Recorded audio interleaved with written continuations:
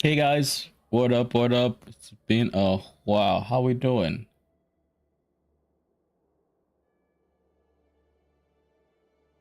Today we have two plans actually.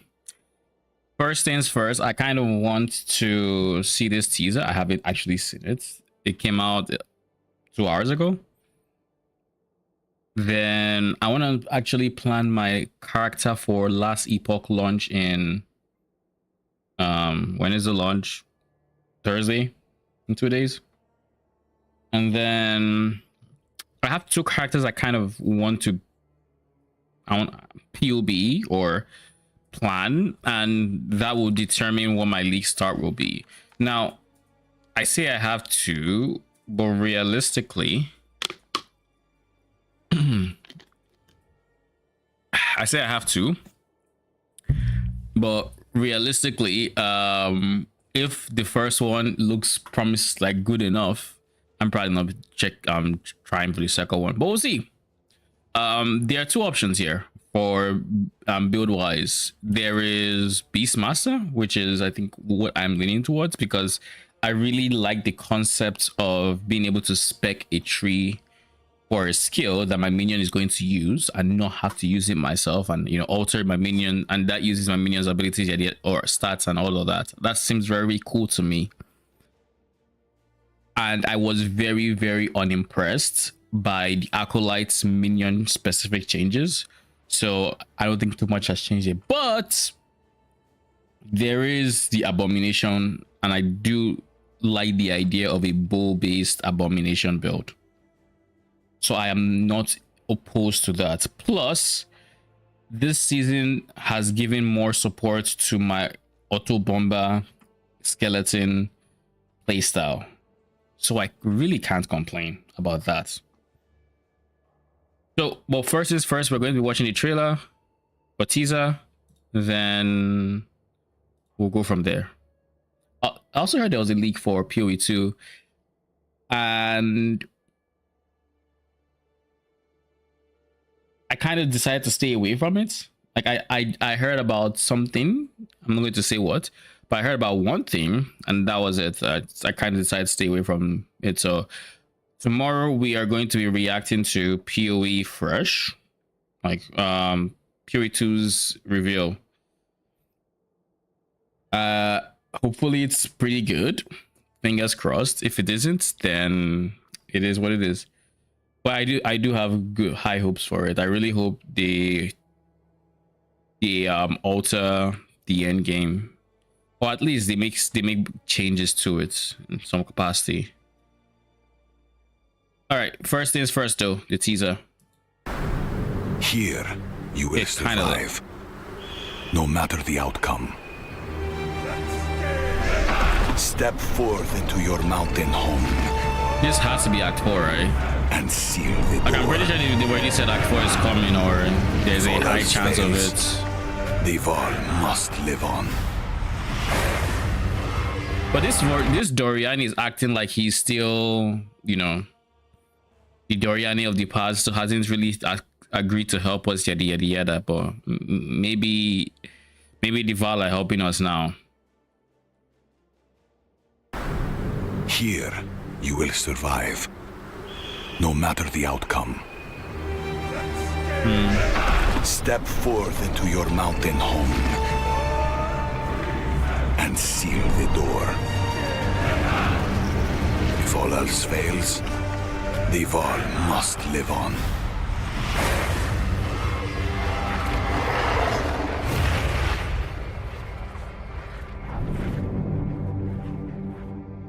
The Third Edict. Let's go. All right. I was kind of hoping for a bit of a longer teaser, but I guess it's a teaser, not the trailer or anything like that. We'll get all the information we're supposed to get tomorrow. All right. So for the primalist, what is my first and foremost idea? It is using the new unique, the dinosaur head, the tyrant skull. This guy. I don't know what I'm going to use in terms of LP, but yeah, this guy. And start stacking to a degree. Now, there's a few things I'm looking at when I see this tyrant score, and I guess first things first. What I'm looking at is, I think, I mean, all attributes hopefully is more plentiful everywhere, right? I'm hoping if I were to just choose something, I could easily find all attributes, and I think I would be wrong. Yes, I would be wrong.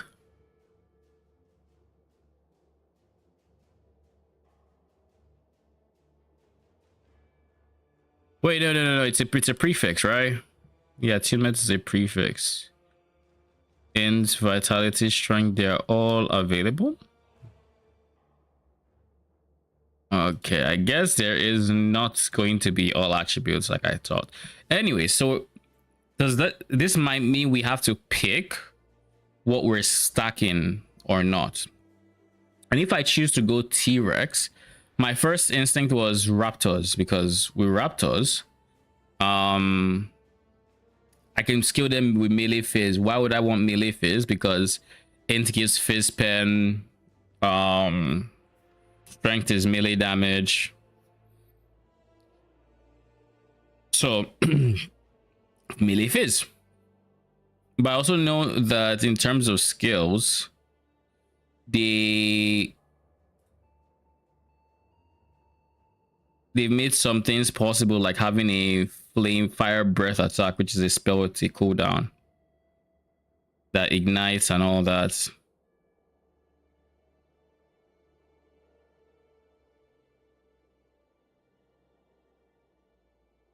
Rampage. The fuck is Rampage?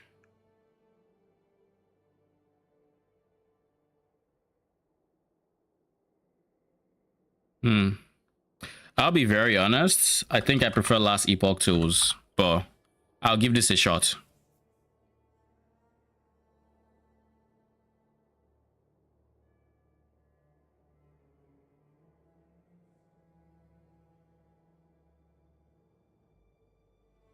The fuck is Rampage?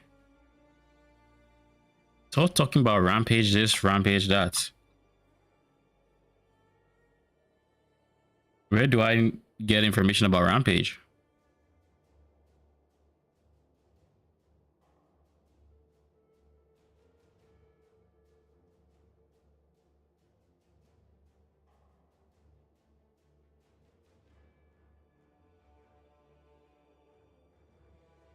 I guess it might be a skill.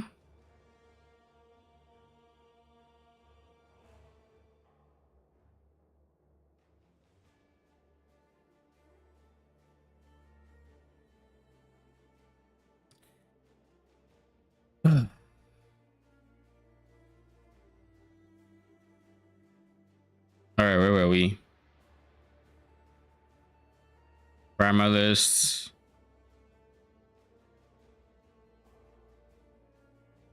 Beastmaster. Now, can I see what the fuck Rampage is? Rampage isn't any of these default abilities, that's for sure. Or these. Roman, what up? How you doing? Welcome. I think I might just have to open up the Primal Raptor to see what Rampage is. The companion ability of your Primal Raptor sends your Raptor into a rampage. Raptor gains 40% more damage. He has increased attack cast speed, move speed, and size for 4 seconds. Oh, thank you very much.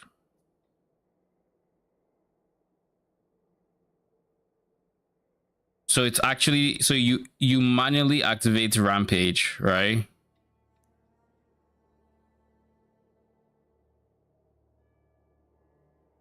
Yeah, I see here, combo skill Rampage. Yeah. Okay. And this is why I just prefer last Epoch tools. Like, I can actually navigate to see stuff like that. I don't know if I can do that on max roll. I don't know. We'll see. We'll see where I end up leaning in terms of planners. Anyways, base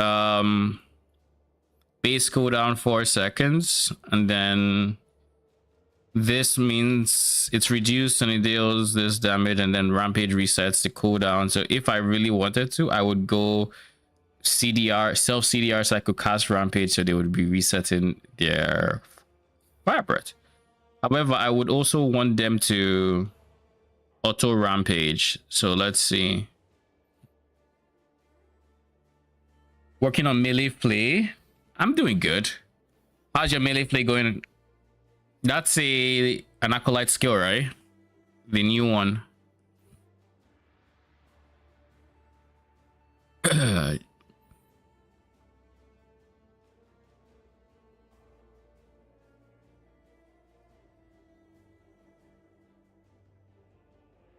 What is the default time on Rampage?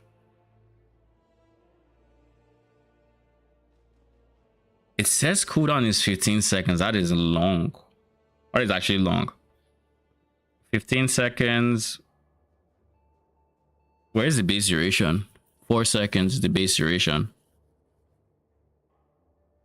We need to be able to get this Rampage up to 100% uptime somehow, and that would feel very good. However,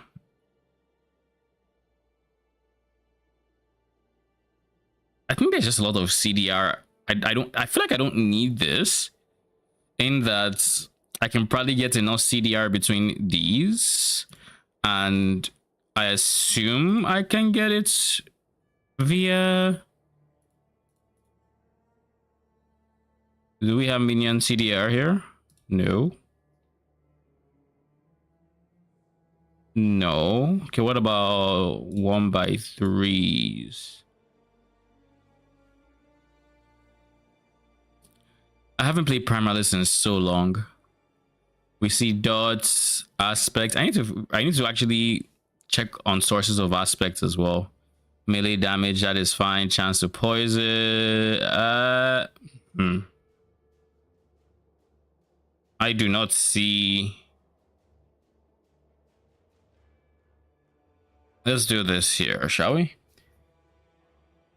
Actually, let's do it here. I will see everyone goes from mana stacking dot build with Flay and Chaos Bolt. I want to make pure melee phase. Oh, is that what people are doing with Flay?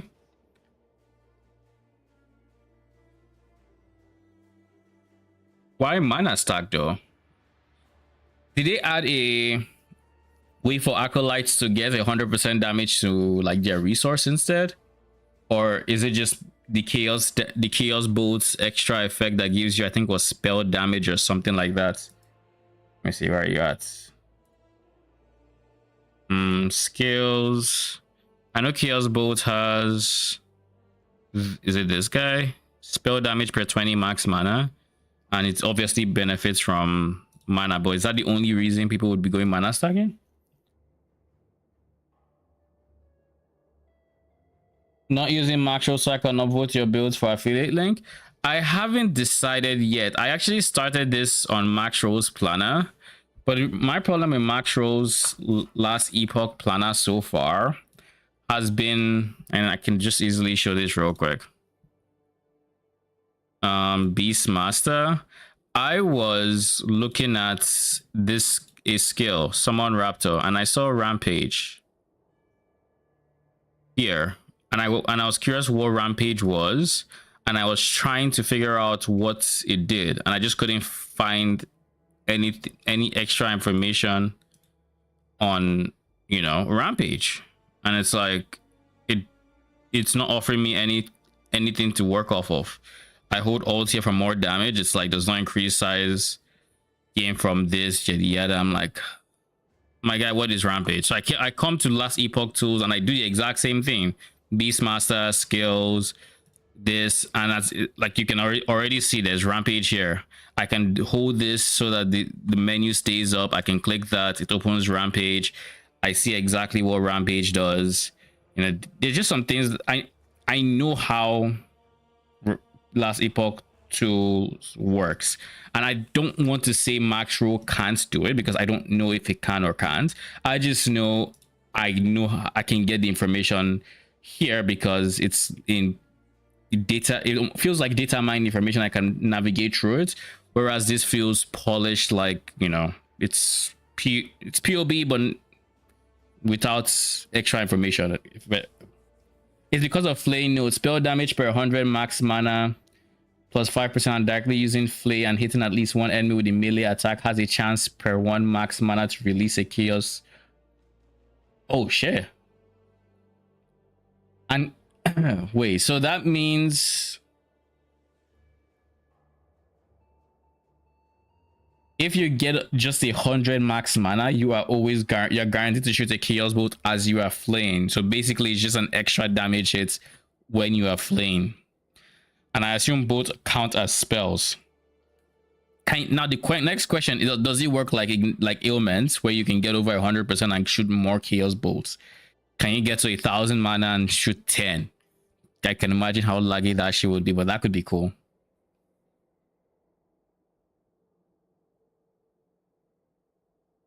That would be really cool.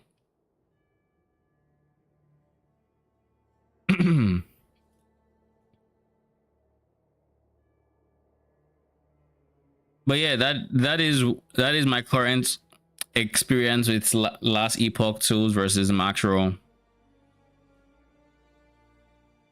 But we'll see. We'll see what I end up deciding. I like that I can go weave through the different, you know, trees like this. I actually do like this. In that last Epoch, I have to kind of figure out, oh, am I thinking of passives, or am I really thinking about skills, or am I thinking about something else? We'll see. I'm not sold on macro yet, but I am willing to give it more of a chance.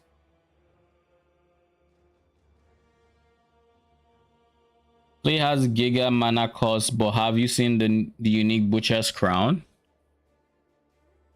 Is it a new unique? Let's see. Butcher's Crown. Is it available to... I think I prefer Macro's equipment thing. I think I prefer this. I don't know if it's available to Permalist or if it's exclusive to the Acolyte. Probably is, right?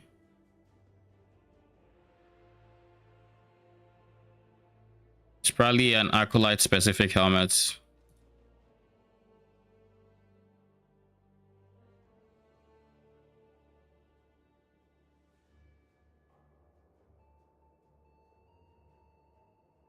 Wait, I don't see it. The Butcher's Crown. Oh, this guy. Oh, it was there. You have Frenzy. You do not regenerate mana. Current health loss per second.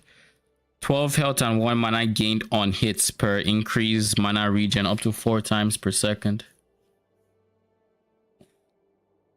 4 times per 2 seconds. So on average 2 a second. So you gain health and mana on hits. Okay. Increase effect of frenzy and increase damage.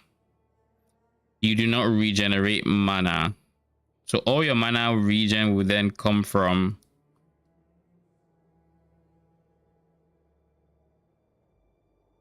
But this is per 12%.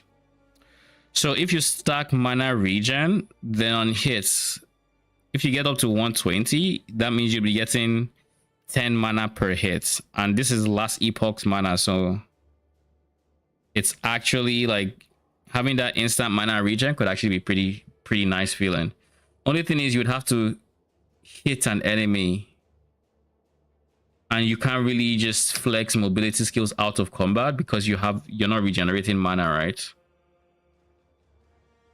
So you'd eventually run out of mana and just have to deal with it.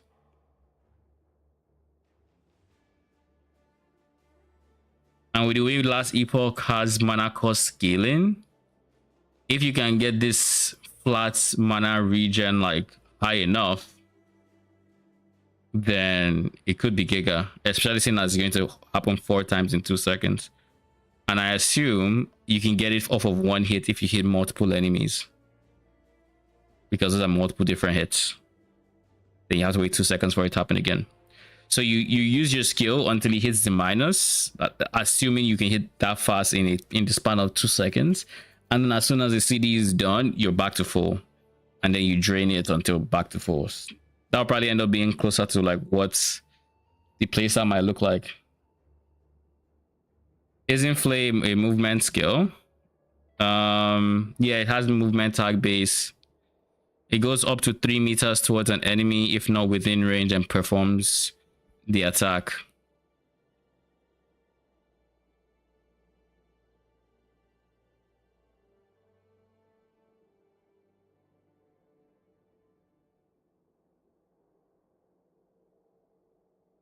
Okay, let's quickly go through the nodes on this tree. Let's see what the Raptor can do. What we're actually going to do is we're going to look at every single minion that the Beastmaster has, and then we're going to go from there.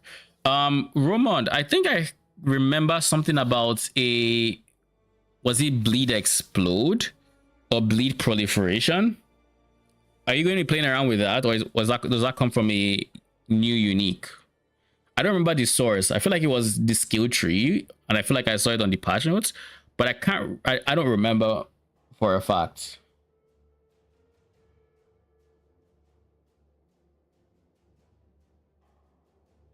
Let's see. Raptors gain increased effect from Rampage, 4 per point, so that's 80%.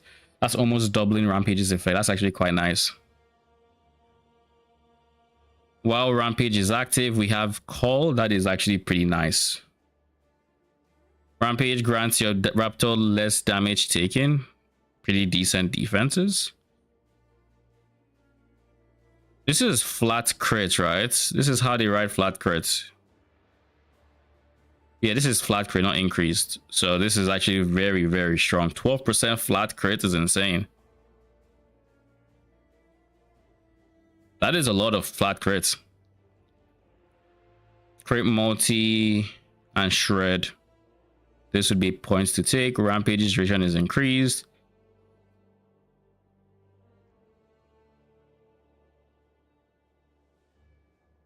Then you can have this, so they auto apply Rampage or auto use Rampage with half its normal cooldown. So it's whenever it meets an enemy that it would typically need the extra damage for Rampage, it will use Rampage by itself. That is actually really nice. Bad for this, but really good. Wait, does this... If your Raptor uses Rampage, does that still take my mana? Even though it triggered it itself? Knowing this game, it probably does. I think / hope that Flay has pure melee, so no Chaos Bolt won't have problems with mana. So instead of this helmet, I will use Velocine's Jaw Dagger. That would be... Wait. Let's see. I'll leave last Epoch tools as the Lich, so I can easily see this. Is the unique we mentioned a league mechanic unique?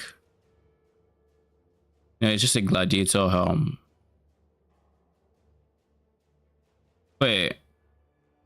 Yeah, it doesn't. It is a primordial unique. Okay.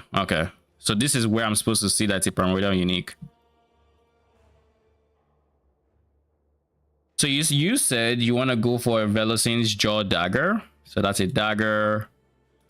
It's a unique. I wish you could quickly sort like primordial uniques. So this guy, it's definitely primordial unique. Chance to apply poison on hits, flat crits, melee damage. You said you're not playing dots, right? So this means you're going to be on hit. You're not going to be proccing Chaos Bolt.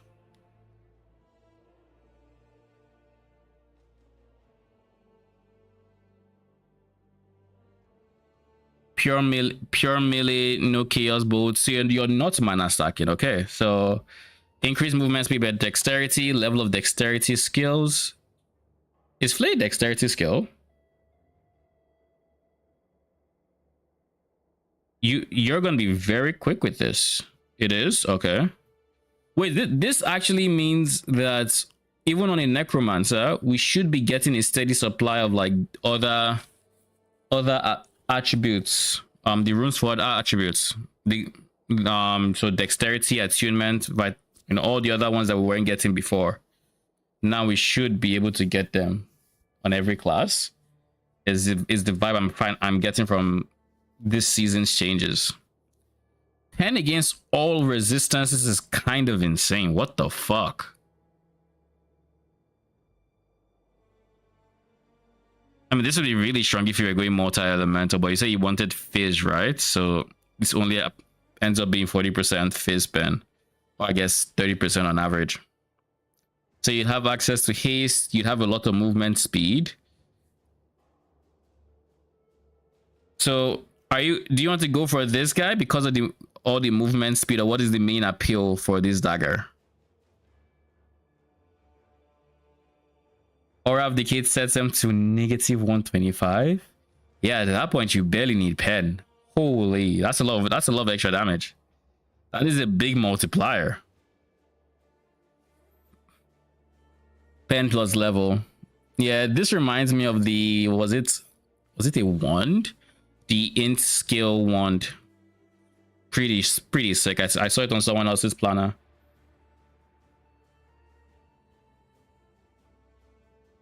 It's not a bad idea. Would you be able to do out? Let's say we pick this. Oh, I didn't save it. Oh god, I didn't save it. Save. Now let's see. Oh, you can't do out. Would you have to use an offhand catalyst? Do we have one of those nodes that the Primalist has where it allows you to dual wield, or we still don't have anything like that?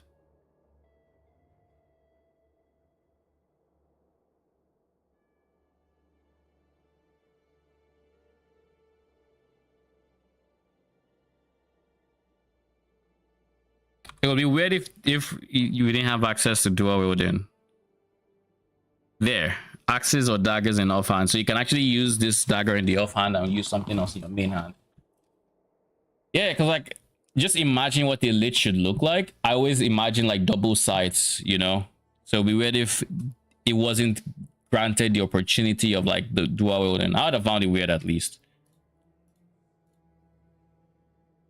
All right. That is cool. That is actually pretty cool. So you have this, and you still have this space for like a main stat stick for your damage.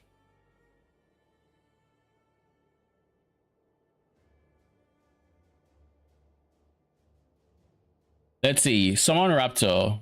We've gone through this rampage area that really buffs rampage. Then we have here. This one is more bleed centric. Bleed chance, damage over time, multi, bleed speed.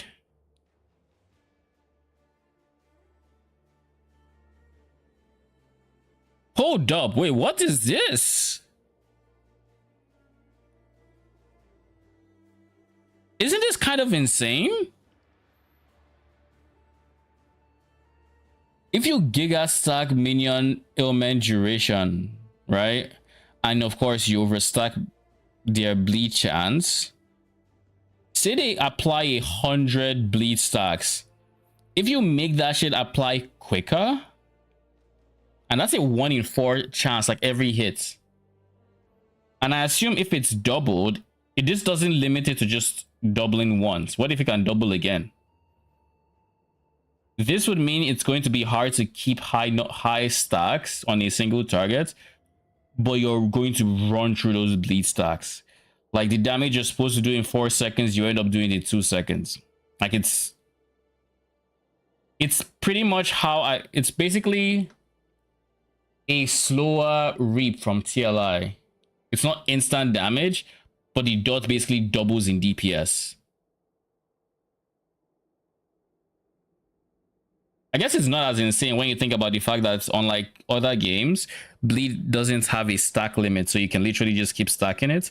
And all this does is it makes bleed have more upfront damage, so you can clear a bit better. I think Tyrant Skull Relic is a must-have for any minion build, no? I think it's really good. I don't think it's a must-have. I think it's really, really good, depending on the build you're going for. and depending on the stat you're going to be stacking. Like if you're going for a melee build, I think it's a melee minion build. I think it's like a no-brainer. If you're going for like, because with a melee build you can get a lot of flat damage coming from it, and this is a stat that you would typically get a very limited amount of from your weapon. Like let's say you had a one-handed weapon or two-handed weapon, you got your minion hybrid flat damage, that'd be it. Like you have your flat melee, let's say it's a melee character, right? You'd have hybrid melee bow, and then the second stat would be melee spell. That'd be all the flat you can get, and then you still have to find like pen and stuff like that. However, thanks to this, we now can just stack strength on whoever and get as much melee damage, flat melee damage as possible. Now, granted, it only applies at 20% effectiveness, so like at the 100 strength, you're still looking at 20% of 300, which is 60 flat melee, which is, you know, not the most, but it's still better than nothing. And you do, and every character would want to have some level of endurance, so being able to have like more damage, like a multiplier for damage, as well as whatever your primary stat is producing, if it's relevant, that is when you would like go for it. If you can get, I think if you can get three stats that matter for you, and you're scaling 3 stats and they align with the Tyrant Skull, then it's a must-have.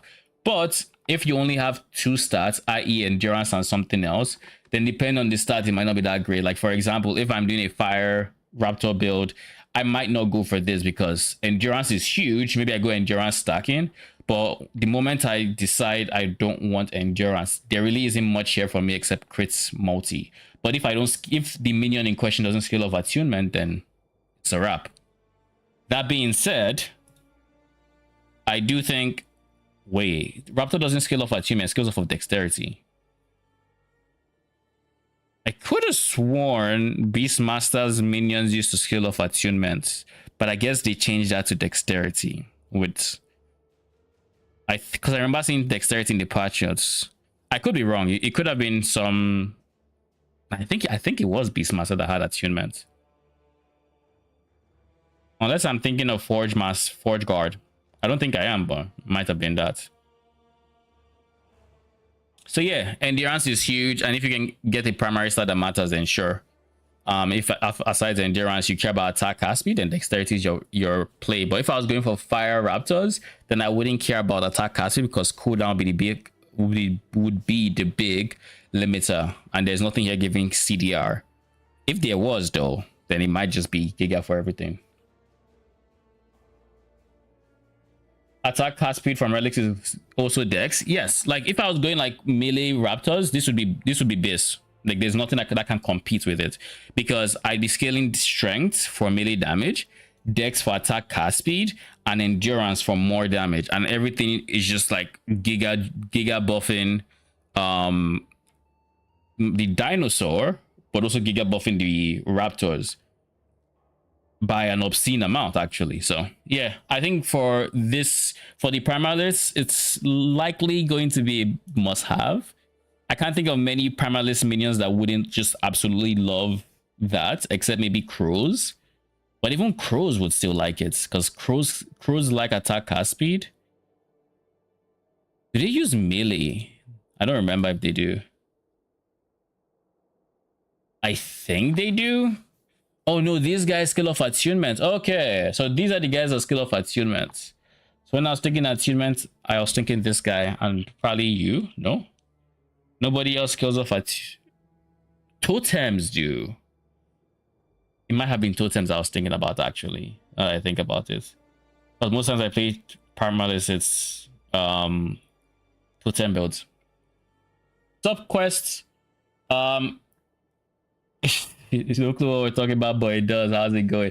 I'm fine. How are you doing? So I dropped by your wisdom when I figure out what I play for season 2. Welcome. What are you thinking? Minions, non-minions? Out of curiosity, do you happen to know if a meteor sork would be viable for the new season? Thinking of trying it out and have no clue what's good for endgame.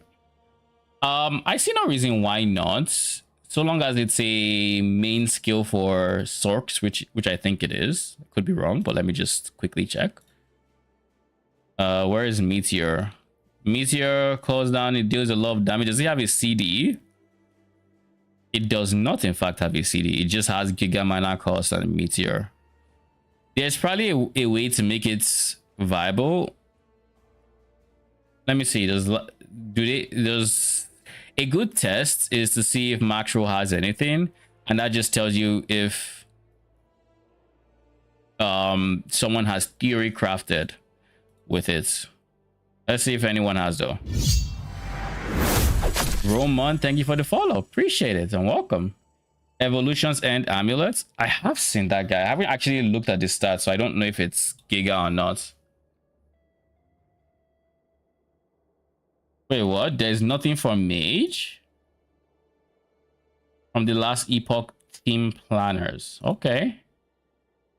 Interesting. Okay.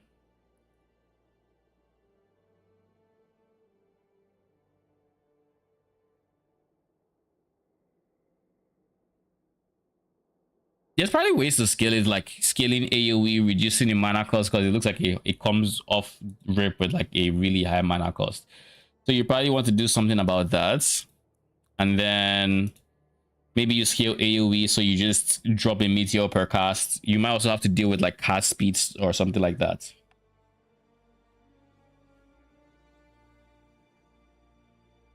Worst case, I could pop into offline, test it. Exactly why I was lost. Couldn't find much of any build for Mage. Yeah, that's surprising that there's literally nothing for Mage. Like, the forgotten class. They've been absolutely forgotten. I'm sure there will be something for Mage pop out. I don't know if it's going to be Meteor, but there'll be something. Yeah, nothing for Mage on that early team planners. Yeah, that's not a bad idea. See how it feels and see if you can see yourself playing it. And then I think they probably, like Mage probably has the tools to scale Meteor. It's just a case of, would it feel good to actually play? All right, so now that we've finished looking at this node that I think is actually quite strong, honestly makes Bleed look a bit more appealing. Let's look at other nodes. This is just melee damage. When a bleeding enemy dies within this, your Raptor has a chance per stack of bleed to gain haste. Oh shit. So this ain't bad at all. More melee damage per bleed on the enemy. So you can go a hybrid bleed melee hits where you just care about bleed chance and scaling the actual melee damage, because that can give you haste and that gives you more bleed damage.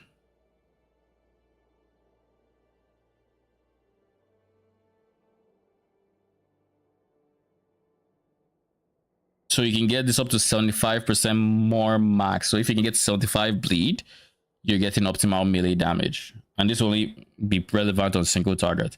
Honestly, that doesn't sound like a bad node. Probably not the greatest. There are probably better ways to scale it, but that is not bad. Raptors deal more damage and have increased AoE. What do Raptors do aside just base rampage? What are their attacks? What tree am I in? I'm in skills. I want to go to the minion tree. Here, minion. All right, what are your skills? You have a melee attack that does this. Okay, I think that's it. I think you generally just melee attack unless you give him something else via the tree, like fire breath, in which case area shouldn't do anything. It's not an area skill. It's not area damaging hits, I don't think. Yeah, it has no area tag. It should be unaffected by increased area. So why should we care about area? I assume the area is for this guy. That is my assumption.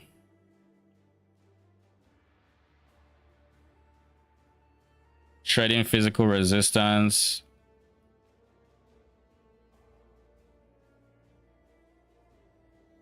Becomes a dragon raptor. Base damage converted to fire. Skills with increases to fire, but not with increases to fizz. Gains fire breaths. 8-second cooldown. Bleed chance from all sources is converted to ignite chance for your raptors, and all effects in the tree related to bleed now depend on ignite. So this would then double ignite speed, is my understanding of that. This would remove 2 seconds, taking it down to 6 second taking it down to 6 seconds CDE, and then this would take it down to an extra, I don't know, like 4 seconds ish, give or take, CD. But that would be no way to actually make this permanently up unless I had Giga Minion CDR scaling. But I think my fear is, and I think this is still the case, I do not think we have access to... Oh, we do. Do we? I feel like I checked here and that wasn't the case. Will you play Now's Tooth? I'm thinking about it. My problem with Now's Tooth is that less damage on the raptors is insane. Like I envision having many raptors, but I'm going to have to math out if it's actually worth the increased number to deal all that less damage, because like 40% less is not something you just scoff at. That's a lot of less, you know. I think baseline you can only have 2, and so far there isn't anything that tells me I can have otherwise, essentially. But this is still lich. Let's go permalist and let's see.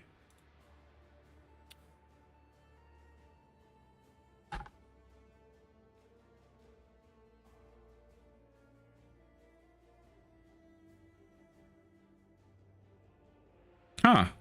Okay. But this is on my kill, so that's not great. Oh, so we do have access to it. Okay. If we can stack Minion CDR...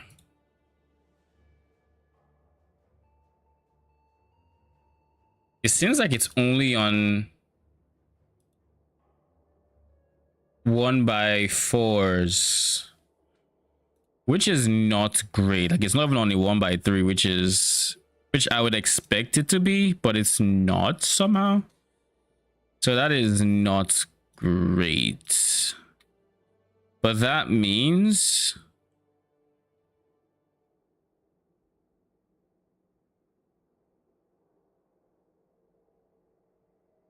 and let me just brother in Christ, I meant to do a 4x1.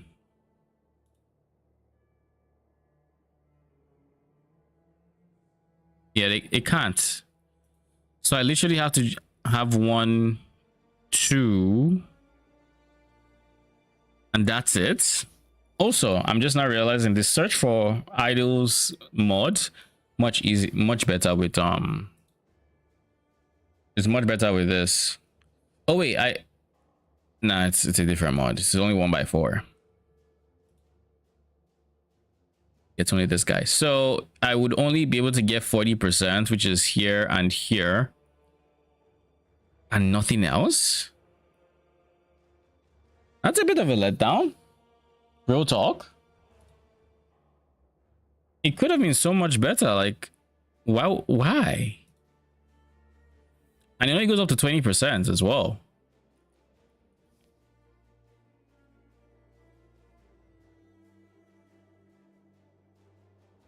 All right.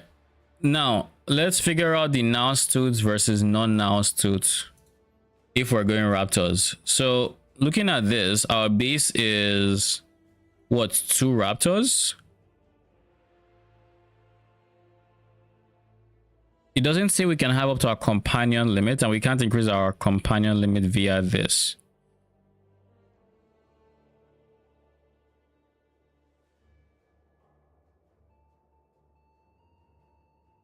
All right, so let's see. Screech. I've gone through every node here. It doesn't look like there's anything close to plus to max raptors, which means baseline we can either have one or two. But then we look at something like summon wolves, and I know they have like a few here and there. Ice bite, no. Additional wolves, so that one. This does not count towards your companion limits. Oh, this is the one where you can have a wolf even without space on your companion shed. I think I saw this in the patch notes or as a tease. I don't remember which it was. Wolves up to your max number of companions.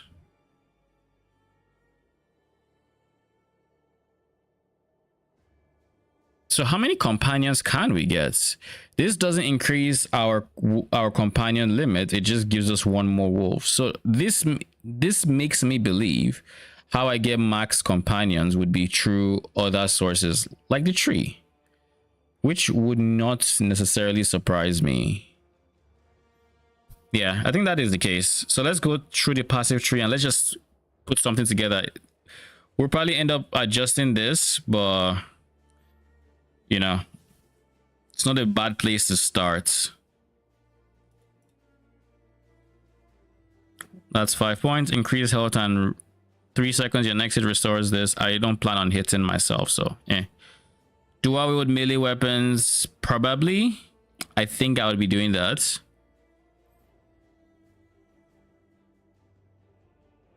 Guess this isn't bad.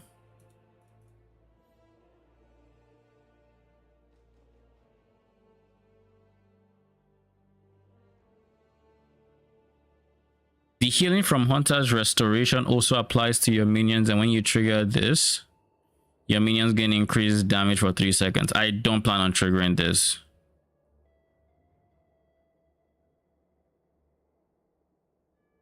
But wait.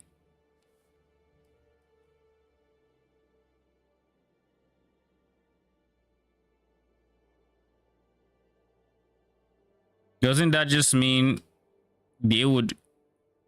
No, this just says Hunter's Restoration also heals minions, which means I would still need to hit, which is not happening.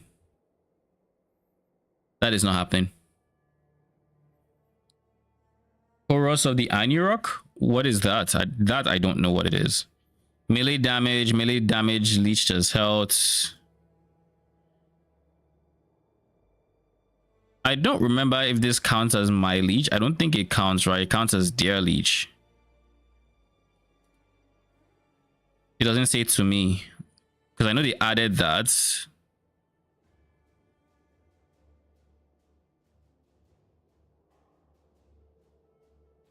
I don't need to get up to here. We just need to get to 20 points. So we have 1 point too much or too many somewhere. It's either going to be...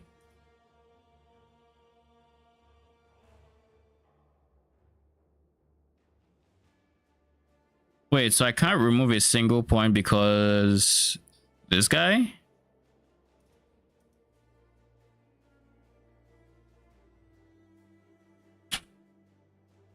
Why can't I remove a point from here? Let's start from the top, shall we? We have 6 points in. We haven't gotten here yet. So to get to there, we need 4 points. And now that we're here, we can go 5 points to get to here. All right, and then we can do 5 points. Okay, so that it makes sense to me. I just wanted it to make sense to me. All right. Well, we're here for companion limits. We get +1 just, you know, by virtue of being a Beastmaster. So that gets us to 3. You said it's a helmet. So let's see, what does this do? Chorus of the Anurok. This is an ancestral. This is a unique ancestral crown. This is not a league mechanic helmet, right? Like I can use this with the relic because this is huge. 2 max companions is really good. If you have less than your max number of active companions, you summon primal Ani rocks up to your max number of companions. Cold rest for you and your minions. It is. Okay. So I have to make the decision, and I think,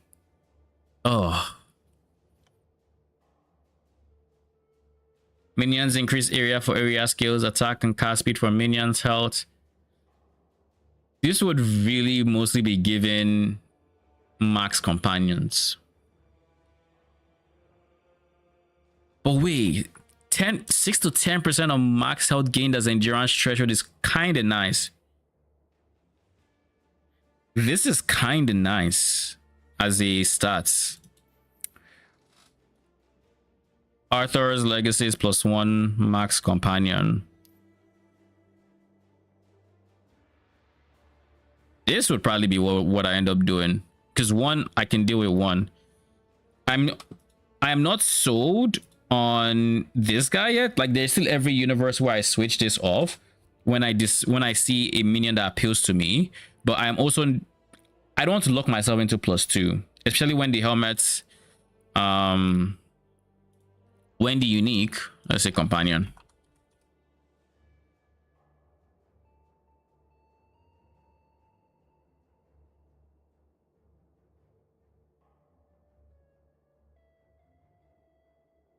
This is the squirrel helm, especially when, let's say we went to raptors.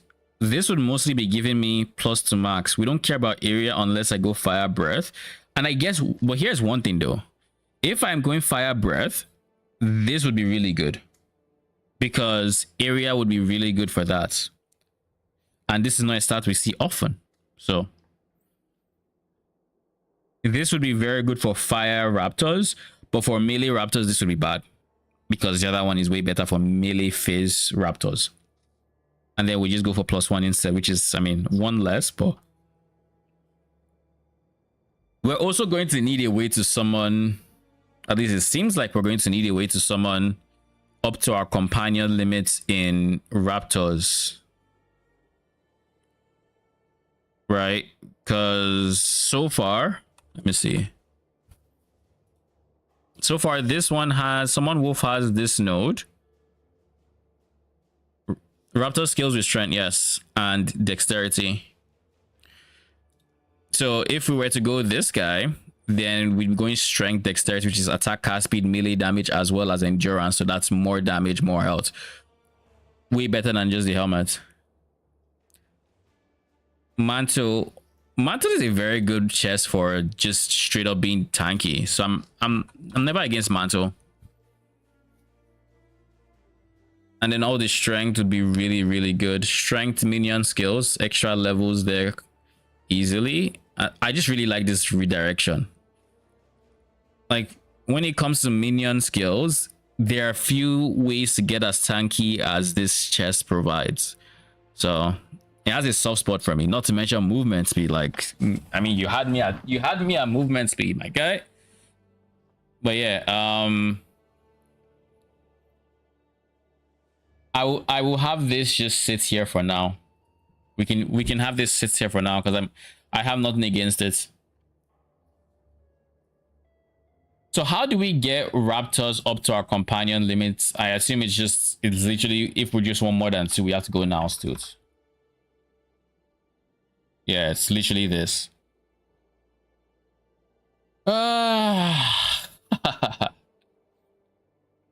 It all comes back to you, eh? 42% less raptor damage. Obviously, if we're going from 2 raptors to 4 raptors, it's not worth it. Or is it? It is actually, even if it's just 2 to 4.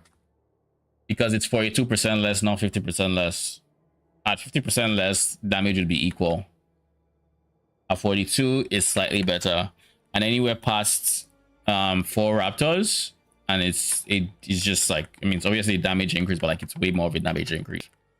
At least that's what the napkin math in my head is pointing at. I could be wrong, but like, that's the napkin math going. So I think it's a now tilt angle. Like, I think 100% we have to get it, which is why we go the dual wield, so we can actually still get like a one-handed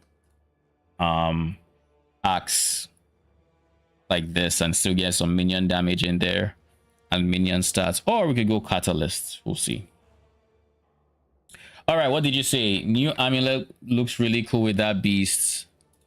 That was, let me see, I know what the amulet looks like. This guy, right? Evolution's End. Increased move speed, all res, always nice. Levels is huge for most minions, so this would be amazing. Minion damage.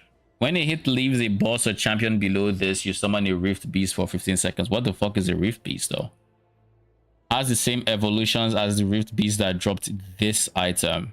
So basically just drop a new minion.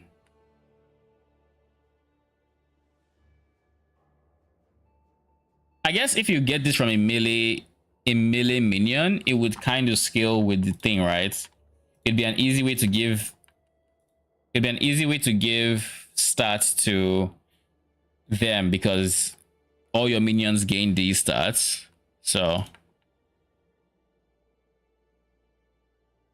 that would make sense. Besides that, there aren't many other amulets I would consider. If I was going crits, I could consider Death Rattle because of all the minion crit multi. It's like one of the few sources of minion crit multi out there. Well, I don't think this is a Death Rattle build. I would rather play around with Evolution's End than Death Rattle. Why are there multiple Pearls of the Swine? Is it like different? I guess it's different damage types, huh? Okay, I didn't even know that was a thing.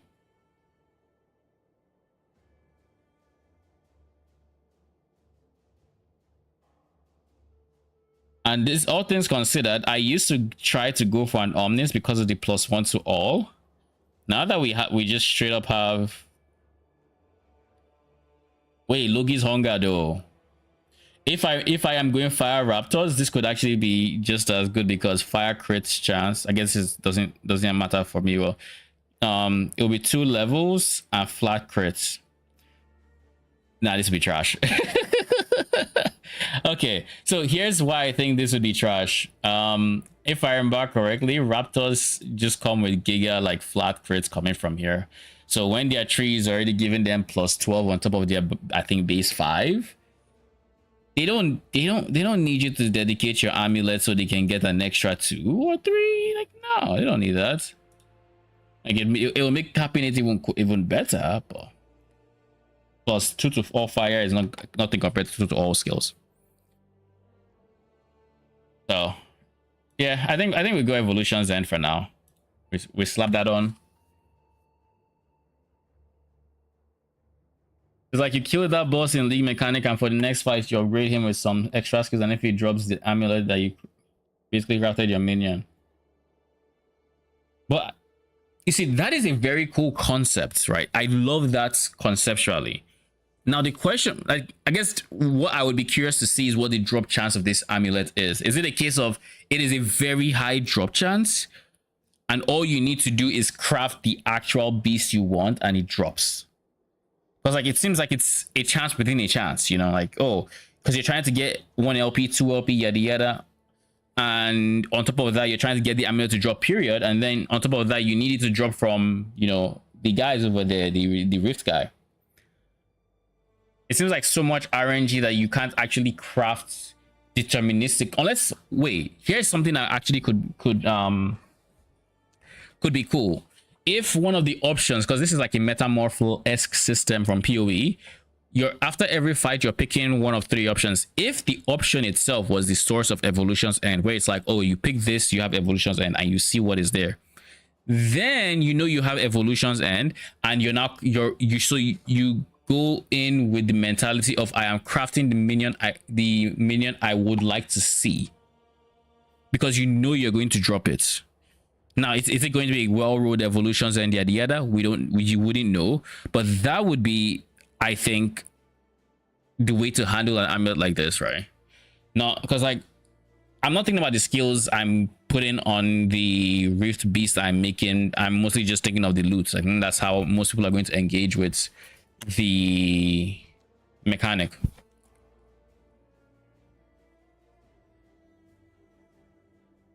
How much do we need minion cooldown? If you're going fire raptors, it is the most important stat you can get because it is in such low quantities. And I think baseline, my math is saying we have it on like 4-second CD. So odds are we might have to take this node. And I don't know how we get Rampage constantly proccing. Because here's the thing, right? Rampage resets the cooldown.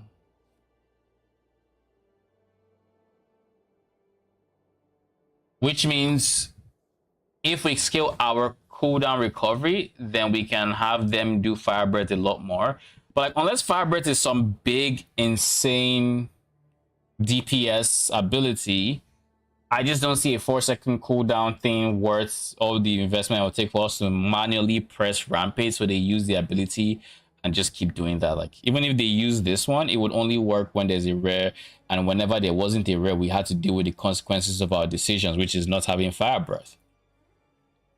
You know, so I don't like that. That is like the biggest deterrent for me right now from committing to Fire Raptors. The Reliquary's Nest Relic. I don't know that I know the Reliquary Nest Relic, but I can go through it and see. Oh, it's a relic. Okay, let's see. Change item, unique. Reliquary. Stats on your non-unique idols have increased effect. All res, endurance, health, stun, avoidance.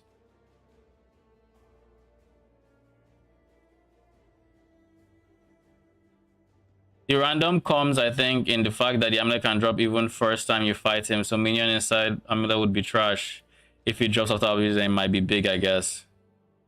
There's just so many cases where the amulets would drop and the minion would just be meh. So unless you can guarantee that it drops when you want it to drop, or at the last upgrade, or maybe the last upgrade having even just a much higher chance to drop it, you know, that could be cool. So we get that CD from idols. We can't get minion CD from idols, can we? I don't think we can. We can get self CD, in which case cooldown recovery isn't a mod.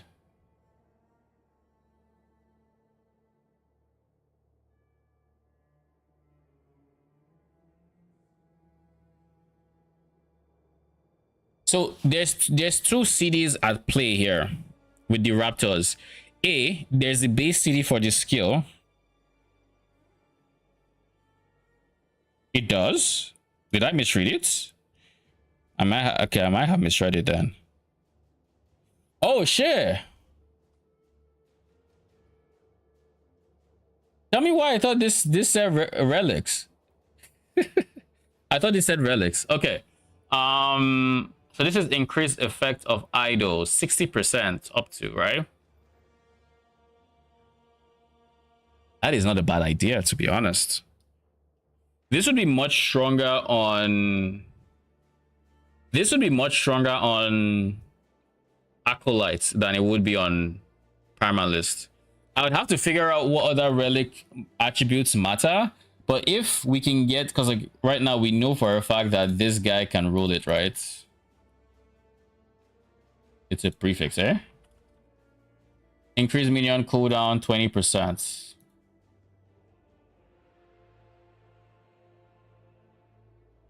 This is quite nice. Kudos to Macro. That being able to copy idols was one of the biggest pain points of my last Epoch 2's experience. All right, so we have minion cooldown, and of course we can just go for other stats that matter. Like if we were going for fire, Then we'd be looking for... I should figure out aspects as well, but that's besides the point. Spell damage could be decent.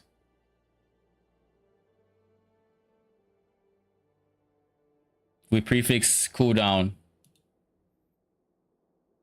Same thing here, spell damage. But then what else would we be getting? This is one of those things where I would probably just have to use last Epoch tools to figure out what stats are there. This is Beastmaster. We're at 32%. This is correct. Yeah, 32% at max roll. So that would be 64% CDR coming from there. 60% coming from the tree. Yeah, 60%. So that's 124% total. At 124% CDR, we're cutting the CD in half, give or take, right? And then the base CD was 8 seconds, but with 2 seconds cut out of there, that put us at 6 seconds. So we have a 3-ish second cool, a 2 point something second cooldown, like 2.8 or something like that. Second cooldown, give or take. And then whenever they run into a rare, they get to cast it one more time for free, because then they use this guy, which would trigger this guy and allow them to use it again. I guess let's do something on last Epoch tools aside idols. Let's check just how good that fire breath is. The flame breath. Let's see.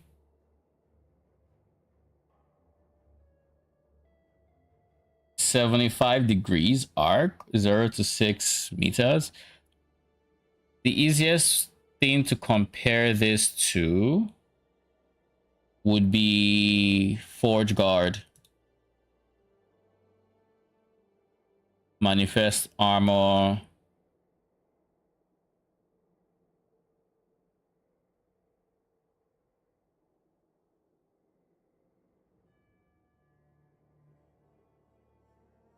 Forge breath.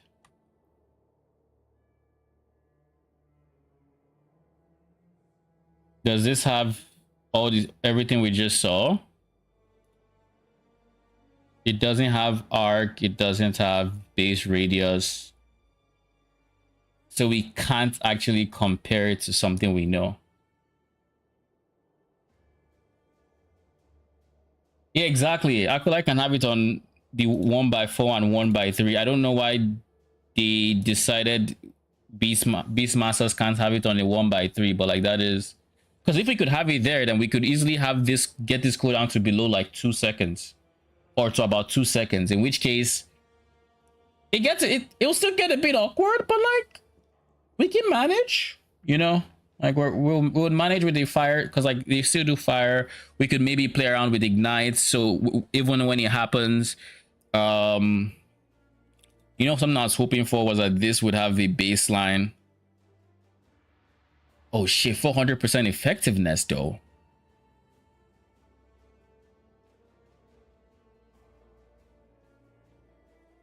Well, your raptors breathe fire on enemies in a cone in front of it, dealing fire spell damage over time. So it's a dot. Cannot be dodged. It has a radius of 0 to 6 meters.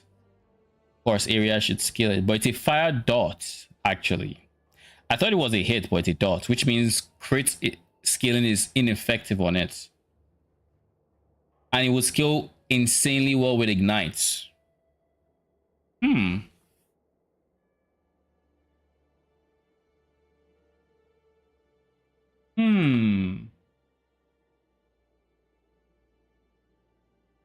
But here's the big problem I'm running into as I'm planning for this.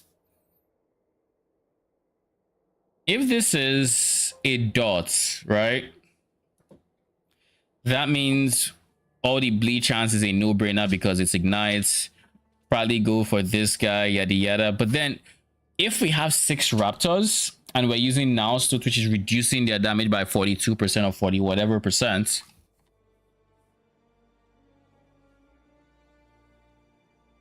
then we have good clear when they are off cooldown or we run into a rare.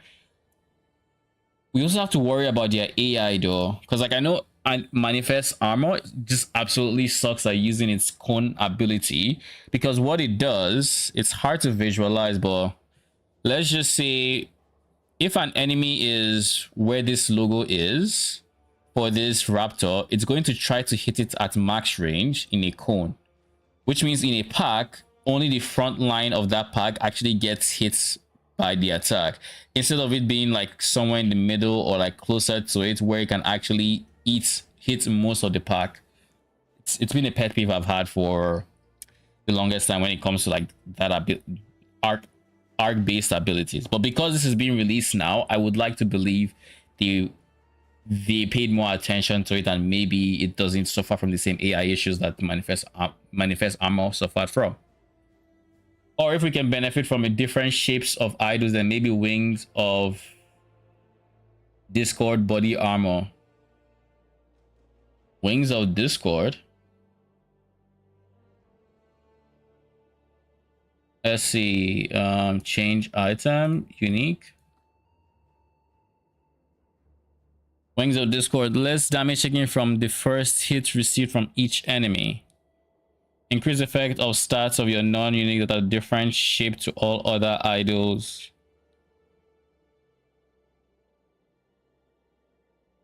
Increase effect of stats of your non-unique idols that are a different shapes to all other equipped non-unique idols. So you could go for this one, have a 1x3, then have a 1x4, and then a 3x1, and then a 1x3. And then just go off of that.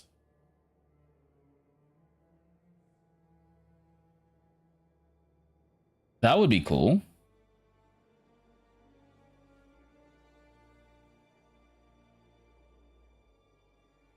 That would be really cool. I think the idol system is one of those systems I think is really cool, but I've always just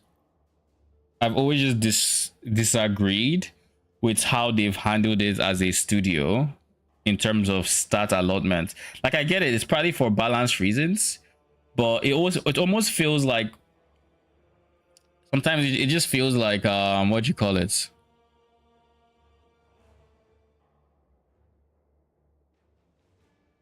It feels like random ideas I have for build crafting just gets gamed by the fact that it doesn't exist on an idol set that I would like, because I know this stat exists on idol. I check, it's just not there for the class. But it's like minion cooldown has always been this way for me. Acolyte has really good support for minion CDR. You can really start scaling minion CDR. I think there's a helmet based Acolyte has access to as well. I don't know if you probably don't, but there's a helmet base as well that Acolyte has access to. It has minion CDR as the base, the implicit. But then I look at someone like Primalist, who also has minions, also has, you would just think, oh, just give them the same supports. Give us the ability to just have fun in the sandbox. No. And the fact that this exists on this big one but not on the next one means they actually sat down with this stat and looked at the Primalist and said, yeah, only put it on 4x1s or 1x4s, nothing else. Nothing else. Like, it's an intentional decision not to include it with the changes they made. So I don't know. I personally don't like it, but I don't know why you limit the sandbox to that degree, because like if you just allowed Primalists to have the exact same not exact same, but like from an idle point of view, the exact same minion CDR access, then worst case scenario, if a skill turns out to be giga scaling of minion CDR, touch that skill in particular CD or something. Do like, you can do that instead. But like they just don't let you. They just remove it as an option. And I don't like that. But it is what it is, though. It is what it is. We have it down to like 2.8 seconds with the cooldown being reset whenever. Wait. Hold up. I feel like I remember seeing something under the wolf section. Where are you at? There was a node here that gave wolves the chance to reset the CD of other minion skills or other, yeah, and that would mean it can reset Rampage's CD.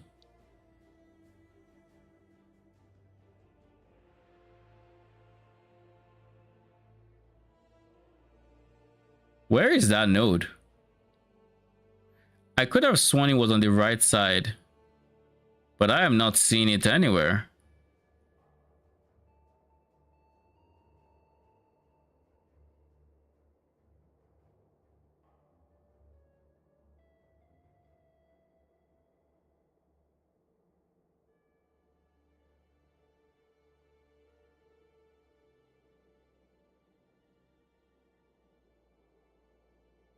Is there a universe this isn't the wolf that has it, but rather the raptor?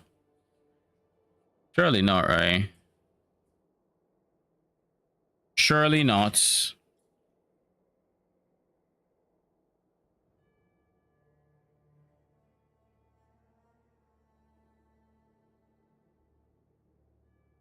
That fire thing from raptors is an attack or a spell. It is a spell. A spell dot. Let me just check it again. It is a spell, yeah. A fire dot spell.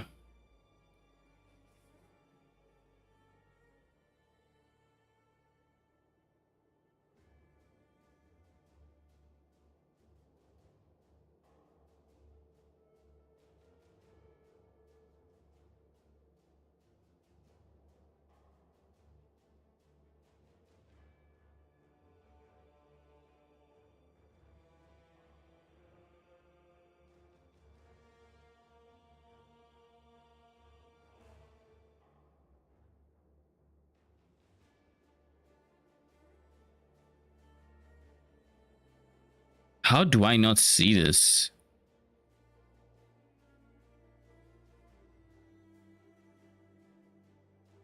Who knows? Reach of the Grave Wand. Let's see. Reach of the Grave. Leech damage dealt by their spells as health. Increased damage. Cast speed, attack speed.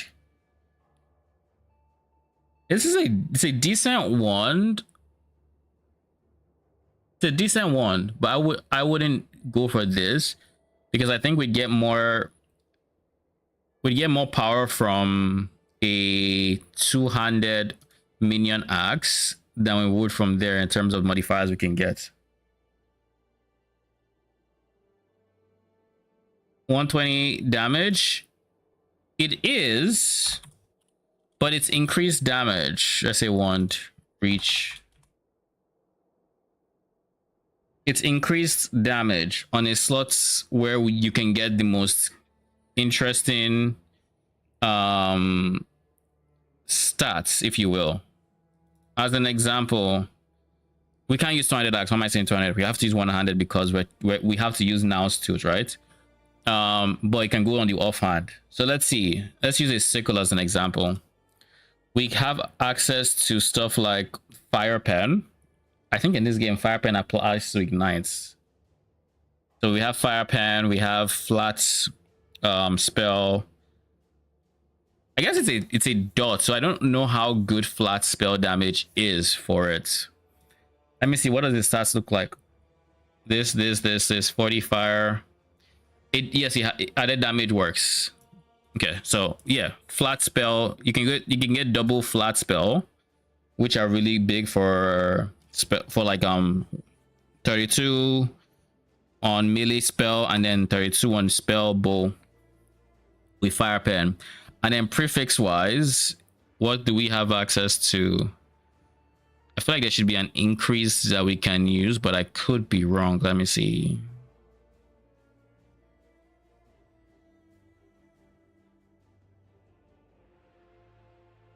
There is none. Okay, so sickle is not the best idea.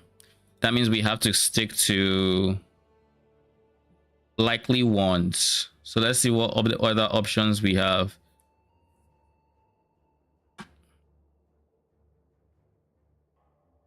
I know staves have like really good minion options, but we can't use anything two-handed right now.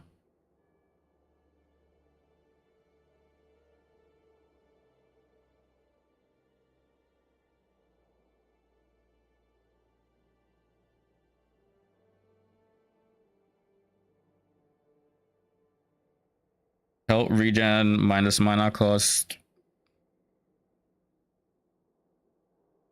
How much will you cast Raptors and will they get the fire tag? I don't know how much I'm going to cast it because there's a few factors here.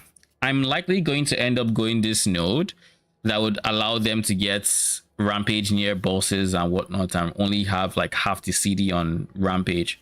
This would likely be my most consistent way, but other than that, if I run into, and I will likely be using it when they run out of Rampage, but I'm trying to keep Rampage up as long as possible, so I'm going to be scaling Inspiration and scaling CDR as well.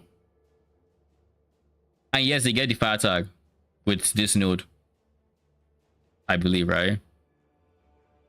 Yeah, I mean, it doesn't say here, but it is. Where it increases the fire, scales its damage, but not physical, yada yada. It gains the fire tag. It might lose the physical tag. I think it does. I think it loses the physical tag, but that's fine. Trying to cook with Wildfire Embers amulets. What is that? I am curious.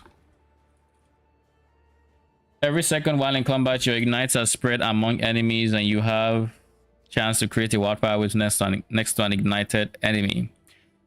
When you directly use a non-channeled fire skill, each wisp within this has a chance to repeat the skill with an additional big ignite chance. Skills cast from this have fire pen with ignite. Chance to ignite on hits increases per uncapped fire res. Do you want to use, is it, I'm guessing this is the most interesting line. Well, no, the Wildfire Wisp is the most interesting line. But if they repeat the thing, that would just be casting Rampage again. I don't know if that would apply to minions. I assume it doesn't, because none of these have like, none of these specify minion in the attribute name. I don't think it will affect minion.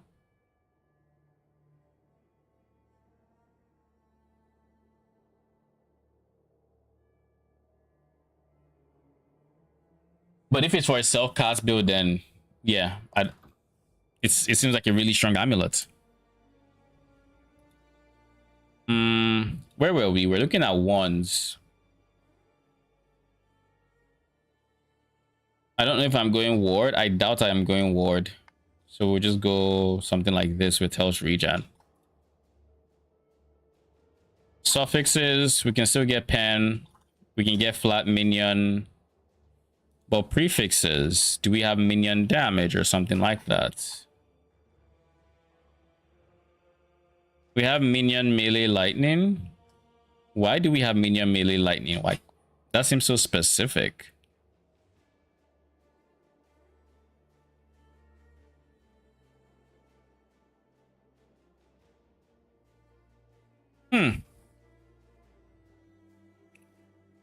So it looks like suffixes are huge for non-uniques like one-handers, but the prefixes are kind of meh. So you might be onto something with the reach of the grave, in the sense of if 2 to 3 suffixes are all that matter, the goal might just be to get a 2 LP Reach of the Grave and try to slap on those two suffixes. That said,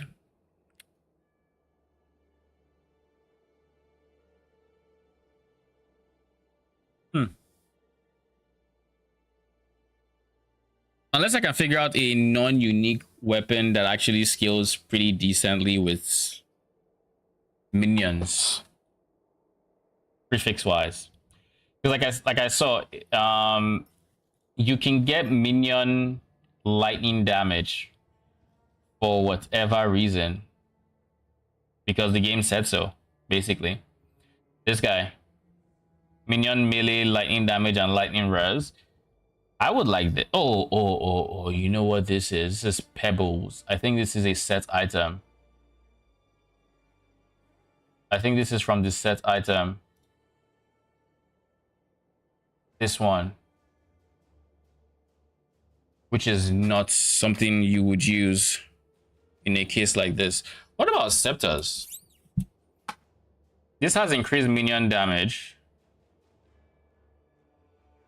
Scepters might just be it. Let me see.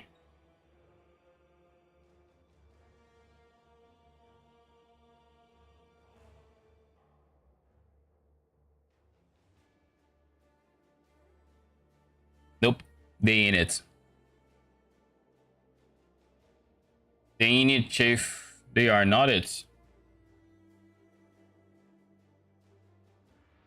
Nah, they aren't. They don't got shit. They do have increased minion damage, so at least you'd be going for a 4 mod instead of a 3 mod. You'd have increased minion damage, then you would have the 3 suffixes, i.e. suffix, sealed affix. Go from there.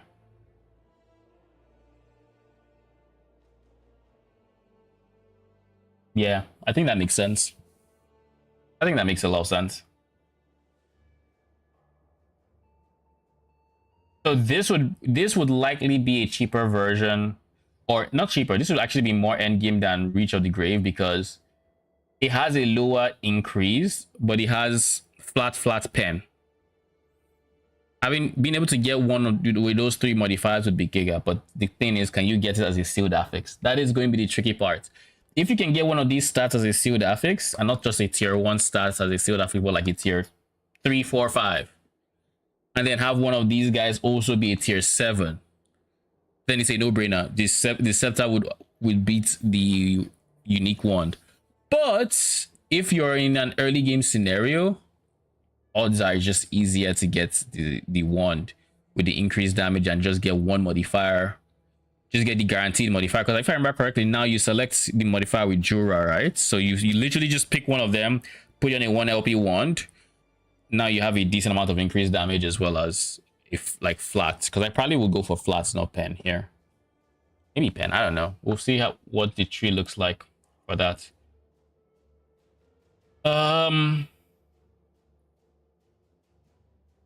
Is there cooldown here? You are granted aspect of the bar for the duration when you use a traversal skill or evade. Above that grants increased bleed duration and reduces damage taken by this.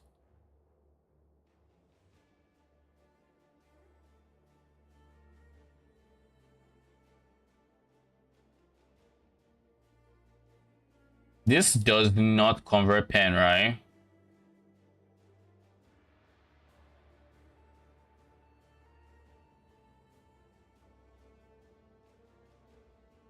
Yeah, it doesn't. It just changes bleed. So this would be effectively ignite chance, but the pen does nothing.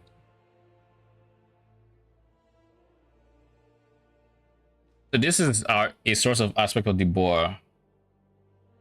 What does aspect of the boar do? I don't know. It doesn't say. Aspect of the shark. All right, last Epoch view planner. Let's see. What is this? Could you help me? I just cannot fix my phase res. Sure. I should also leave last Epoch tools as a permitted site. All right. So your problem is phase res.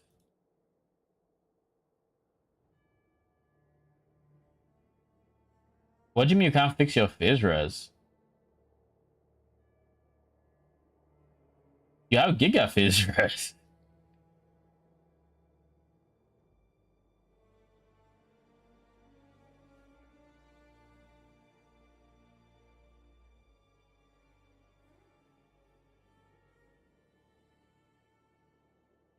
You have minus 129 from aura. So aura of decay is giving minus 125.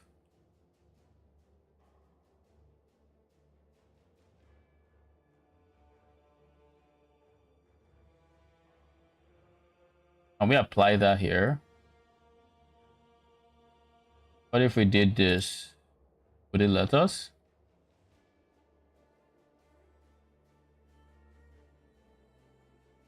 It will not. What about you? It also will not. All right. So you need to hit 115.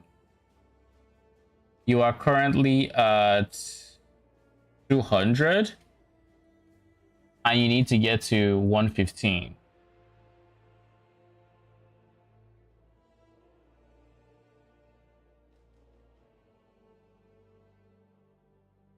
So you need to hit 244. So if you max roll absolutely everything, you're pretty close. But on an average roll, you're still like 45 off. So where can you honestly get phase res from without trolling? Red rings are kind of spicy. Thorn Slinger. You have a lot of health. That is good. Nihilus. However to pronounce this. Current health and word loss when you evade. Seconds of frenzy after you use evade.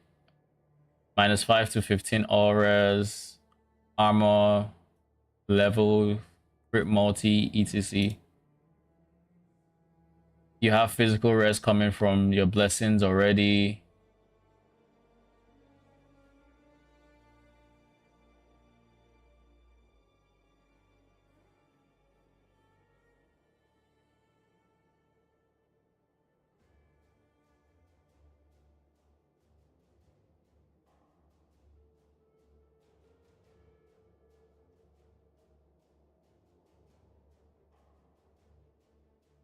You need 4k HP because of Flay Node. Okay. So you need 4k HP because of a node here. Which node is this?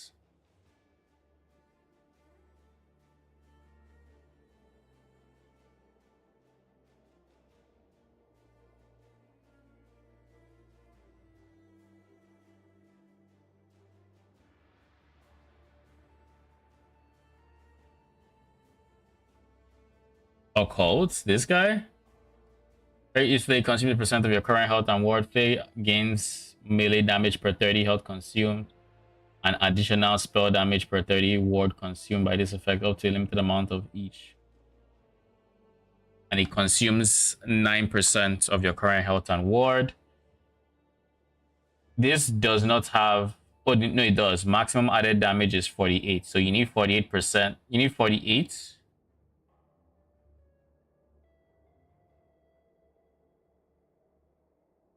That is 12. So you need at least 12 times 30 health to be consumed. So 12 times 30 is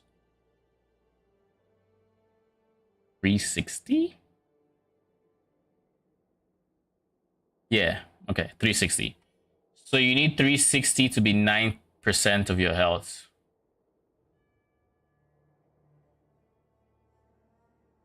So it's slightly over 3600. Like 38ish hundred, something like that. Max is 48, that's 12 times 30, which is 360 equal 9%, that's up to 100% equal 4k. Give or take, yeah. If that is the case, you need all the health you can get. Is there no idol you can switch out for phase res? I see you're overcapped, I assume because of null portent.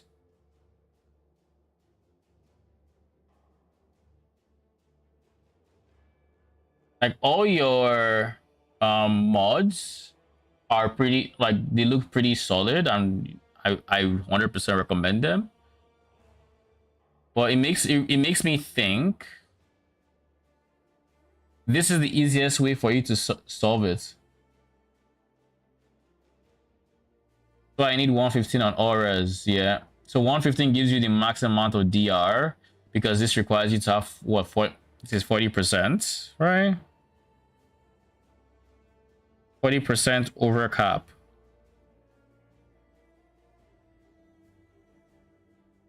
Uh, 40% over 75 is 115. Yeah. For max tankiness at least. Uh, hmm.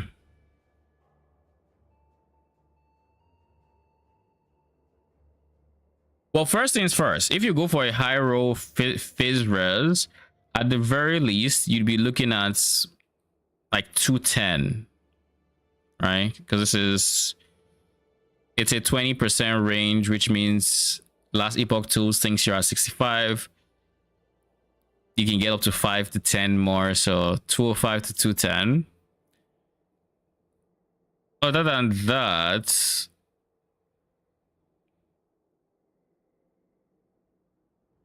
the easiest way to fix phase res is to just use one of your items like this guy over here. But the anti-crit is very important.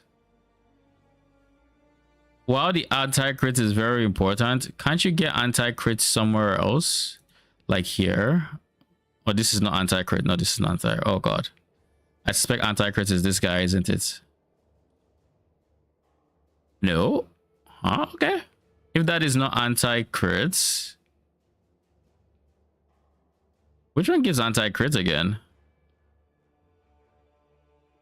One of them gives, I guess the anti-crits here is this one. I just remember it's crit avoid. It's not reduce damage, it's avoid, sadly. Which means you'd have to get 30% elsewhere, which is eh.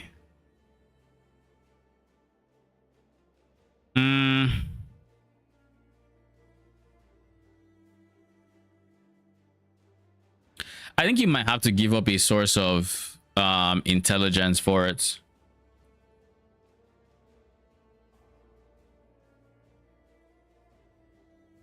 Fizzraz is already the guy here.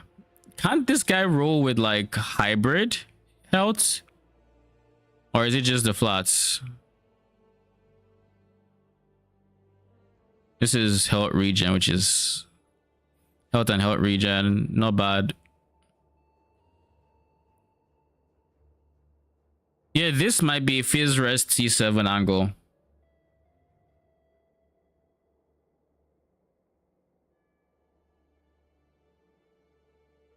Drop all res, which would come with extra. Oh no, dropping all res is not an option. That is not an option. That is a very efficient node. If you go T7 on this and you go T5 on this, you would lose health. How much res would you be sitting at though? I didn't save. You'd also lose. I mean, if you have some high rolls here and there, you would be you'd be more close to like the 4K range we established we needed to be.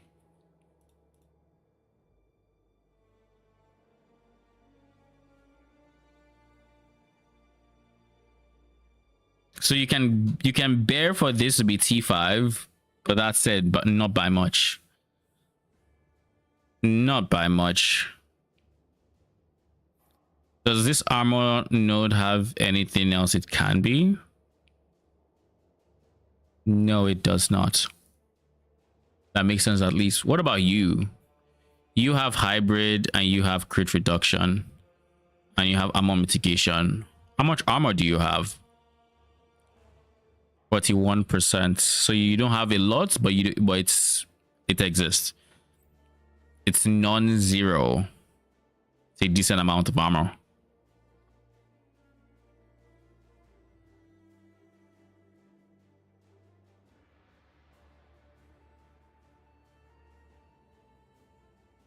What about, and this would probably not be the easiest thing to get in game, but you can just seal a T1 phase rest to help your situation a bit. It's not going to be insane, but it's going to help. So like a T1 phase rest, maybe T2 if you're feeling spicy, or it's like an upgrade. But you can still T1 to get slightly more phase res. Again, doesn't get you to 115, but at the very least you have a bit more coming from here. Then we have phase res here. This can also take a sealed modifier. So whatever sealed modifier you think is good. I don't know if you're going to be channeling. This could be a decent one if you are, but if you're not, then you let it go. Obviously, you find a mod that you don't mind being T1 of.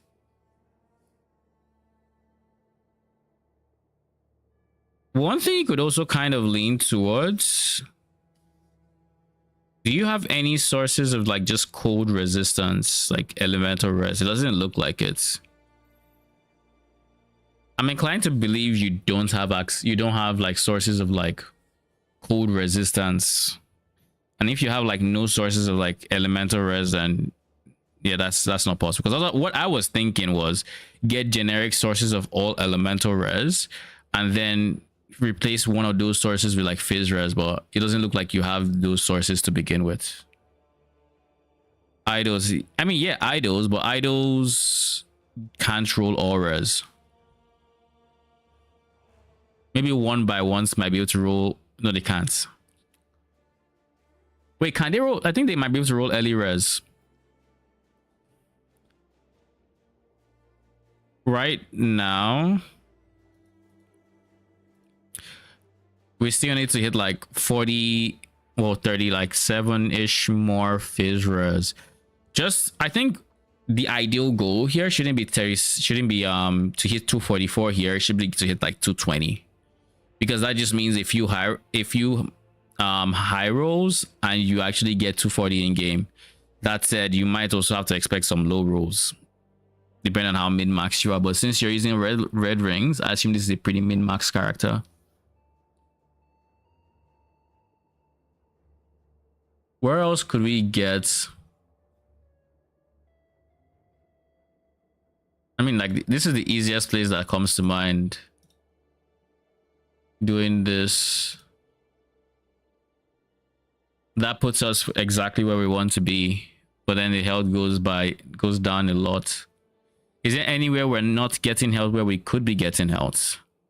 I guess in this case we could then, instead of this guy being T1, we could maybe look for a health stat instead, because now we should be able to easily get to 200. Now we can consider coming back to get some flat here. But like 5 to 15 is not a lot. It really isn't.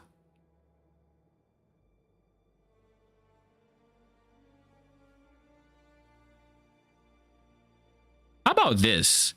What if you went health instead? Like here, you went double health. And then you went for armor mitigation here.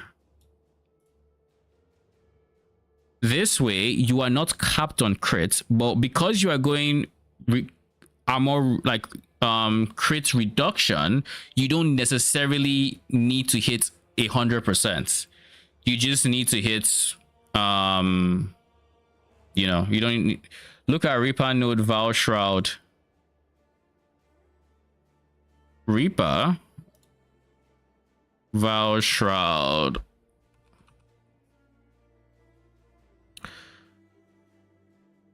Necrotic rest per point of int and poison rest per point of int. So you have more reses than you give yourself credit for. So let's just activate those two. It doesn't apply it.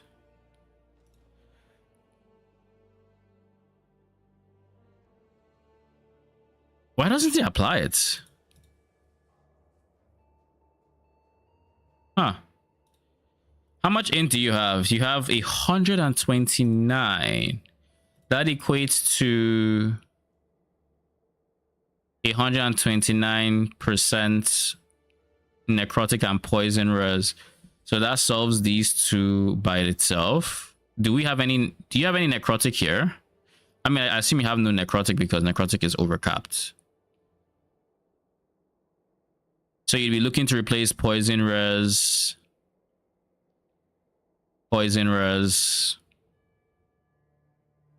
You have two sources, I think, of poison res that could go to phase res. Yeah, two sources of poison res, like here, and I think this one. No,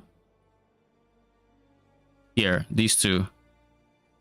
If you switch them to phase res, you might not need to do all of that I just did.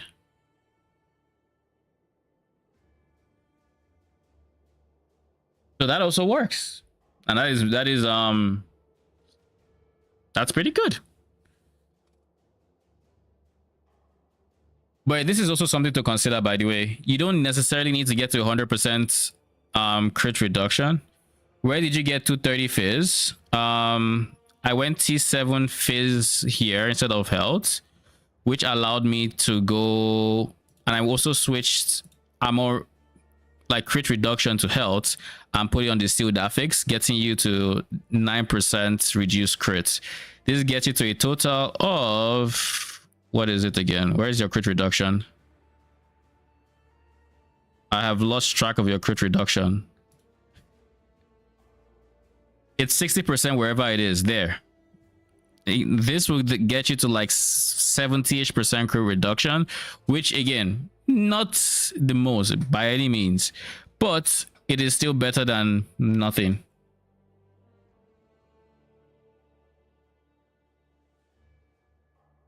It'll still be like 60-70%.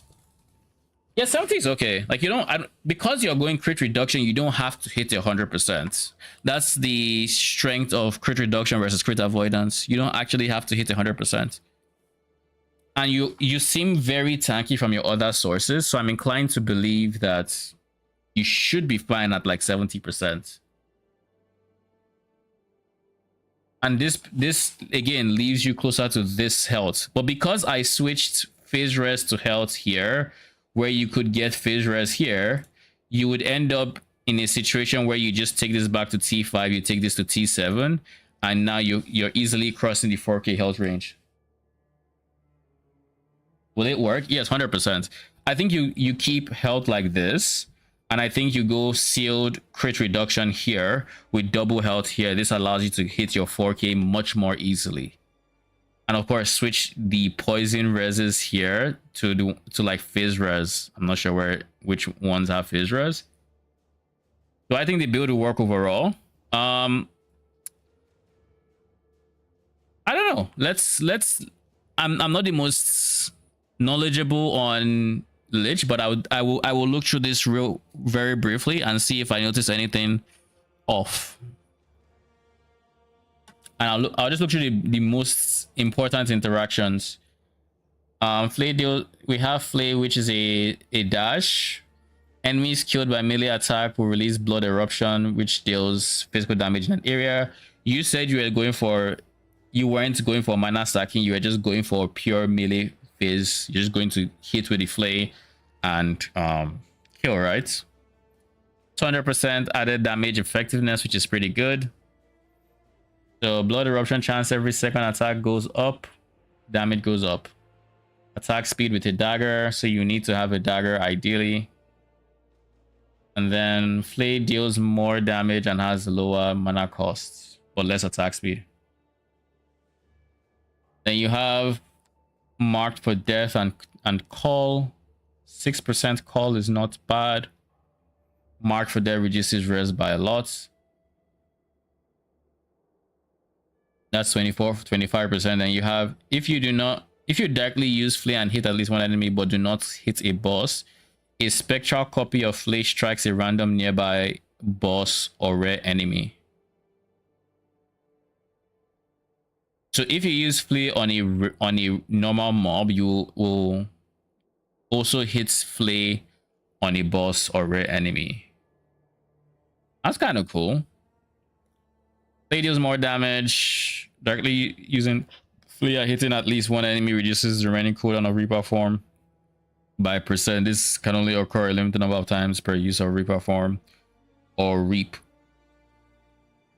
Remaining cooldown recover at 12%. Limit per use of Reaper form 6. I mean, once you enter Reaper form, I think the expectation is you do not come out of Reaper form, right?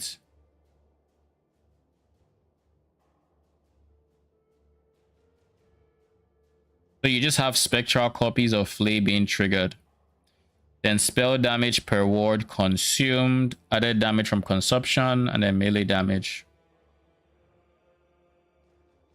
Okay.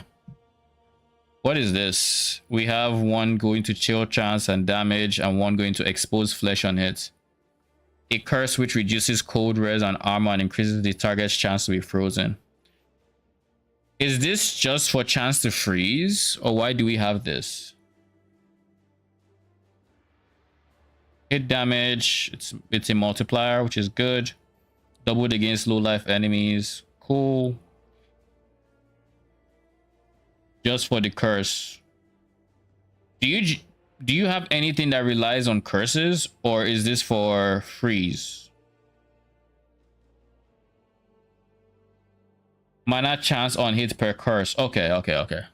And yeah, this makes sense. And this is a guaranteed curse application, so good. Flay has additional crit chance and leeches a percent of damage as health.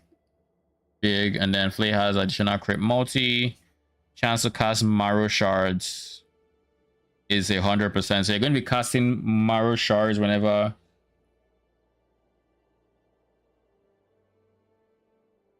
Critically hitting at least one enemy with Flay's melee attack has a chance to release shards towards another nearby enemies. So basically, you want to get crit capped so you can, and then this will be spamming Marrow Shards. Why do you care about Marrow Shards? This is the first skill node I'm seeing that can take 7 points. 7 points is crazy work. Like if you want it, it will just eat all of it. Deal more damage, but they can hit your own minions.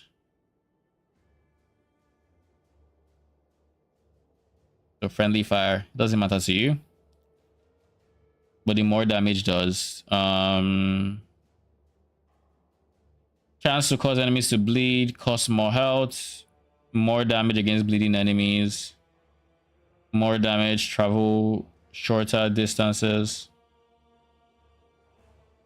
Bone splinters in a cone when destroyed. Also reduces the distance. Bone splinter damage. Bone splinter bleed chance, so decent bleed chance. And then bone splinter doing more damage against bleeding enemies. Alright, so just a bit of more damage on it. We have Reaper form. Attack cast move speed. Increase crits. You lose health on kill. Interesting. Critical strikes deal more damage. Touching on that critical damage. Health decays more slowly and you deal damage over time. You have the res, the double res. Armor per point of int, and then healing effectiveness and leech more damage. More of the damage you deal. A lot of health leech, and then healing effectiveness. Of course, Reaper form. Your health regen does not apply. Your health decays over time. When your health reaches 0, instead of dying, you return back to human form and are healed back to full. So sources of health regen just don't matter. You need a large health pool so you can actually, is the drain a flat amount or is it percent based? They will have 30% base crits, lol. That is insane. So you only need what, 200 and like 30% increase crits to cap? That's something.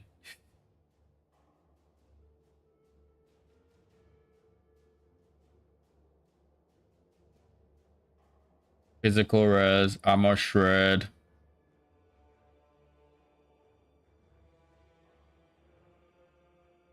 I feel like there's a node I'm missing. You and enemies within this have less poison res for each point of int you have.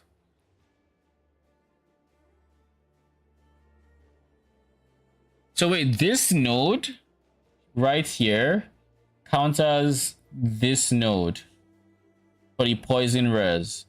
So this is not actively giving you poison res, but this is not actively taking it away. So you just need to make sure you get to 115. They counter each other. That's interesting. And then of course enemy poison res gets giga into the negatives, and this converts that to physical res. So I guess because this becomes physical res, it's now becomes your physical res that gets hits, which is what you said, right? But you have no source of plus physical res, so this would still apply the plus poison because your poison isn't being reduced, but your physical res is. Okay. It's making sense now. It's making sense. And then we have Death Seal. Toggle to seal your health, preventing it from going above its current value for 3 seconds. While sealed, you take less damage equal to half your percent missing health. Didn't they change this to do something else? Reactivate to unleash a wave of death, dealing damage based on how long Death Seal has been active. And your current percent missing health.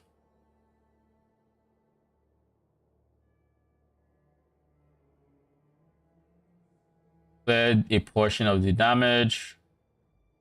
Duration of death, so you gain armor and stun avoidance for each 10 health you were missing when Death Seal was activated. So this really rewards you for getting all that flat health.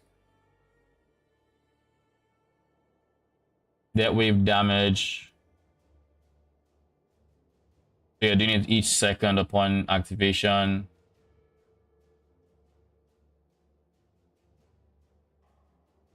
So basically, you're going to manually cast this, and it's going to keep proccing, but you're not going to manually end it. Do you increase the duration of this?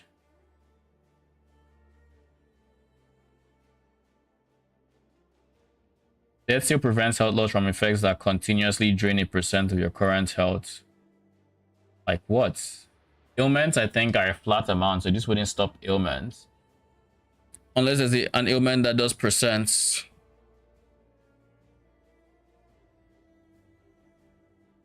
Wave of Death, increase AoE, wave of Death damage. It's converted to physical. You have this for fish shred and to kill trash mobs.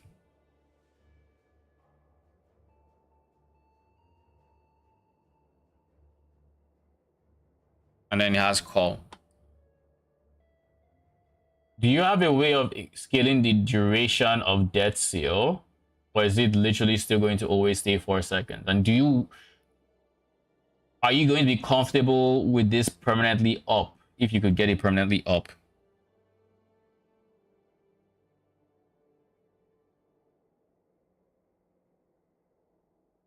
Next to center. AoE crits, delay damage cleared, and kill. Shred. The shred necrotic. You probably have some node to reduce it. This stops your leech form from your Reaper from. Wait, is this percent based?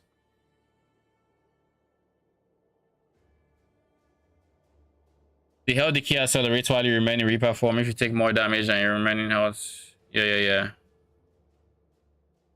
Moratorium.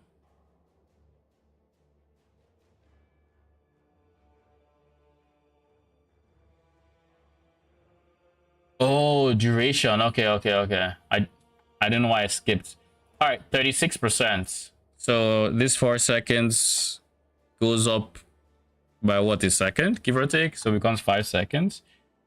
Any cooldown? No. So it lasts 5 seconds. Does its cooldown start ticking from the moment you press it, or when it's from when it deactivates? Do you know?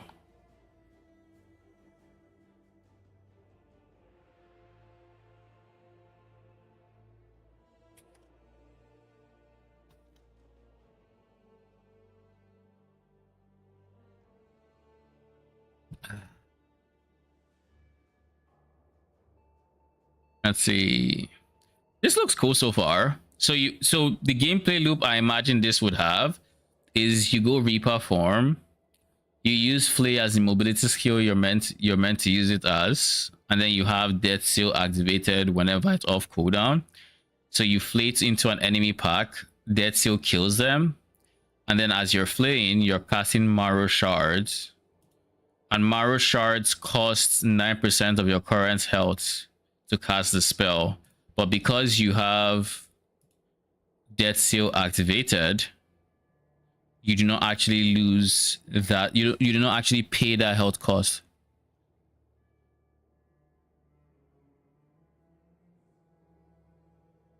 You will not actually pay the health cost because of this.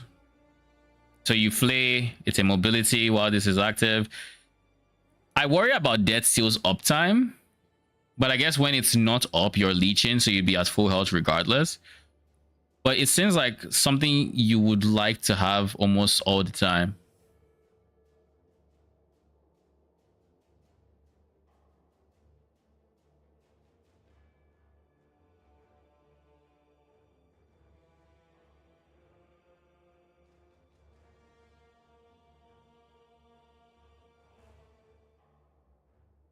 Play has leech. Yeah. No, I know it has leech. Like I'm not really worried about the leech. I think it should be fine in terms of when you're fighting. But what about outside the fight? You would press Death Seal. I don't know if this doesn't reduce life loss from Reaper form. I don't know how perma Reaper form uptime would look like, to be honest.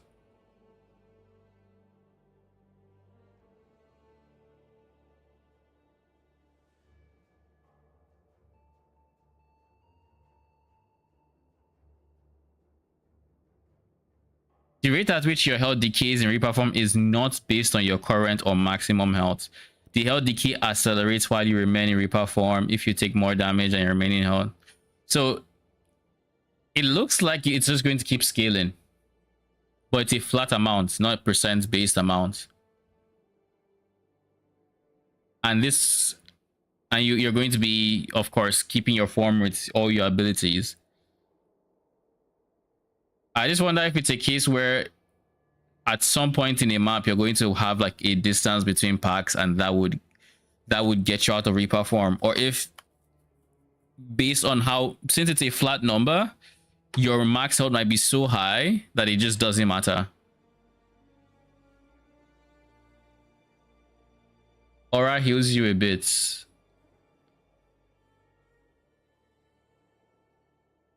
I mean, this is like, I'm not worried about your healing. Wait, does Aura have passive healing? I guess is the question. Has a larger area.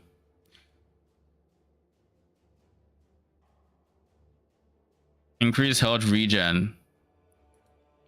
Reaper form stops your health regen, right? Is there a way you can still get health regen?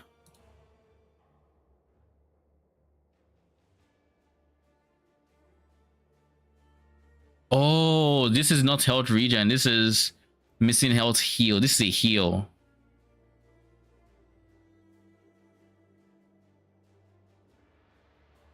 Okay, this makes a lot of sense.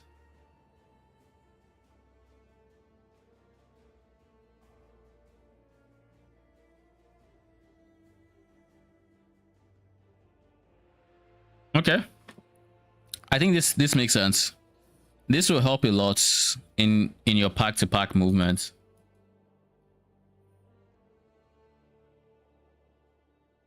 Now, so that covers the skills.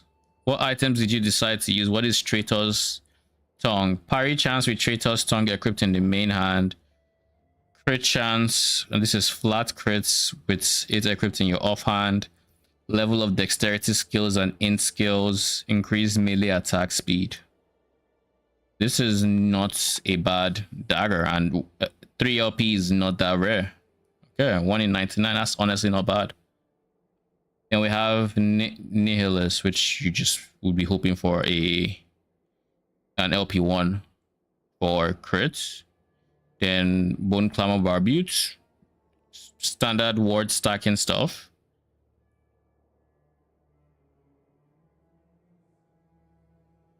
So you're just going to have this because of the passive ward, but you're not going to be relying on your ward per se, right?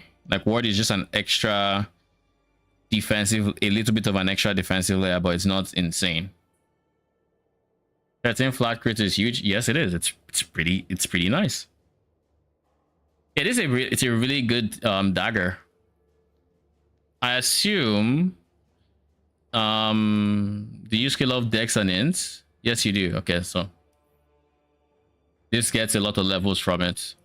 I think the others are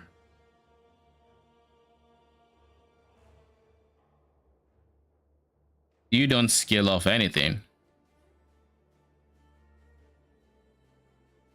Int, most of these are going to be pure int, but yeah, this one is dex and int, so it gets the benefit of all the dex here and all the dex and int here. So this is basically, if you get perfect ones, +4 levels, which is huge, and then you have the crits, which is again huge. Makes crit capping very easy since you're not worrying about dots per se. Crit is huge. Crit multi coming from here, pretty good. Do you have any other sources of crit multi though? Okay, you have from here and you probably have here. Crit multi, crit multi, crit multi. You went for a chance to shred armor.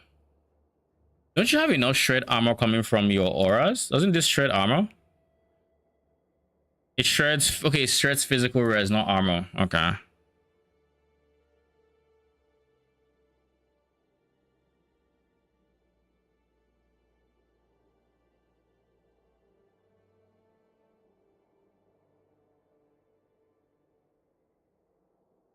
Necrotic res. This could also be a source of armor shred if you need it. Seeing as they're going to be proccing when you crit. It might be a source of armor shred so you can then skip out on armor shred here and go crit multi, or melee crit multi rather. Just to have an extra damage in there.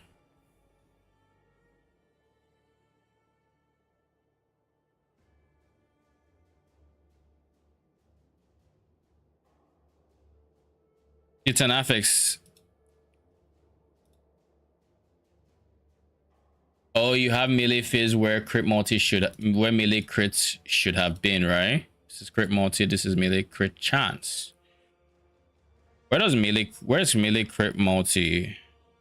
Oh, this is crit chance. Oh, never mind. I thought this was melee crit multi. Okay. So crit multi, physical flat fizz, and then shred. Yeah, that makes sense. And on the very off, nah, you should even have that. There's no universe where this comes in handy when you have 4k health. That's just bad.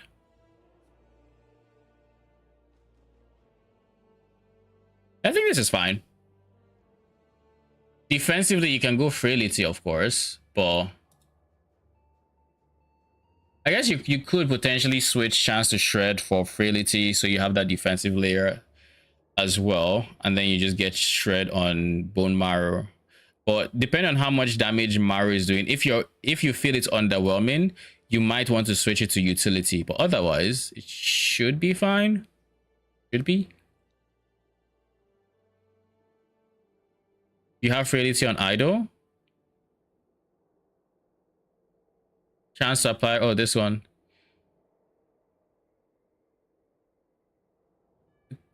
The thing is, that's just a 10% chance, which is not the most.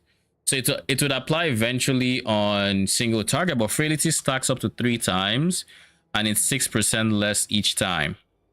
So you might not get to 3 stacks at 10% unless you're hitting very quick. And I guess you are hitting relatively quick because you have Flay, Prockin, Marrow Shard, so maybe.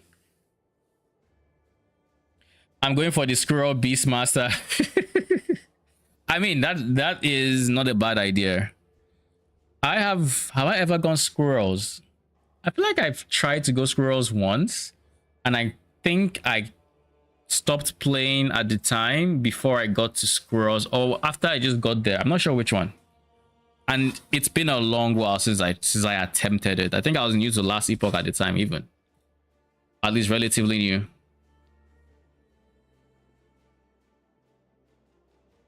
Hope with big attack speed on Flash, it should be good. Speaking of attack speed, is that a stat you want to consider for your mods?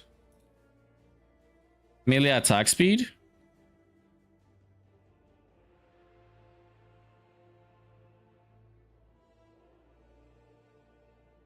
Crit multi is huge. Do we have any sources of crit multi coming from here?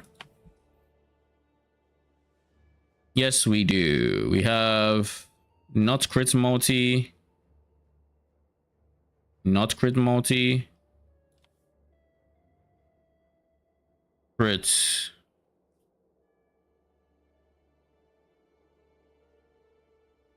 Crit chance and then damage leached.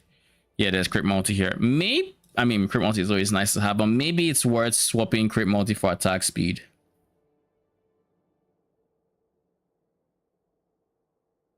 If flat damage, crits, or attack speed. You know, this is the problem I have with you can't actually tell unless like it's very obvious in game, because we don't have a dummy that can tell us DPS. So at least so far that I know of. And unless we get something that actually tells DPS, it's going to be impossible, or not, it's going to be next to impossible to know if getting more attack speed at any one point is giving more damage over a course of time than getting more big damage. Because in terms of bigger hit number, crit multi is going to show you a bigger hit number, same with flat damage. But if the attack rate goes up past a certain point, you wouldn't even know that you're doing more damage, because all you can do is see that you're doing smaller numbers in terms of hits. Hopefully we get a DPS calculator at some point, or even if it's like a damage calculator and then we just calculate how long we hit it or something. I mean, hopefully it's DPS and we don't have to do all that manual labor to just see how much we're doing. But yeah, I think my best advice on the attack speed front is when you roll the build, see how it feels to cast Flay and just play it. And if it feels awkward, get more attack speed. It's just go by feel. If it feels awkward, go get attack speed. If it doesn't, then go crit multi. But I suspect you will need attack speed on at least one of them.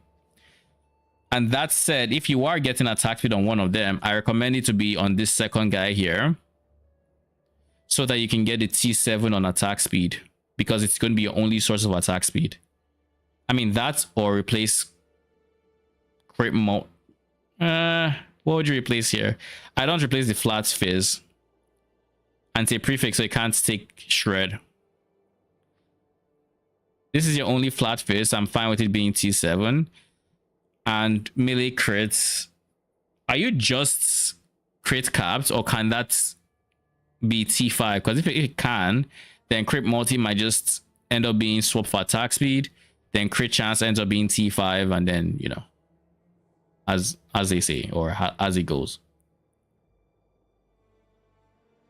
This doesn't calculate it properly, it looks like, or maybe it does. I typically don't use these numbers aside for seeing how much percent increase. Your crit caps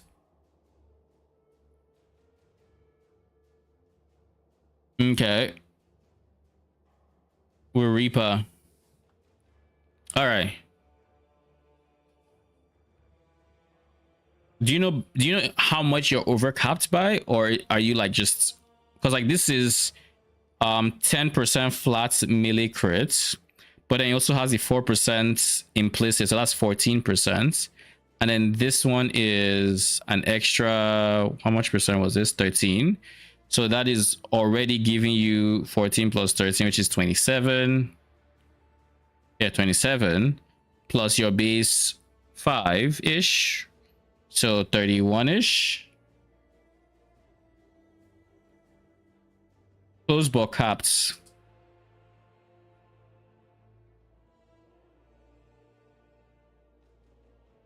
You should also have like frenzy, right? So that should also help you feel frenzy. And haste doesn't give attack speed, if I remember correctly. Frenzy does, haste does not.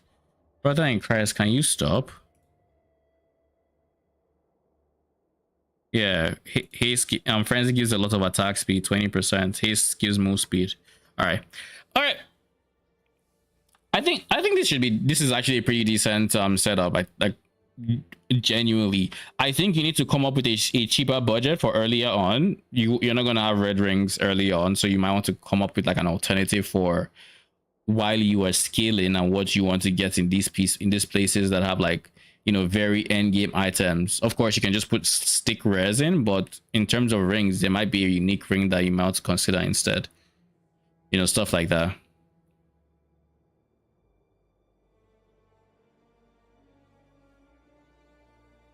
I'm guessing you went Torn Slinger for the level, right? The level of physical. And because you can, I mean, it's mostly the level of physical, right? Movement speed, increase damage per movement speed. So you want a lot of movement speed. Every 3 seconds, this deals more damage. That is actually pretty dope. That and movement speed. Yeah, that makes sense. All right, I think this is solid overall. But yeah, just figure out what you would use in these 3 slots, I think, or 4, because this is also high up there. This, I don't know how far into the end game we'd have to be to get this. Last thing, passive Instrument of Death. What is Instrument of Death? You have increased move speed with a dagger equipped, or movement speed. More damage with an axe equipped, an additional 1 per second with catalyst. You're just getting 20%. But this doesn't say per dagger, it says with a dagger equipped, so this is just 10% move speed, which equates to more damage from your boots. And then of course, this guy also just gives you just straight up gives you movement speed. Seems like it's going to be a very zoomy build. 6% move speed. Do you gain movement speed by default switching to Reaper form? I don't think so, right? It just... Pretty sure I typed here.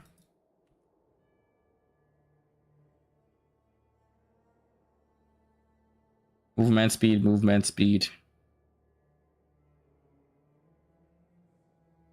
Will it give you 20%? My guess is it gives you 10% because this doesn't say per dagger. It says with a dagger.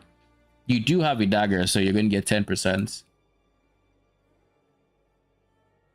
And then you have movement speed on dagger. This guy. Oh shit, yeah, you have scaling movement speed. Yeah, that is pretty good.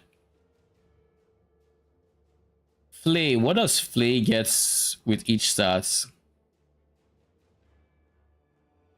Dexterity is way more important for scaling Flay's damage and intelligence. Keep that in mind. Because Dexterity gives you flat fizz, whereas Int gives you increased damage, which I mean increased damage is decent, but you know. But fizz also, but Int also gives you other bonuses like your resistance shred. So there's a fine balance to be had there. Oh, 100% is better. But because of all the other things your int gets you from your other skills, like res, like shred, the other things that I think make dex or ints a lot more competitive.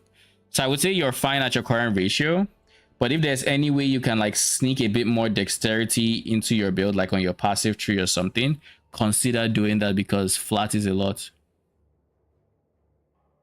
Dex on helmet and rings. Nah, leave. Don't replace ints. Don't replace ints with dex because of everything that int does. Just if you get the opportunity to add dex somewhere, prioritize that over int, because like your int right now is good. You don't know if by scaling more int you'll be able to counter the minus phase, because the reason we had to get to 144 phase is because of how much int you had.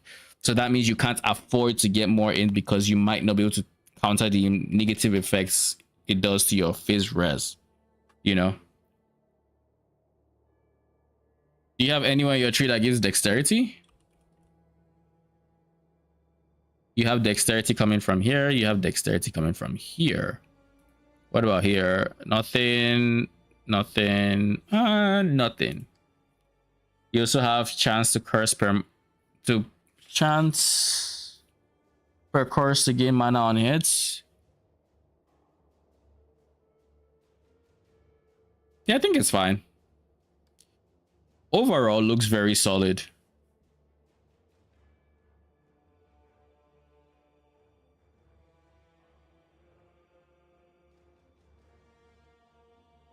Replace phase damage for dex. Yes, 100%. If that is possible, you 100% take dexterity over phase damage. I think it's worth it. Because that would give you like 16 flats to flay, which is a decent amount of flats. 16 flats. How much flat are you getting from this T7? 65. So that's way more than 10% of that just by getting dexterity here. That would be, well, 20%.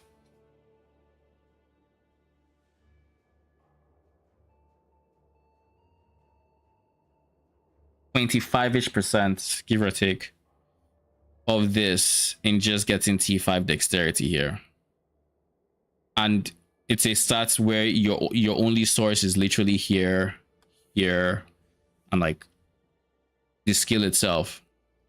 So it's a stat worth investing in 100%.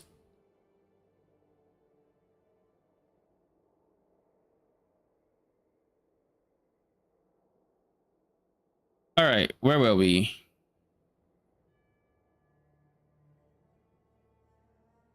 I was thinking about using, if I was going fire raptors, this is what likely what I would end up doing. But I think I want to look at other skills as well, because like now we have a decent idea of what we can do with fire raptors, but I also just haven't looked at the other options, you know, the bears, the saber tooths, everything else. So let's look, because I know bear has like some skills you can. Oh shit, Roman with the T1 sub, thank you very much, I appreciate it. Thank you. You didn't have to, but I really do appreciate it. And you are welcome, by the way. Hopefully it turns out epically. Let me know, by the way. I'm very curious to see what your progression looks like.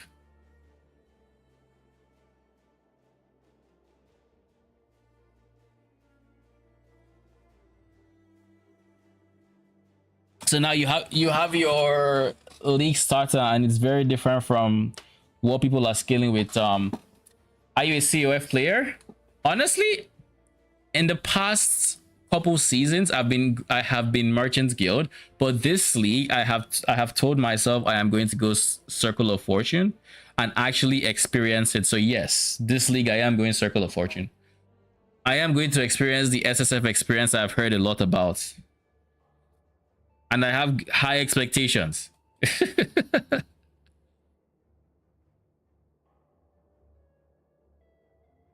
I mean, for a game like Last Epoch, it does nothing but extend your playtime in a good way. So I can't complain about that.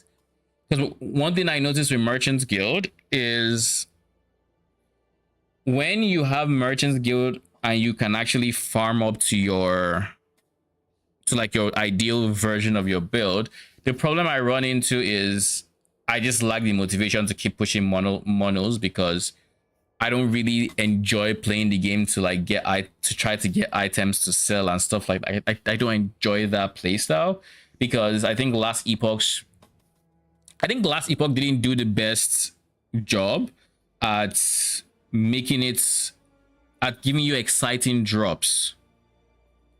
And because of that, like in terms of from an economy point of view, and because of that, I think I just end up looking for like just being I'll get tired of playing the build, and then I don't really want to progress past whatever monos or corruption I'm at. But because Circle of Fortune is going to be a breath of fresh air for me, I haven't really experienced it on a League Star scenario, whatever. I think it's going to feel like a relatively different game in terms of the goals I'm setting for myself and all of that. Welcome to COF. Thank you. I love the fact I can farm Red Ring in just 200k favor. What do you mean can farm Red Ring in 200k favor? Is there a way? What is this? What is the strat for it? Bears Roar. Okay, Last Epoch Planner saved me. What the fuck is Roar? And why do I care about it? Release a mighty roar, taunting enemies around it and healing it for 25% of its max health. So he heals it. Bears effectiveness. Okay. I wonder if we can get that to heal me.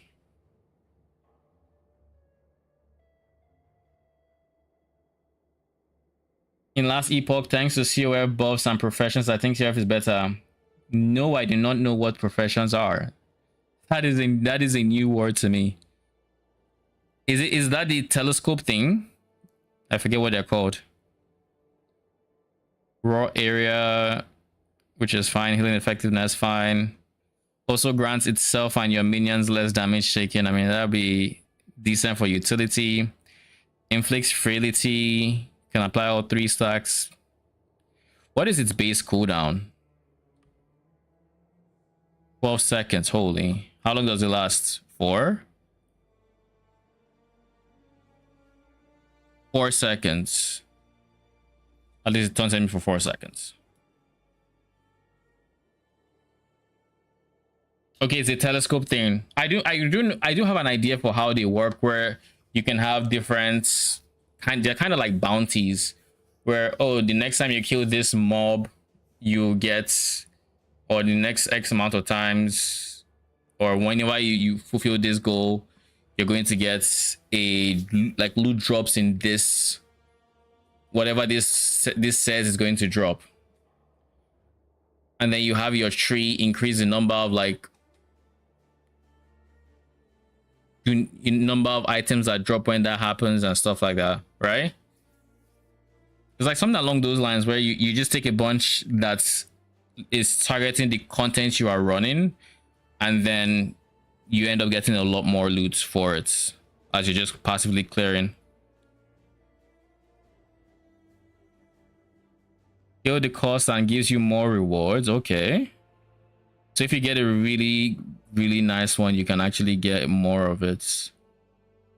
So I assume this is like the one where you get, like, getting red ring is just trying your best to get as many ring professions as possible, or is there like something, is there more to it? Your Bear's Roar also grants you a percent of damage taken redirected to your highest health minion for 6 Oh,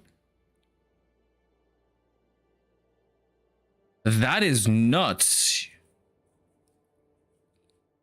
This is actually something I would like 100%. That is good. Your bear can use swipe with 2-second CD. Your bear swipe skills with its own stats, but it's affected by your swipe tree. Bear deals physical damage per point of your strength. So +1 melee fist per 3 strength. What was that item? The dinosaur helm. How much was it giving it? 3 per point, but 20% effectiveness meant 3 strength would leave us at 9. That's like 1.8, almost 2 melee damage. And then this gives you something very similar in terms of scaling. So you really want to scale strength if you were to combo this with that helmet, not the relic rather. Based on last league, red ring drop is on average 200k favor. You can use 3 modifications. You can buff rewards, but it will cost more favor, or you can just ban some mechanics like you don't like arena, so you won't get any arena quests. Okay. I mean, I don't mind. I mean, there's certain things I don't mind. Like arena wasn't the worst thing I could think about last week with the changes they made to like move enemy movement in arenas. I actually think I enjoyed arenas with forged weapons. But yeah, I would personally ban anything that has me going to a dungeon. I don't like dungeon content. I really don't like dungeon content. All right, so this is raw. This is just swipe. Then we have, oh shit, Perry the Pig rating with 83. Welcome and thank you. How was your stream, Perry? Welcome, guys. How you doing? Are y'all looking forward to the last Epoch release? I am trying to get myself a rough plan for what I want to do with my league start, and currently I have zero idea. Thank you for the follow. Appreciate you. Welcome. This is the adage, you can just skip to the boss. It's okay. Hello there. Hello there. It actually is okay. Hunter x Hunter, thank you for the follow. How you doing? It actually is decent. But here's the thing for me. As much as I can skip to the eggs, to like the boss fights, I guess it should be fine. If I've farmed enough monos and I have enough of those keys, it should be fine. Realistically, it should be fine. I probably still ban it, but like, hey, I really don't like dungeons. Like, I really don't. But we'll see. Circle of Fortune Gaming. Your bear has more health and takes less damage at low health. Don't care about that. More health regen. Well, you have an active bear, you have more health regen. Okay. I am thinking about even incorporating a bear into, like, if I were to go Raptor, potentially have one for the utility that this provides, because this is insane. I love this node. 10% redirection for 6 seconds, and I'm scaling CDR, so there's every possibility we take with his raw CDs like 9 seconds, 8 seconds. So there's not 100% uptime, but it's like it's really high up there. Definitely worth considering. Definitely. But let's see what else the bear has to offer. Your bear has additional armor based on your strength. Who cares? Unless you can scale damage with that. Who cares? Your bear has increased move speed, cannot be stunned. No one cares. Physical damage converted to lightning. Shocks enemies on hit and gains the ability to teleport towards enemies on an 8-second cooldown. How good is shock in LE?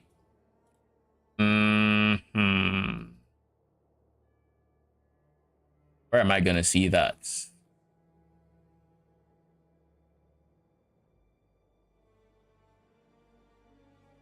Shock is more lightning damage. Also, it's specific to lightning, eh?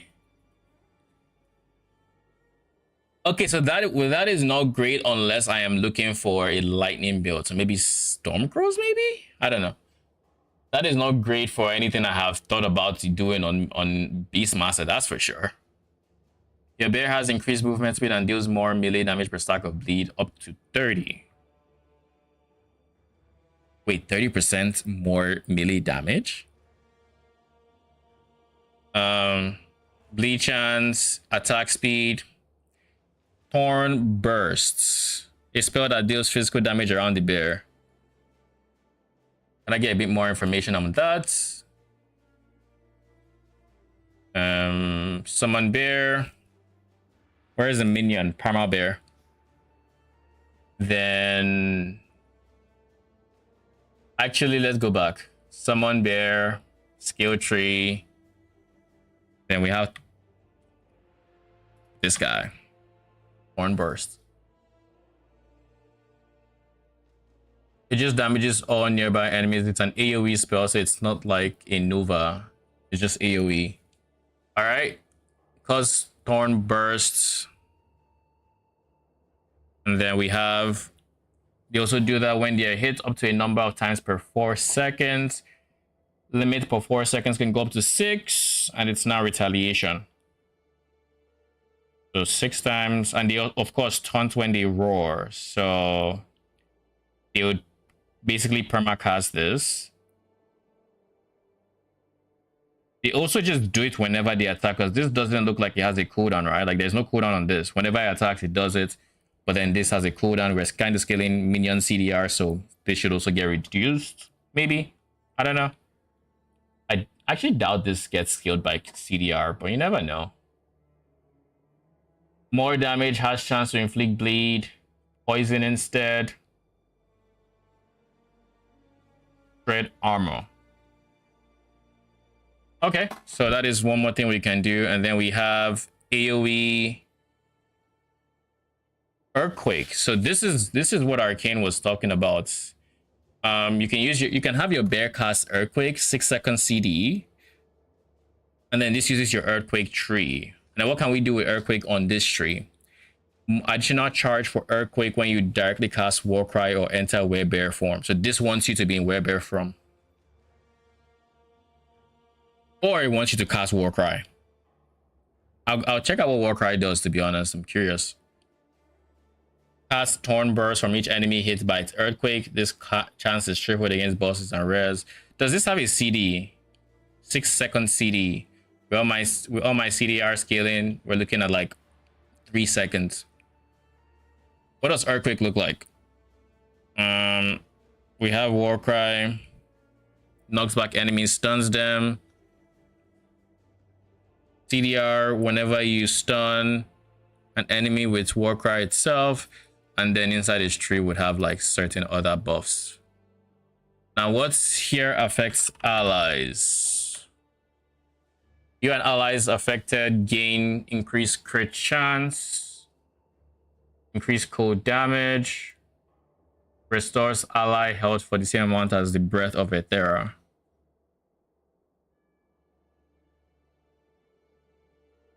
Is that it? Yeah, I think that's it.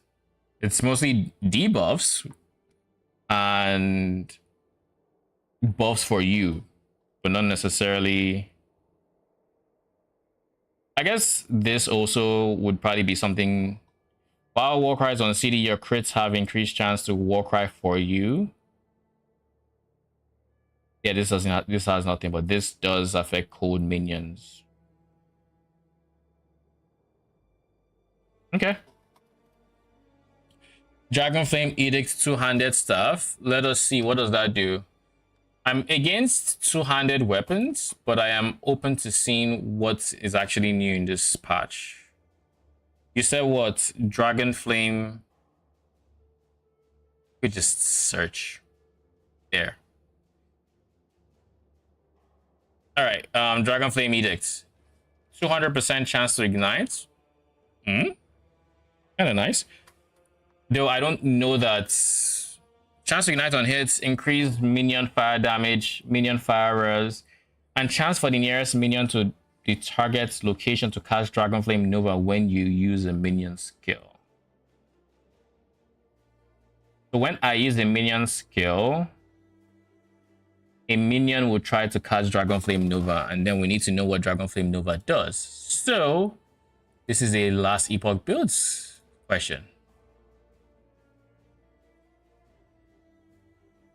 Dragon Flame Nova. Cast a burst of fire directly around a minion. This ability is cast by your minion, not by you, so it scales off of your minion's stats. This is not bad, actually. This is not bad.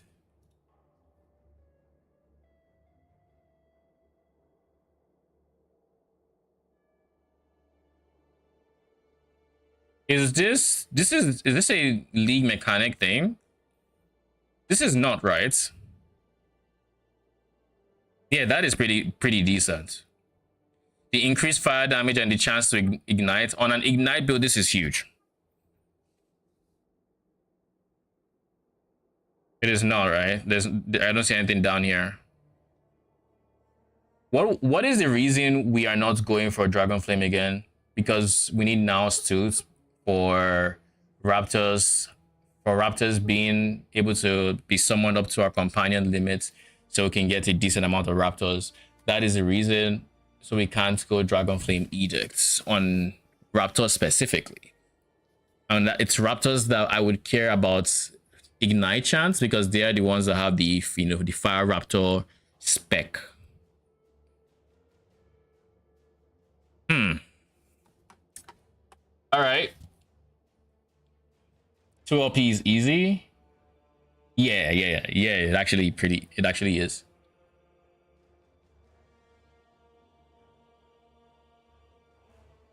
And he also has, I think they qualify as elemental skills with the fire tag. So it'll also be +1, which would be really good. And of course, you can still have your 2 LP, so you can have like double flat or pen or whatever else there. This would be really good if I didn't care about Now's Tooth. It's something to keep in mind.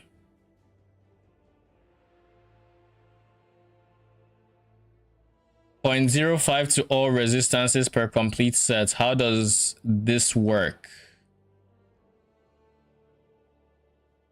Is this on an item? If so, let me know. Just tell me the name and I can check it up and explain it. One big fire raptor instead of Now's Tooth.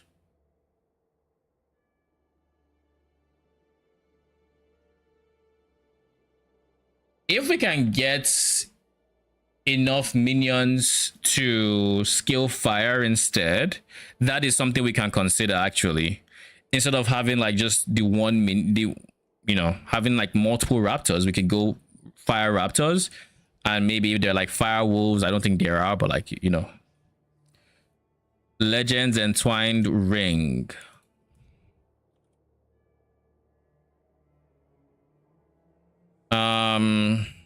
2 to 5 to all res per complete set. Is that what you're asking?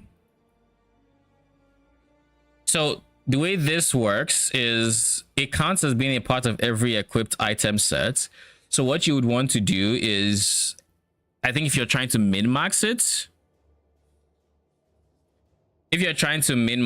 you're going to have multiple sets that only require 2 items. So if you get a helmet that's a part of an item set, then that ring counts as an item set, and that's a complete set. So you have like 5 res, and then you get like a chest that's a part of a 2 set, and that'll be another proc for your ring. And then you try to do this as many times as you can for as many different slots as you can to try to really drive home the bonuses you're getting per complete set. So your resistances, your attributes, your skills, etc.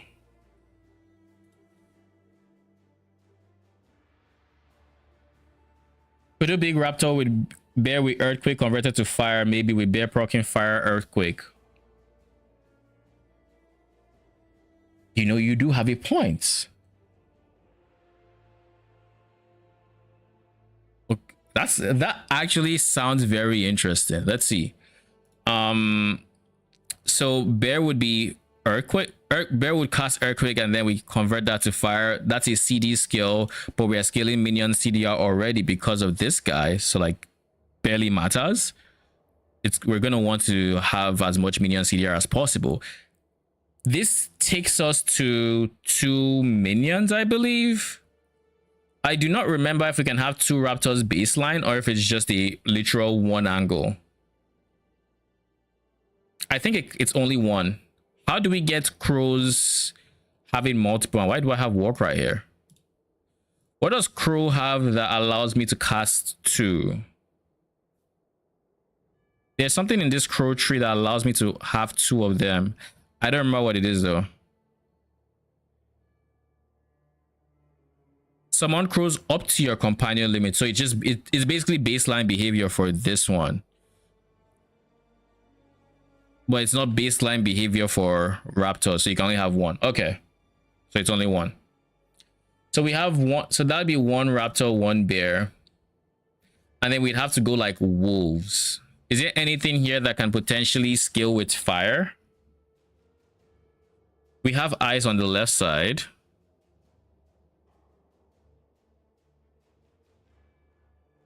Bear, raptor, and 2 crows.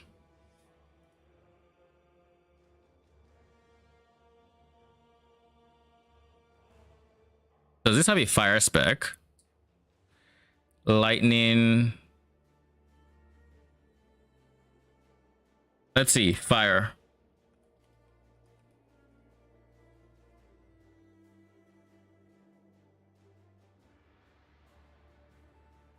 There's a +1 companion in tree and +1 on unique helmet. Yes. That gets us to 4 max, but it doesn't let us cast 1 more. Because these minions act weird. You can only have like literally the 1. Unless you have like a stat that says you can have this minion up to your limits. You can only have like the 1. Crows have it baseline. So if we actually use crows, we can just fill up our companion limits. We can fill up like 1 raptor, 1 bear, whatever, and then have our crows fill up the rest of the space. But then, you know, if we're going fire, because we want to go fire raptors and we're trying to ignore Now's Tooth, we would have to do something else.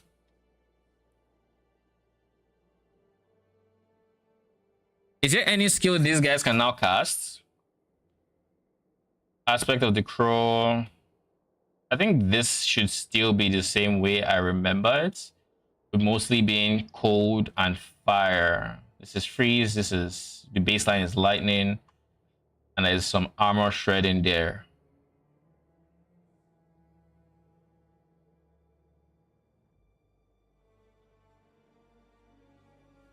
They have a lightning spell.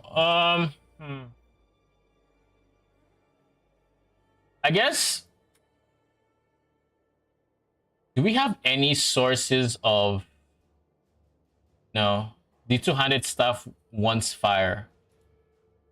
I was going to say, do we have any sources of like stats that specify fire? And I'm remembering the reason why we're considering no Now's Tooth was because we wanted to go staff as an option at least.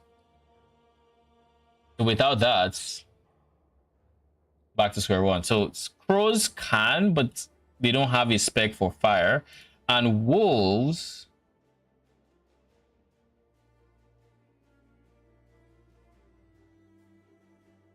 Like wolves can have the up to companion limit so that we can just have them take up the space.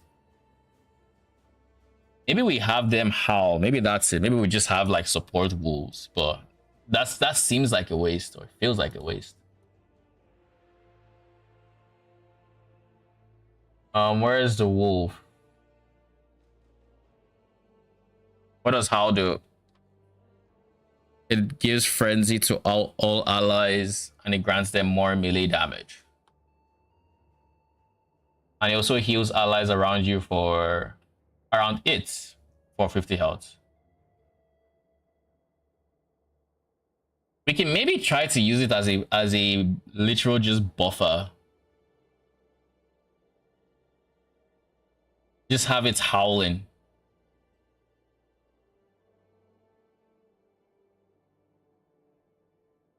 Yeah, like something like this.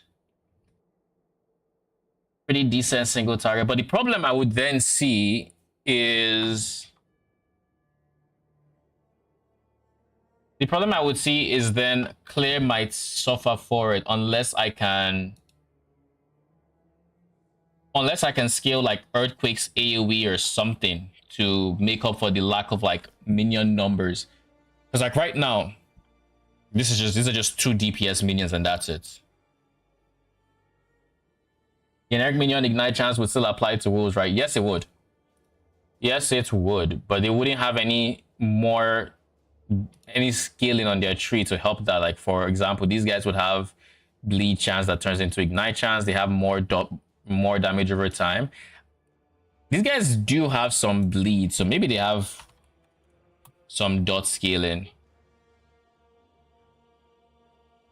They deal more damage over time, and bleed the inflicting has face pen. Okay. So we can still give these guys more dots, so they can just scale off of ignite. They wouldn't have any base ignite chance though. That'd be the biggest rough spot for them. But I guess the staff solves that, right?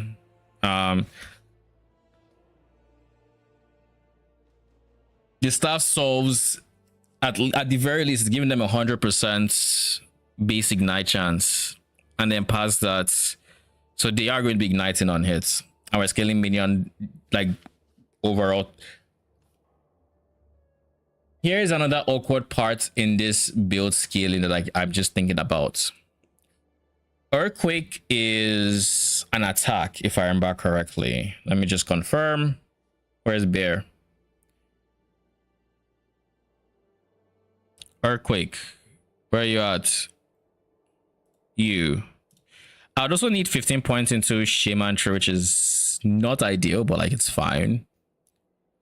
Slam the ground with your weapon, damaging your enemies, and yada yada yada yada. It is an attack. So if I were to go double flats, which is spell melee and then spell bow, Earthquake will suffer because it wouldn't have its melee, so it would miss out on one of them. So I guess what I could then do is melee spell hybrid into fire pen as a second modifier. Going to sleep. Looking forward to seeing the build you cook. Thank you very much, and good night, Roman. Thanks for stopping by. Appreciate it. I look forward to seeing the build now because there's so much I'm playing around with here that like I have no idea.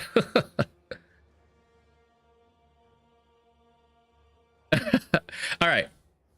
So this is an attack. That's a spell. They kind of scale awkwardly, like differently, but we can kind of look for their intersection in the form of like they both scale off of fire. So we go fire pen instead of going for a second flat. We can go flat fire. I don't think we have many sources of flat fire damage, to be honest.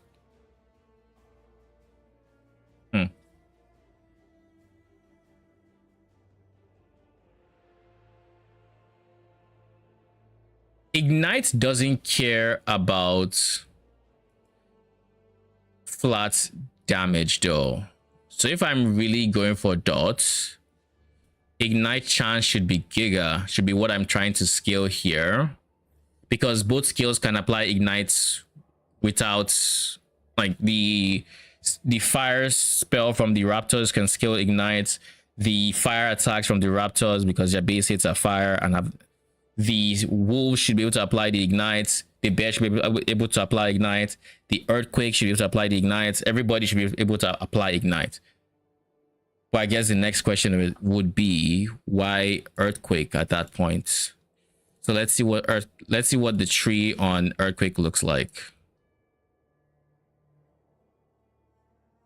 Where is the fire aspect? It's down here. You can convert this to fire. All right. So earthquake initial slam deals more damage. So let's say slam this with your weapon, damaging enemies in a large area, creating 2 to 4 aftershocks nearby. So it's going to be very decent AoE.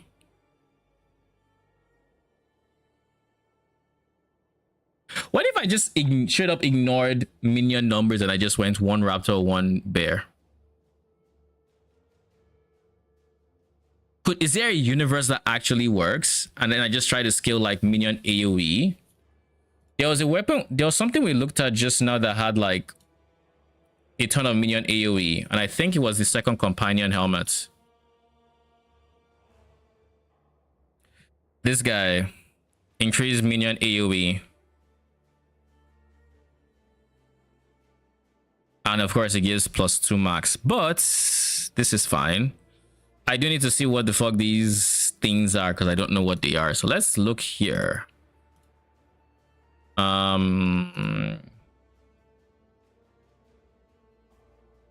Summon Iny Rock. That looks nasty. that looks nasty. Not affected by increased AoE stats, but gain more damage for each AoE for minion area skills. So you're getting more damage instead. What do your skills look like? Primal Iny Rocks.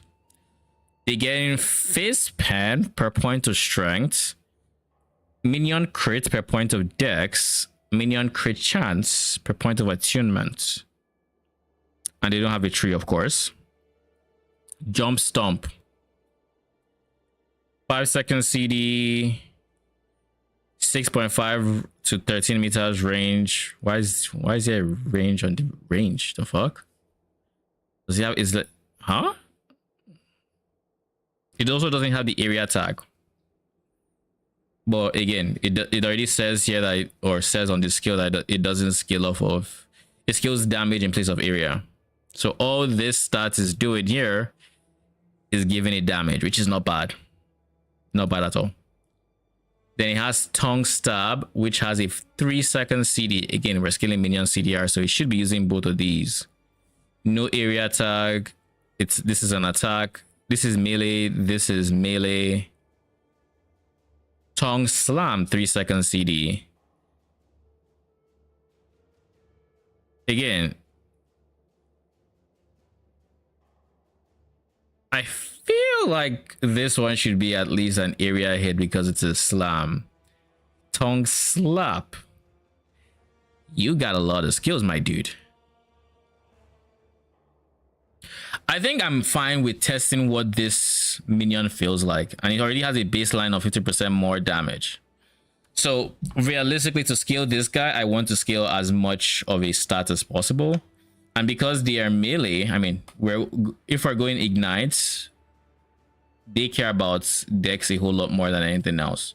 Actually, no, they don't care about Dex, or they don't care about any of these. They care about the levels. And I guess the stats are just, aside minion AoE, nothing else matters.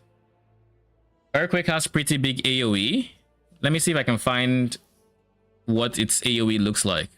Because like in that case, last Epoch, Earthquake.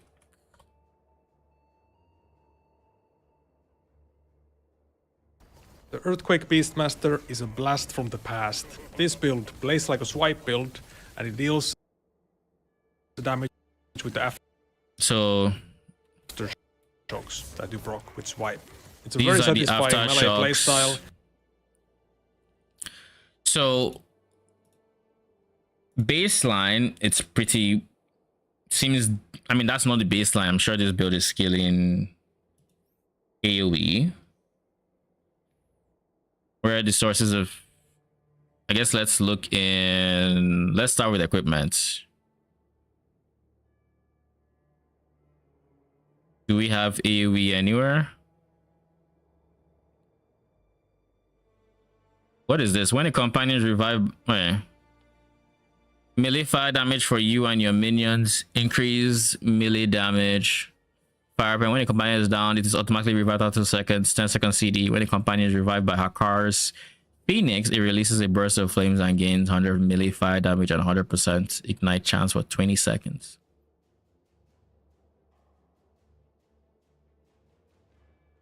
Huh. Interesting. This is an interesting item. Do we have AoE anywhere? Excoriation. 13 stacks and all stacks expire that. Play and harvest more increased AoE and melee damage.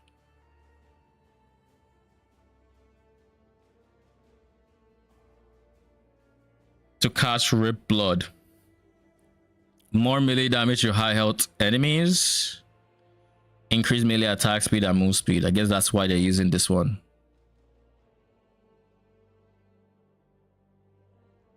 It doesn't look like there's that much AoE scaling on there. Now for Earthquake itself, they go for all the AoE on here.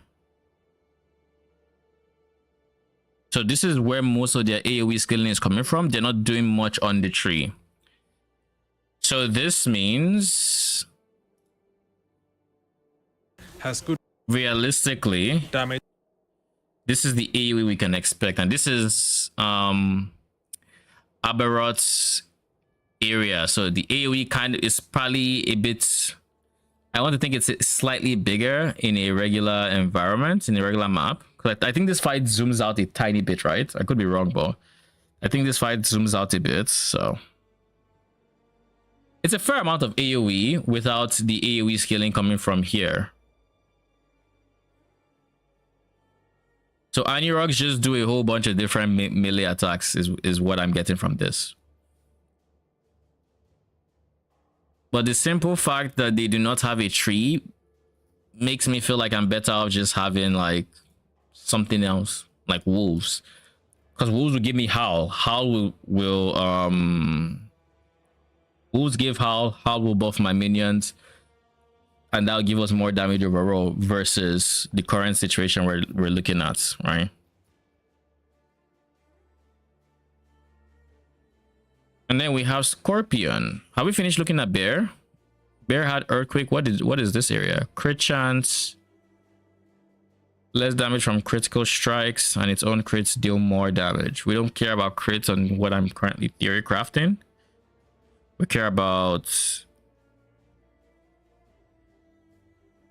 Wouldn't I want to go for this? Because this is just an extra hit that can ignite. I think I would, right? I see no reason why Thorn Burst wouldn't be able to ignite. So it would just be an extra ignite stack. I think so. And then the last minion we haven't really looked at its tree yet is Scorpion. I know Scorpion has a fair share of skills I should also be looking at. And I also haven't looked at Swipe because Bear has access to Swipe I haven't looked at. We can look at that later. Let's start with Scorpion. Now, Scorpion is a skill I have tried to make work as a solo minion build multiple times, and I really like the idea of like the whole baby Scorpion thing that it has going on. I think that's a really cool like concept. Like I really like that. The fact I can have the one Scorpion and that creates babies and that doesn't affect my companion limit and all of that extra jazz. I really like that. But then the question would be, I think baby Scorpions have always had like very awkward scaling.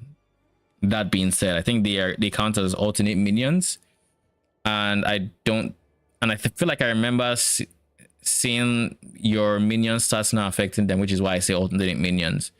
I could be wrong. Maybe maybe even if that was the case, they've changed it. But I wouldn't hold my breath on that. Let's see. Last Epoch, baby Scorpions.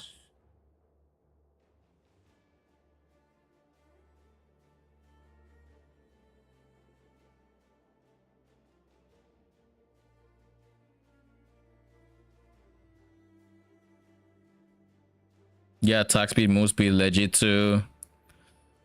Somewhat when using Venom Nova, the Scorpion's ability up to 1 to 3 cap. Last two don't make much sense unless your baby Scorpions die all the time and they need to be resummoned. I'm still leveling my character, but it looks like baby Scorpions are quite tanky actually, so I don't imagine them dying anytime soon. If they do, they'll get resummoned after 10 seconds later, yada yada. pretty much near impossible to skill them, so you quickly reach a point where they'll just get one shot by everything and do no damage.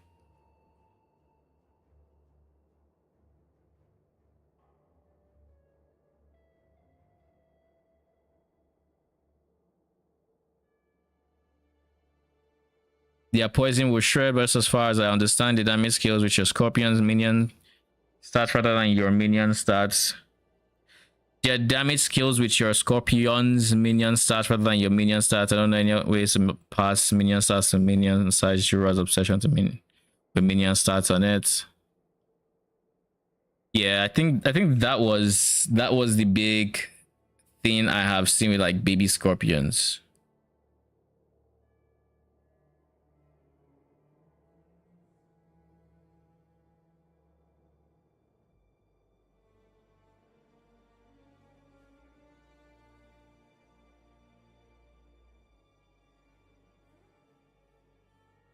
Nope.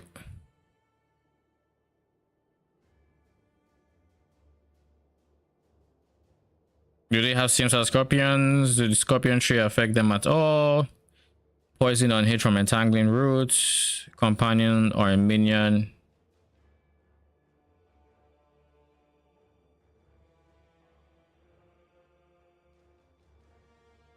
Are minions, so they can't be revived. I'm seeing that no, be revivable but only by their mother.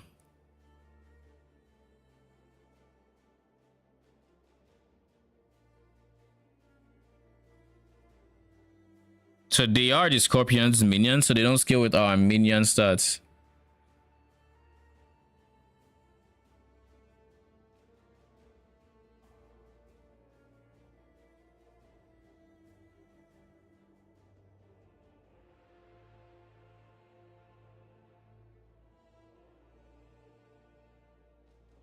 Okay, so like I don't again, this is basically the rabbit hole I went down the last time I tried to make baby scorpion work, and I just don't think it's worth the effort. You played last Epoch, not PoE 2. I'm newbie, more than 10 years playing PoE 1. I plan to play both actually. PoE 2 isn't until next week, and so we have at least one-ish weeks of last Epoch, and once PoE 2 launches, there's every universe where I do like half and half streams, possibly, where half of the stream would be last Epoch and half would be PoE, depending on how much fun I'm having in last Epoch and where my character is at versus, you know, goals I set for myself and all that jazz. So I plan on playing both. And as for last Epoch, I have actually played last Epoch for how long now? Like a year. Like I've played it pretty consistently for like a year at this point. So I have a fair bit of last Epoch experience already. Thank you very much, and I appreciate it. You are more than welcome. I will be live as soon as I can on Thursday once the game is live. I don't have the fastest internet, so I would have to update the game off stream and then go live. So I might be like an hour late or something, but I should be on for most of Thursday once the game is live, that is.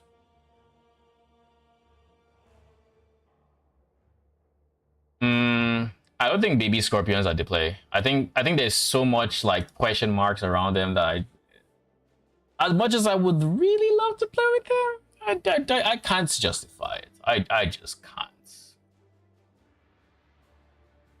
That said, they did tweak this tree last I remember. So let's see what they changed. They added a skill that the scorpion could use. What skill is that? Cold-blooded. So this is cold skill. This has been there right from the get-go. Maelstrom. I think this is the added Maelstrom here.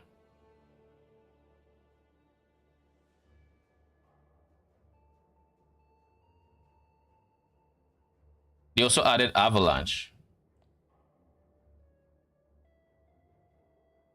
60% chance for on melee hits.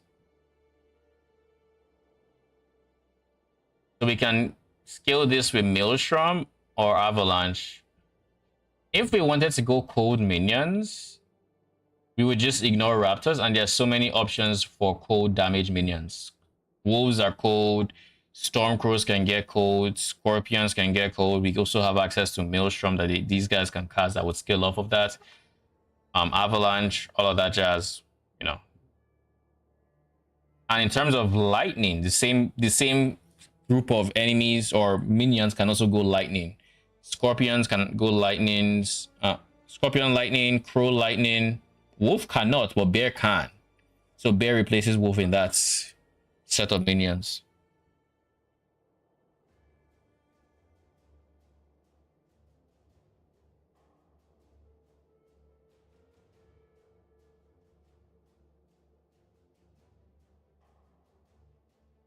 This wants you to cast storm bolts. Eh. All right. I don't think I can justify scorpion. Everything else should be roughly the same, right? Yeah, pretty much. I don't think I can justify them. Maybe there's a universe I try playing around with baby scorpions again, but like very unlikely. Very unlikely I do that. All right, so now we are done here. We have earthquake. So first things first, we do need to get earthquake into being a fire damage ability for the bear, and we need all the area of effects that we can possibly scale.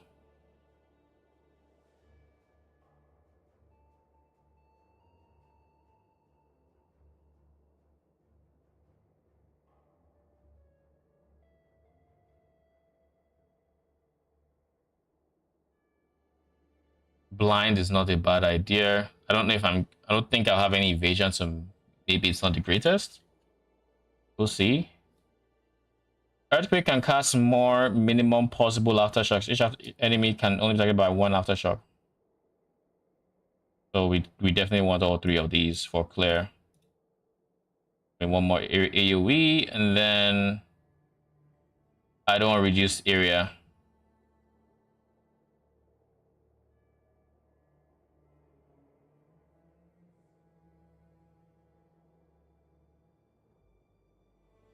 Cooldown plus 2 seconds. So if I had to take this node, it would hit the bear as well. And I'm not looking to have slower.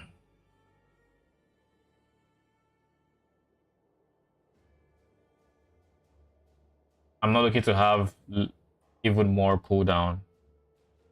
So we have all the AoE we need. Now we just need the damage.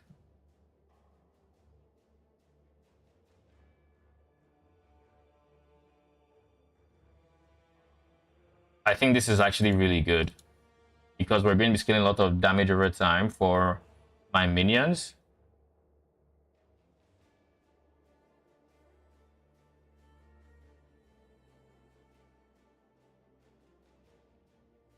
I don't think I need to blind. I think this is a decent starter tree alongside bear.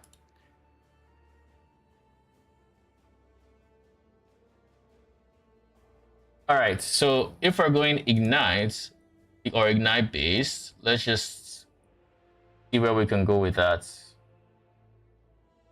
We care a lot about strength because this scales off of strength to give damage and health.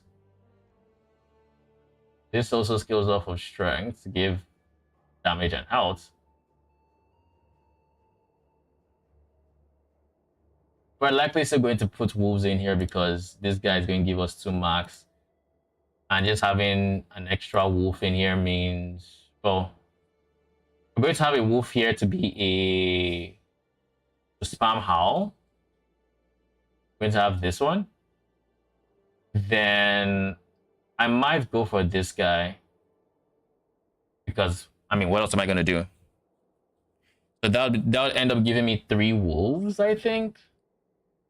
3 wolves all casting howl with decent damage reduction. Now, just to confirm again, just to be 100% sure. Howl is decent for this dots build, right?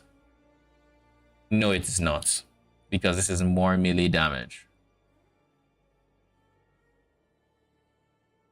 Yeah, that does nothing. Frenzy does because attack has speed.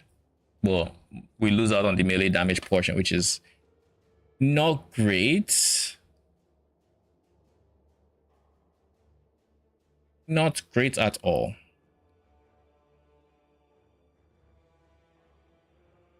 I don't think that's going to affect ignites, the ignite from the melee hits. Like, I don't think it works that way, sadly.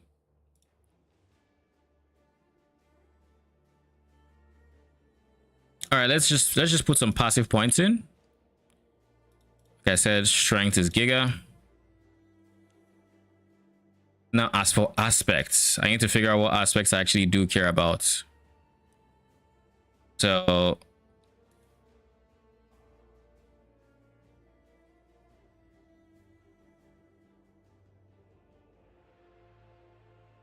it doesn't show up in skills. That's interesting. Let's look at ailment and let's look at ignites. I want to read a bit about ignites. Where is... Oh, aspects are here. All right. Let's start with aspects then. Brother in Christ. Why do you only have 2 aspects? Why? They're ailments now? Maybe they have ailments portions to them. Ignite there. It has a base damage of 40.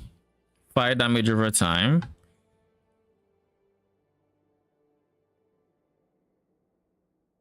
Increased effect applies additional fire pen.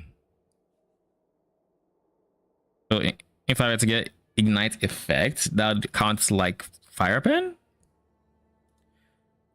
Huh. Today I learned.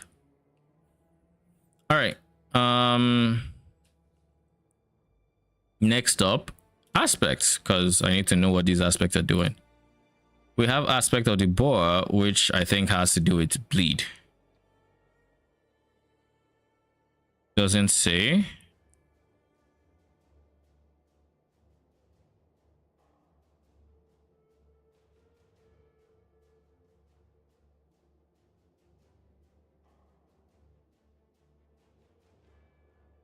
So you don't say. Oh no, it does say.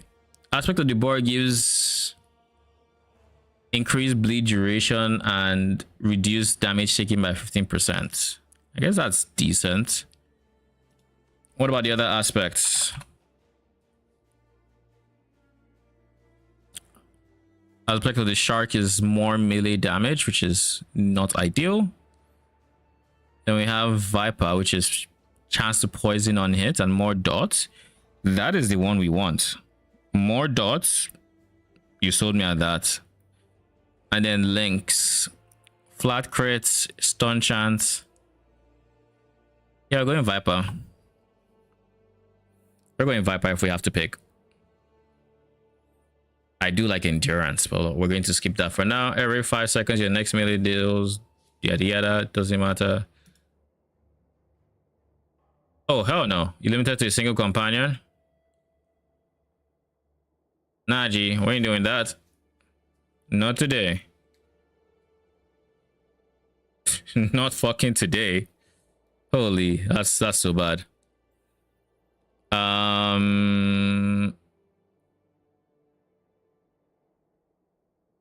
wouldn't want them to die, period. So I'm probably going to try to make them tanky enough to where they don't have to die.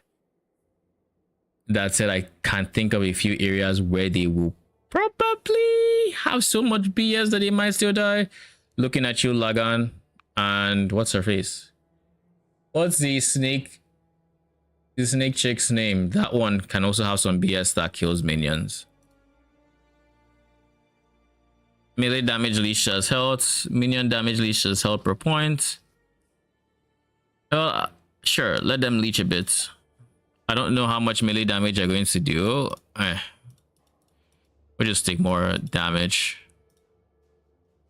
I was trying to justify it in my head and I just realized, what's the point? Companion revive speed is good. So we want 6 points in here because health regen is really nice. Minimum 6 in here. Plus it gives strength, so why not just get all 8s? Poison chance. We're not converting poison chance, so no. Dexterity and move speed is also probably something I'll go for.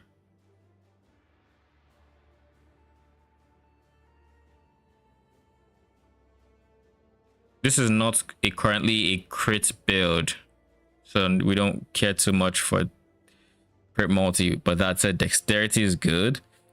Move speed is good. Wait, is dexterity good? Dex is good for this one, but not this one. So it's okay. It's not the best. It's not the worst.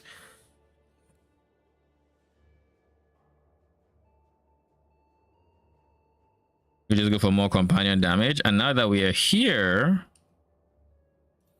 we go for additional companion.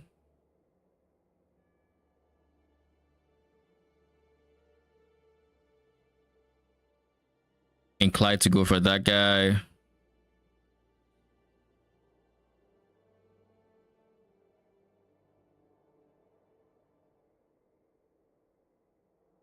I have nothing against vitality, and having more endurance threshold is always nice.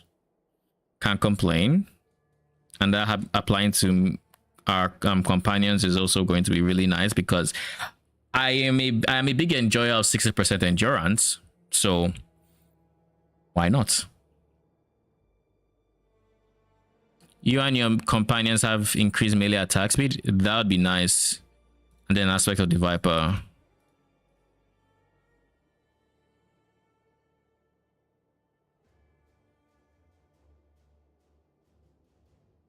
You have a chance for you and your companions to be granted this.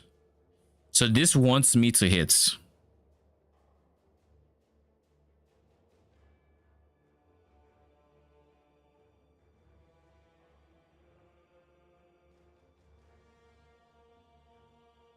I know how I feel about that. And it only lasts 3 seconds. So I have to keep hitting.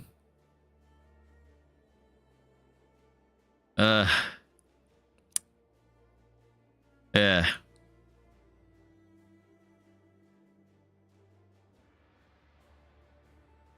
Dodge chance, and your minions have a chance to gain haste for 1 second on hits. Minion movement speed. Not a bad start overall. I guess I can get the duration to 7.5 seconds if I fully spec into this, but that just seems... If I'm not using the poison pen, also not using the chance to poison on... I guess I am kind of using the poison chance because I'm scaling dots. And it's just like a bit of extra damage on top, but like,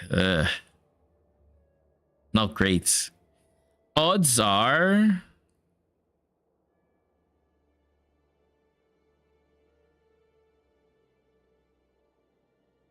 more damage and more health.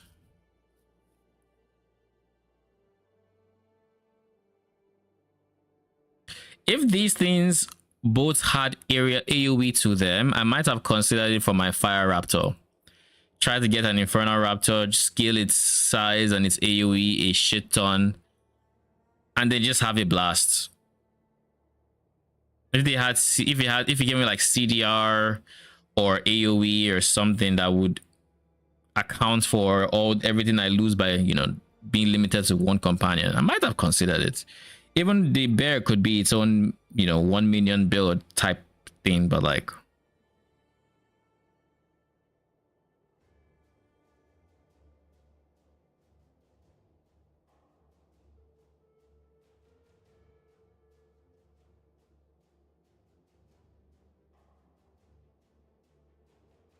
I think the Debor is also not bad. Real talk.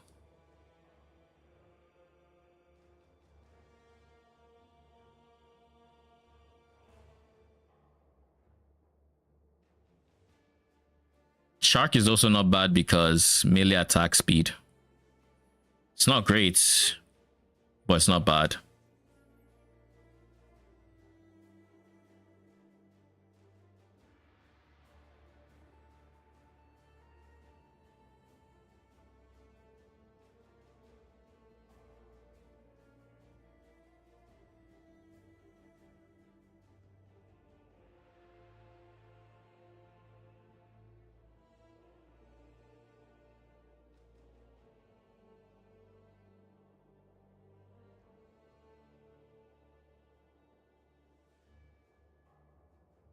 I guess I really just have nothing else to scale. So we just go for more damage.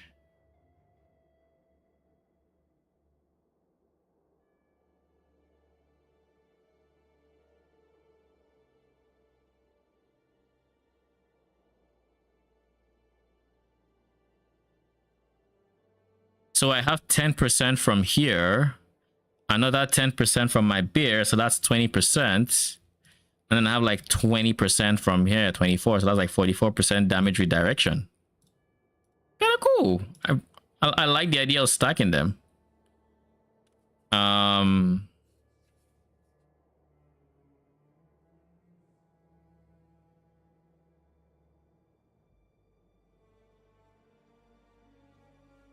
They gain increased aspect effect by 80%.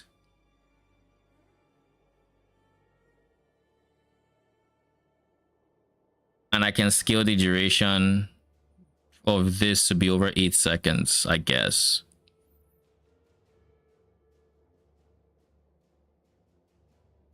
Or to be like 9 seconds.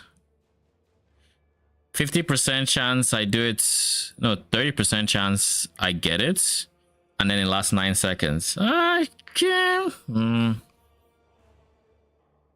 I'll just take this guy. With 100 combined strength and dex, you can have an additional companion active at once.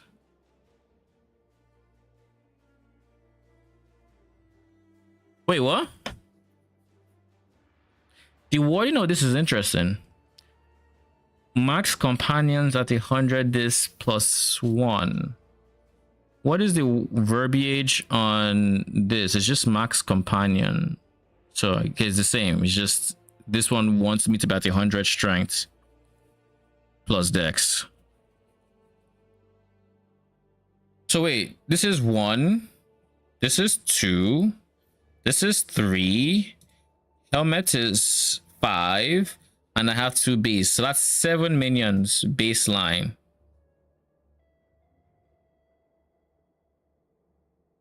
I know I'm trying to justify it, but I think this is just a mouse to angle.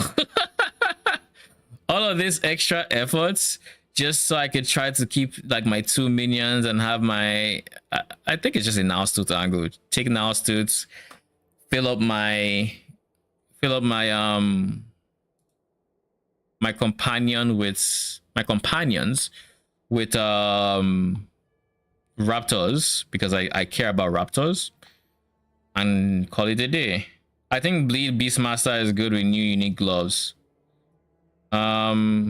What gloves? I think I know the gloves you're talking about, but I don't remember what they do. Hopefully I see them. This guy, Grasp of the Blood Mage.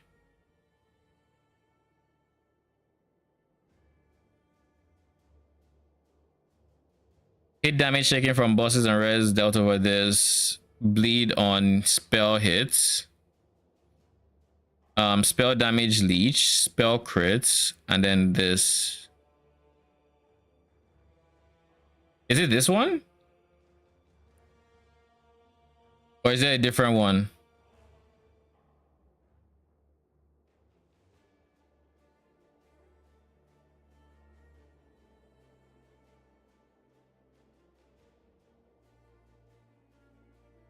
Carrion of Creation. Inflict bleed on hits. Converted to bleed chance. It has chance to explode with blood, dealing physical damage to enemies around it.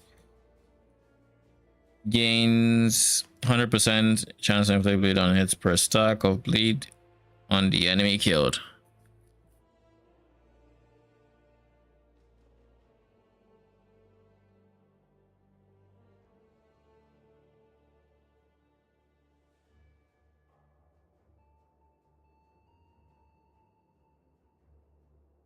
All right. I think it's a Naustut angle, but I also think there's a universe where we do, in fact, use the bear.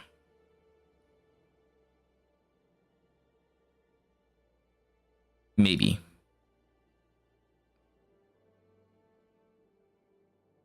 Seven companions. And then to justify, wait, no, I can't use this and this. So if I have to decide if CDR is worth enough to drop this guy, or if this is worth more.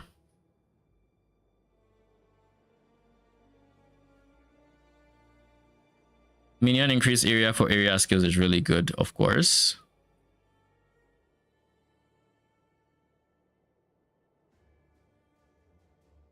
And what do I lose by dropping this guy? I'd be losing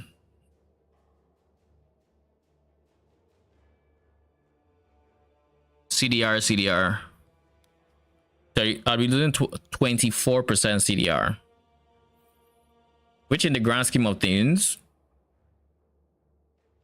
not make or break. I think this would contribute more to my build than the, just because only these two have CDR. I think this definitely contributes more by just having more companions.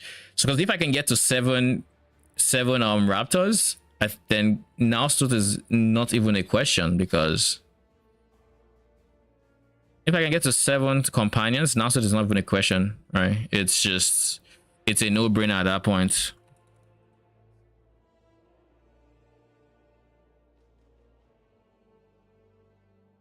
That said, I think I might want to try to offhand it. I did take the node that allows me to do that, right? It's like here, swords and offhand, yeah. So I still have access to my a scepter potentially. Let me check if there's actually any decent weapon that I should consider for the one-handed slots. I know Roman recommended what's his face. If I can get something that can actually give me like strength plus levels to strength, let me just make sure this works. I can't, because it would be primordial, and I can't use primordial because I have this. Can't do that. Okay, let's make sure there's no sets that even remotely matters for me. So far, doesn't look it.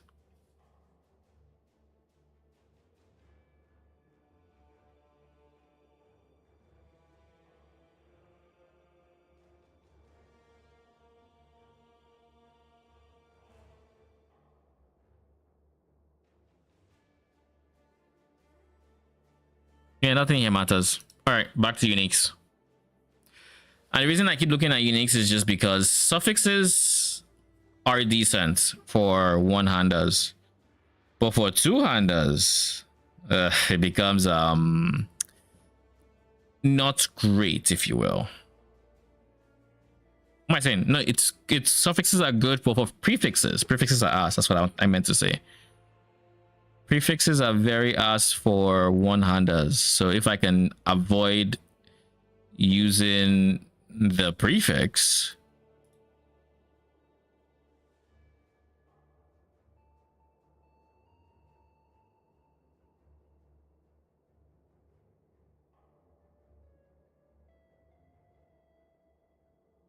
why do you keep going back to basic, my guy?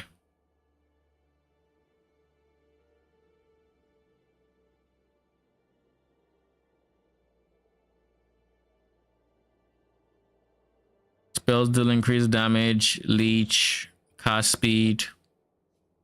Really isn't a bad wand. I think we'll just preemptively use this with like spell bowl, spell melee.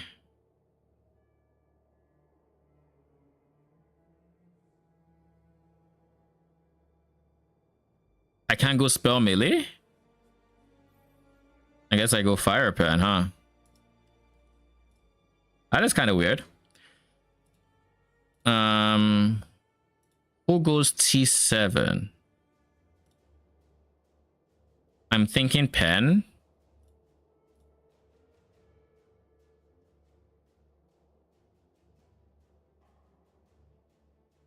Nah, it has a lot of effectiveness. It's this guy, 100% you. The spell has a lot of added damage effectiveness, so it just makes sense to have something like this. At least for now, tentatively. 42% less damage, still has... we should be at 7 max companions. Let's even say we have 45% less coming from here, because I think it goes down to 47. So that would be... these 7 would be doing the damage of basically 4 raptors. But the alternative is not having raptors. Are there any uniques that have applied to summon bear? Is there a way to actually check this? I think there should, right? If I go in here and I say raptor, does the one-handed sword show up?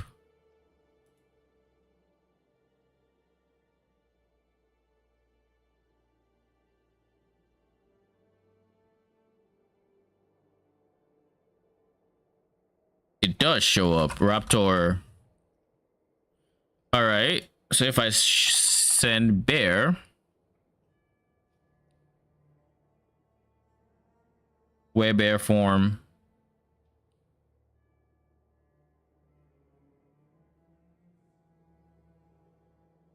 level of swipe,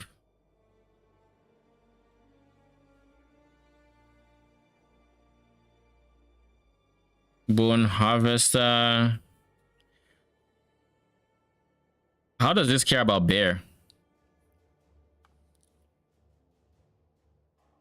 Where's the bear?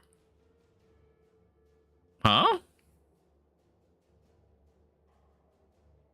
I have a feeling it's coming from somewhere here. It's not there. It's not here. What the fuck?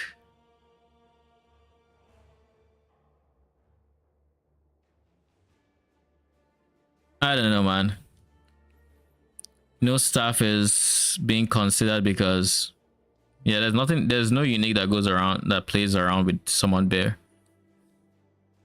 Scorpion. Wolf.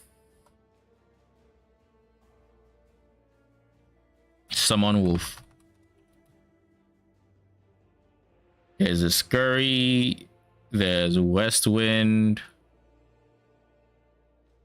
Wolves retaliate with lightning strike when hits.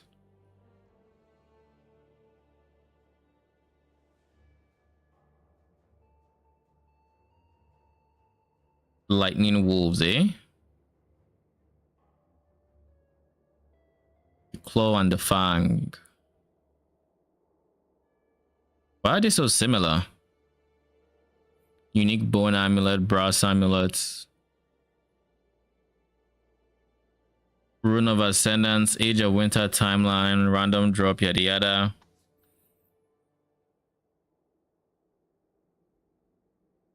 It makes it look like this one upgrades from this, but to my knowledge, there's no upgrade path or anything like that. All right, so we've looked through all the uniques. Nothing really calls my name or anything like that, so we just keep scaling dots. But now that we've decided to go now suits and we're going for a very specific dot scaling, we can now scale some. This is the level of all minions because we have to take it, like we just have to. Additional health, shared bonus damage reduced from crits. Sure. Why not? They get very tanky.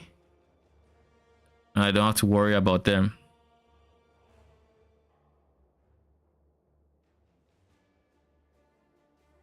Is there a way to just gain like all aspects? I wonder.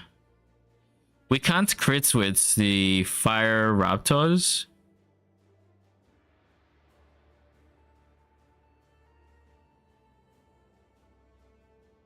No, we can't crit with them. So how are we scaling? Just... And I'm still not the biggest fan of having to hit the aspect of the Viper. Why do I have to be the one to get it?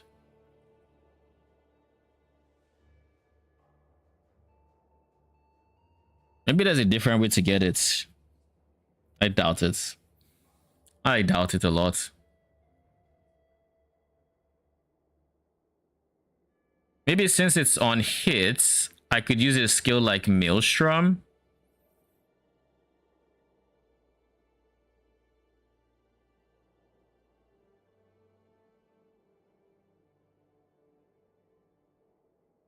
Where's ailments?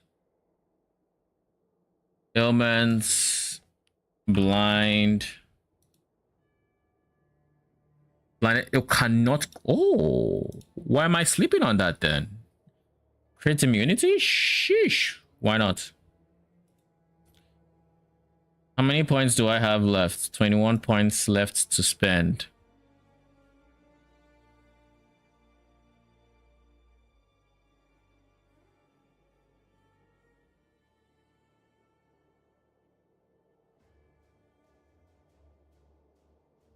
We have to spend 15 points to unlock this guy, so...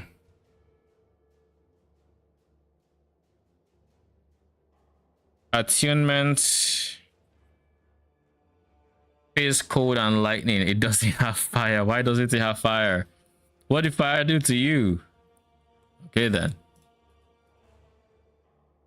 Increase CDR for Fury Leap and for Crow Storm. You and your minions have additional health, a chance to shock, and yada yada.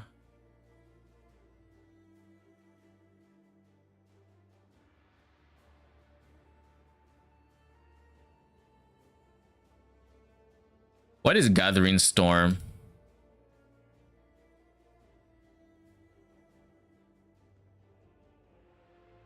Oh, you. It's actually, no, actually, we're not doing that.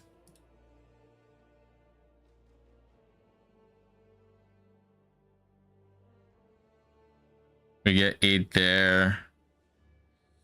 Nobody's kills off attunement, right? So it'd be literally just a waste. Literally just a waste. I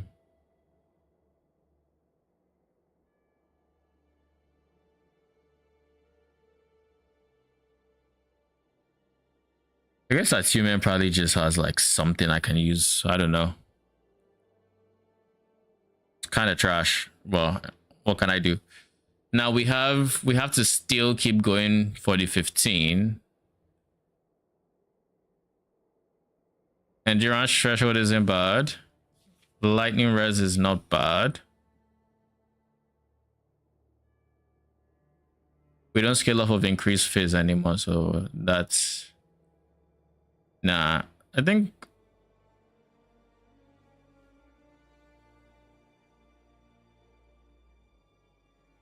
that's just going to be it.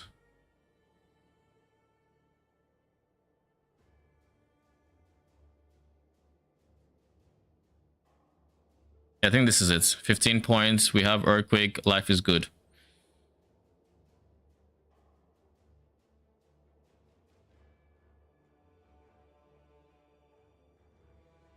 Droid. Do you have anything for me?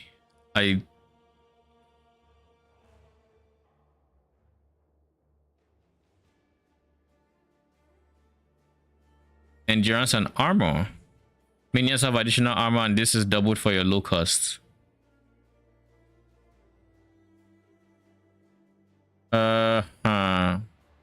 This is not bad. That is a very, very not bad defensive node. Wait, increase minion spell damage. Why don't I have this?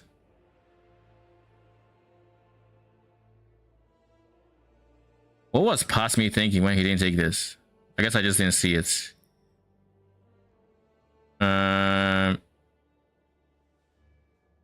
Probably want to skip out on that.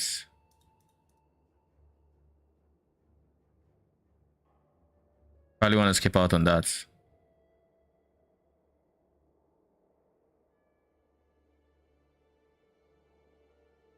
All right, and then this one's, we want to have 6 there, 100%. This is also fine.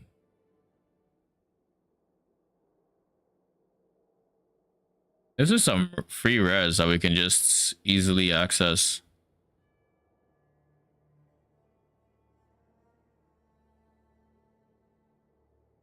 "14 endurance" is also not bad to take for 7 points.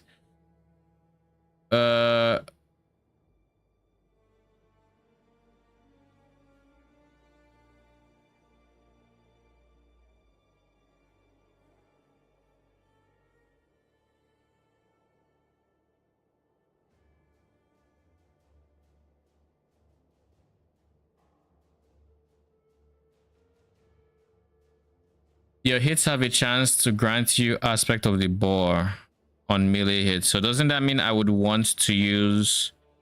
So if I keep Earthquake on my bar, I can use that to trigger aspect of the Viper and aspect of the boar. Can I only have one aspect? I don't think that's the thing, right?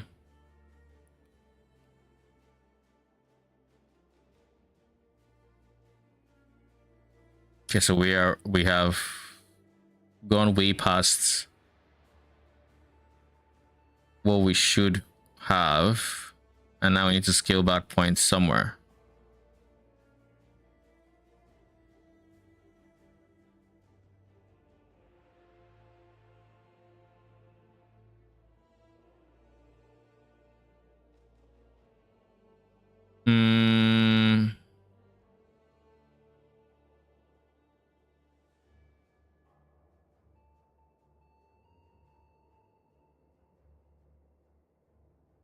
Strength, health regen, and then health regen for companions.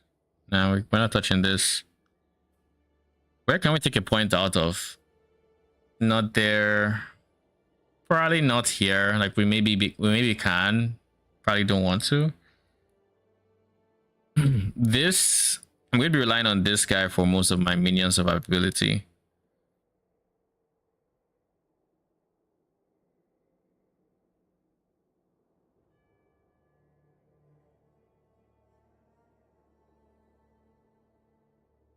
This is the only way to make them slightly tankier to crits. I think there's just genuinely nothing I can skimp on. That, and I guess this, right? This is not the most important. It's 7% damage. It gives companions spell damage scaling per strength, so we want as much strength as possible. So we really don't want to give up on strength from anywhere that gives strength. Speaking of anywhere that gives strength, do we have all our strength nodes? Yes, we do. And this only needs 3 points, so I think we do that actually.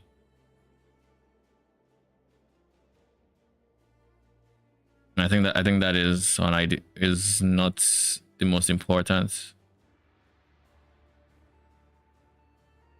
We go for more vitality, but but also not. I think this tree still has. Does he have anything?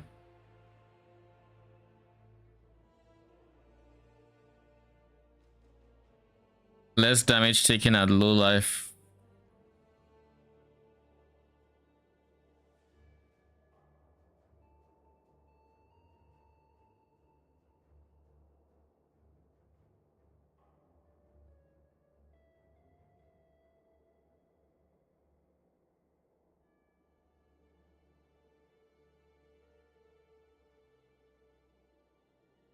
I can't put points here because that'd be too much, but Oh shit, this is strength. Why am I not using it?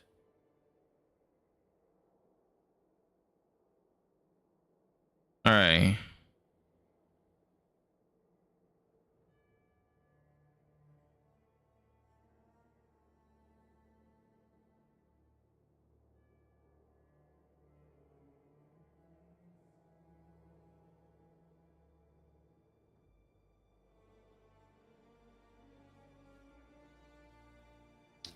I think this is a fine tree. We still have so much we need to figure out, but I think this is a decent skeleton of a build. I'm inclined to believe, at least. We still have to figure out idols. We kind of know what we're doing in terms of raptors. With this setup, we're going to have 6 raptors and 1 bear. And that bear is going to be casting Earthquake. But we have Earthquake apply as a damage over time. Well, their aftershocks are going to be applying as damage over time.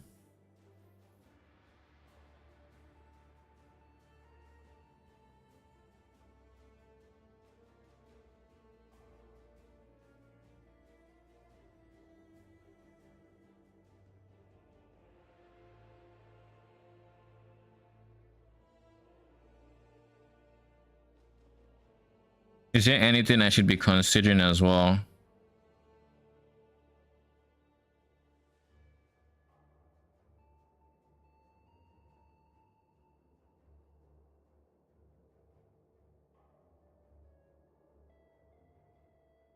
Deal more damage to chilled or frozen enemies.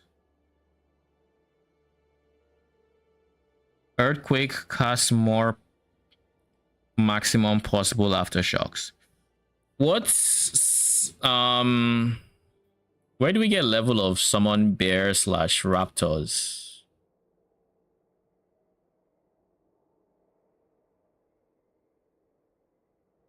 Raptor comes from chest. Bear does not.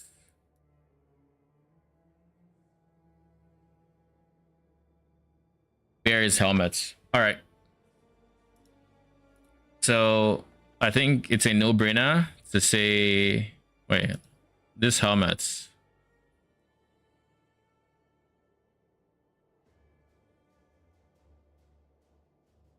You. Not that bad to get 2 LP.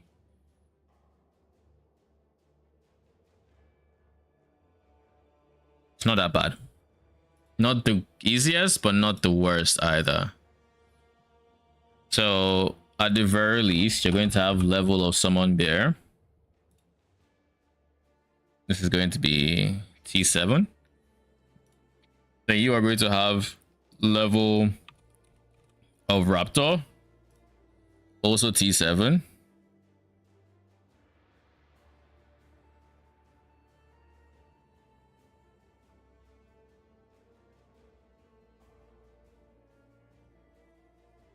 I actually do want more levels to Earthquake now that I think about it, because I would really like this guy. Doesn't have to be level 7 though. And if it competes with any of the others, then, you know. Hopefully it doesn't. Please don't. Of course it does. Getting level T7 and then T5 on a helmet just... it's not the most realistic, I don't think. So where am I getting levels for this guy? 24. So we have 2 coming from here. The remaining 2 come from Now's Tooth.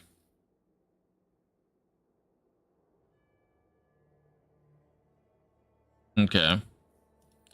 All right, let's see. First things first, though. We pick that up. Pick this up. I think we pick this up. Pick that up.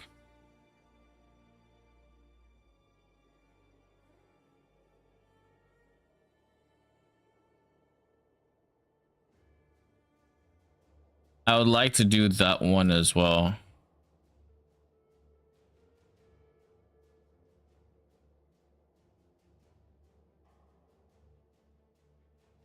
All right.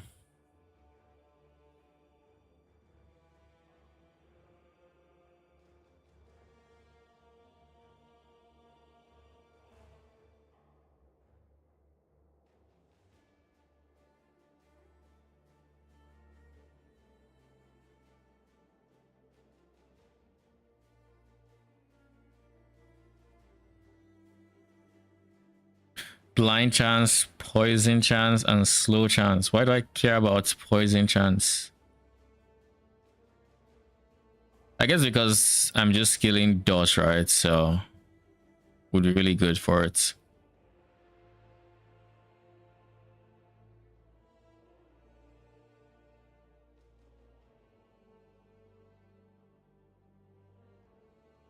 Does this actually apply to ignite?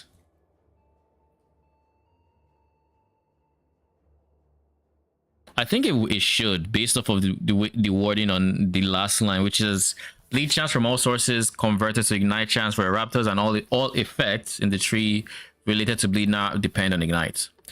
So I think this one would double ignite speed potentially. Could be wrong.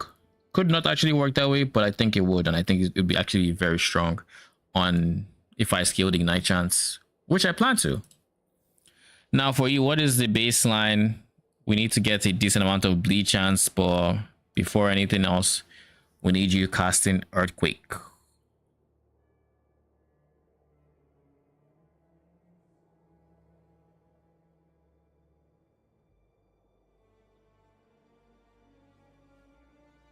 Your bear gains an additional charge for Earthquake. When you directly cast Warcry or enter this, your bear restores a charge. I think I'll take that just because of uptime. So whenever we're not doing anything, it could actually cool down into having a second one.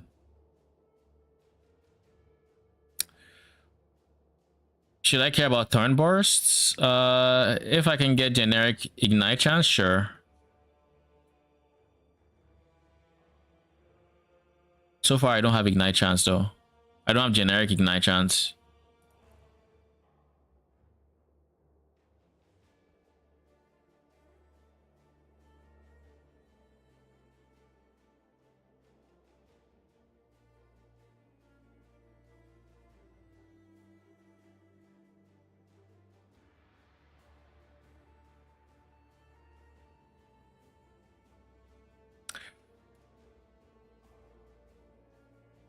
Is there a universe where... Nope.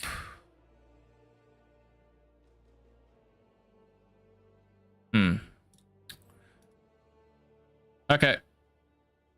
I mean, we have Earthquake converting...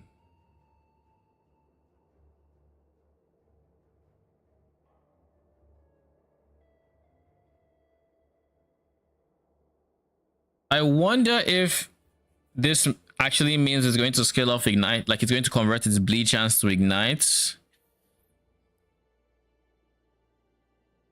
It's something that's worth exploring. Oh shit, you know, I just realized the bear actually has AoE on its tree as well.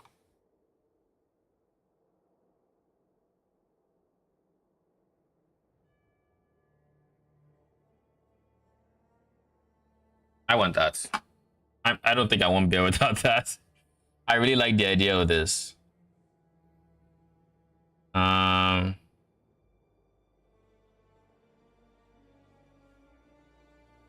does Swipe Tree look like? Is there a universe where I actually make a bear build that has Earthquake and Swipe and just make it its own solo minion doing its own thing, seeing as I can't make it take up more slots? I guess no, because even then I can still use wolves as support minions using Howl. And I guess, and I think Rampage only affects Raptors though. More damage, Leech. Claw Totem when Swipe kills an enemy or hits whatever. What is a Claw Totem?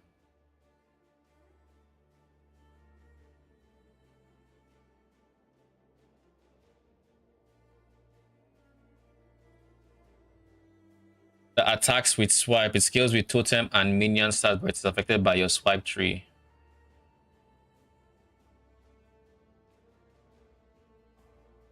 So wait. No matter how this plays out, if my bear were to summon a claw totem,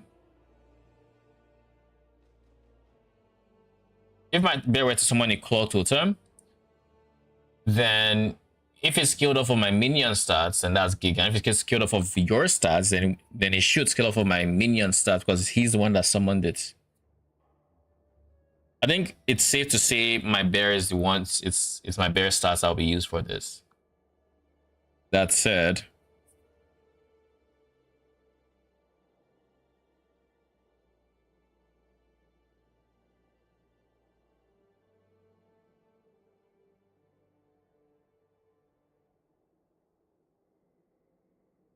we can make it lightning swipe.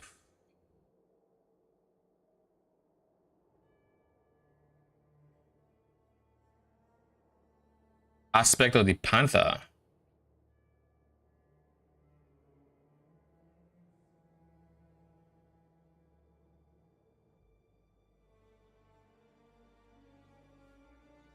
Okay.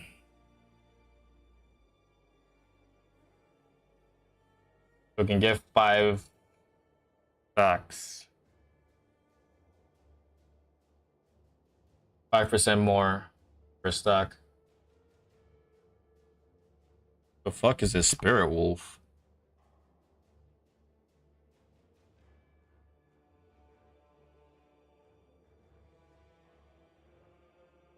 Hmm.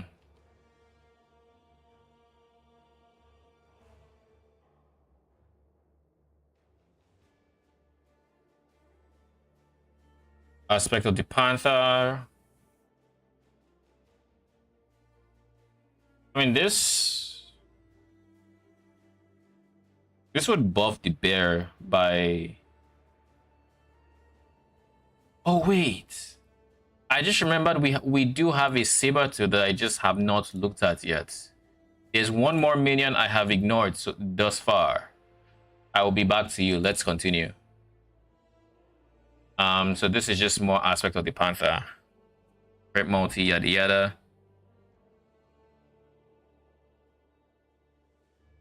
Low key, the more I look at these characters, the more the concept of an earthquake bear becomes more and more appealing. The idea of how much AoE I could potentially be scaling between both trees, and how I could also still just get like AoE coming from an item like this, to really just scale that AoE, have the bear proc AoE like earthquake once, and the shockwaves do decent damage. Or cover decent ground. So even though it's a 1 minion playstyle, technically, its clear wouldn't suffer for it. Scaling wise though,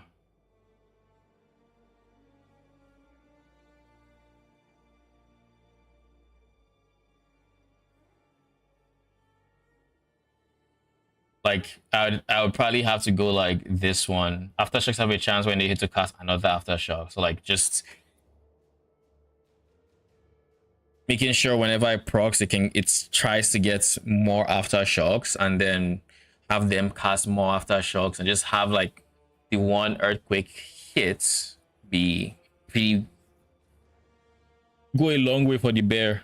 I think that would be the best way to scale an earthquake bear build. Really like the concept of that, to be honest. Swipe so far hasn't impressed me. It really hasn't. So we've seen Spirit Wolf, we've seen Lightning Convert, we've seen Claw Totem. What else is there? More damage in a larger area.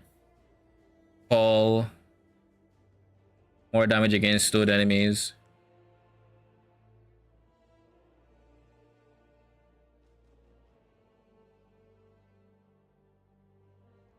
Maybe this can be used for enrage or for something else. I assume it's going to be the nearest companion to the bear. More damage and slows. Or has a cooldown. I mean, already had a cooldown. For the bear, at least. Okay. And I think this is the last line, which is just bleed, shred fizz. Useless for the bear. Alright. Like I said, swipe didn't impress me. Earthquake so far seems like the most fun with bear. Then we have Sabertooth, who has baseline. What does Sabertooth have? So this just gives it cold damage. With melee and spells, the Sabertooth casts spells, right? Becomes an ice tiger, converting its face to cold. Yada yada. All bleed converts to frostbite. Yada yada. More melee damage. Frostbite and chill on hits. Freeze rate multi. And then cold melee damage based on your dexterity.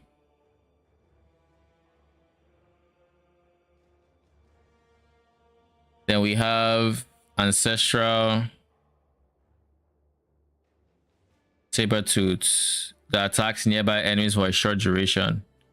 Trigger a limited number of times per 5 seconds. 10% chance, and it lasts 4 seconds.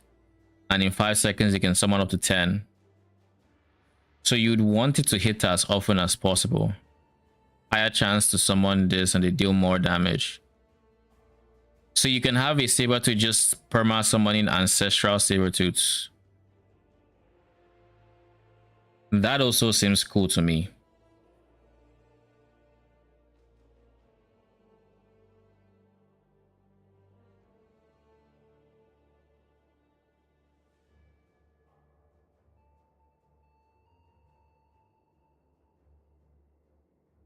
Have increased duration per point of attunement, and your Sabertooth gains attunement scaling equivalent to its strength scaling. And it already has pretty decent strength scaling. Okay. I like this so far. Like, I like this pathway it has. Bleed chance, more dots, attack speed, flurry swipes.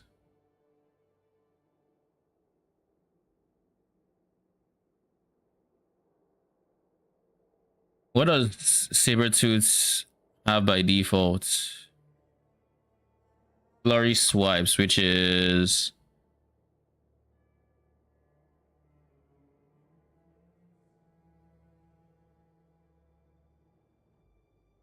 it doesn't read as a description, but this is just a swipe.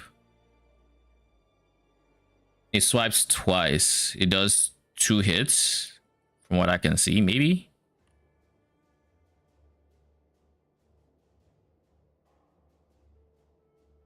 This has a description, yet this doesn't. Releases 3 swipes in rapid succession, so it's 3, not 2. All right. And that's what this is scaling. Gains frenzy after using that. Leech when it's low. Attack speed. Chance to use flurry swipes, so you don't have to press it. More melee damage, and its melee attacks have increased area. Stun. Crit chance. Crit multi. So this can get 15% flat crits. It's kind of wild.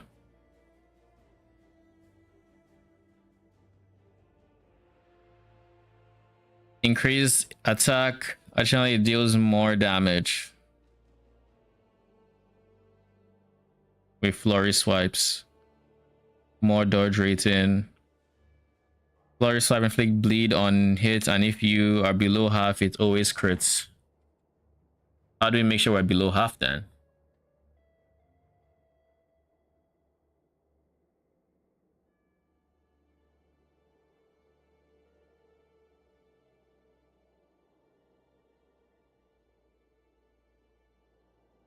All physical. Okay, physical. Okay. Why would I care much about that?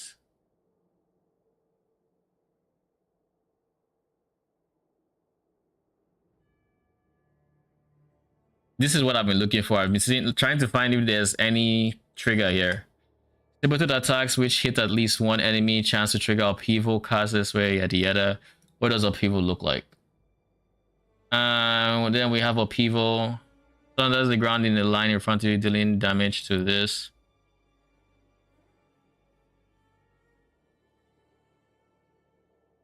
And then you can get up to 20% chance to cast upheaval on attack. What does it mean by multiple fault lines? Wider area, travels further, no longer skills with increased attack speed. 10 phase and cold. Area while using mace. Bleed chance while using axe. Cold penalties and stuff. More damage and has higher chance to stun. Shockwave. A melee physical subskill.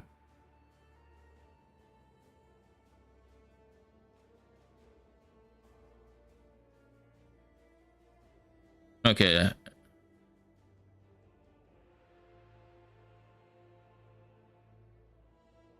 Okay, more shockwave.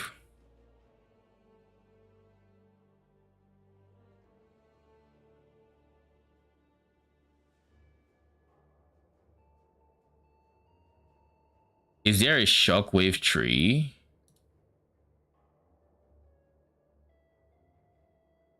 No, right? Okay, just making sure. My mind, I was about to do some heavy theory crafting there. All right, split into 3 fault lines in front of you, but additional mana hit by 1 fault line at a time. Upheaval totems now have less attack speed. 5 in a star. +1 fault line. Like, these are all fine if my sabertooth is casting it. So does it describe what a fault line is? That just, does it just have like, is it like a case of that is called a fault line, and instead of having 1 it has 3? I guess it probably means that exactly. And then when upheaval is currently being cast, then the chance for it to be cast again is halved, because upheaval probably can proc itself off the sabertooth, which is kind of cool if that is the case.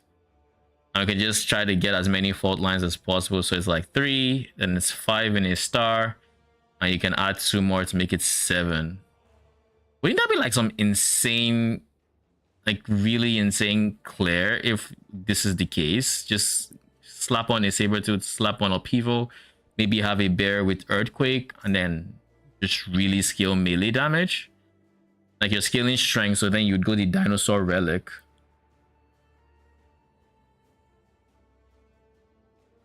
And it's all physical, so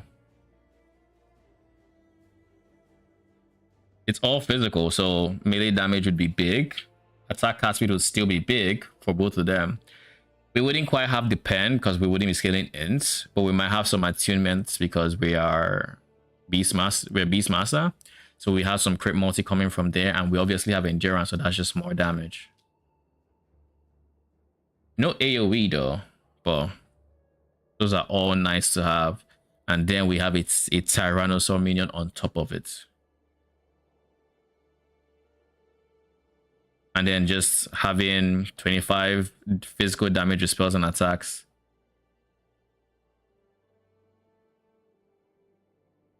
Wait, so this only applies when your Tyrannosaur roars? What is the CD on that then? And what is the duration? I'm just now reading the fine print there. I don't think I've heard many people talk about the simple fact that that actually has potentially duration.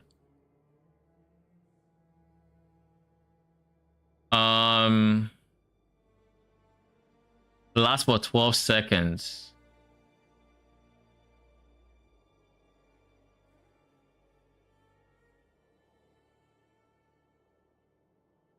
Also grants frenzy. Roar applies frailty, slow, and shred. but we don't know the CD of it. Do we? Maybe we do.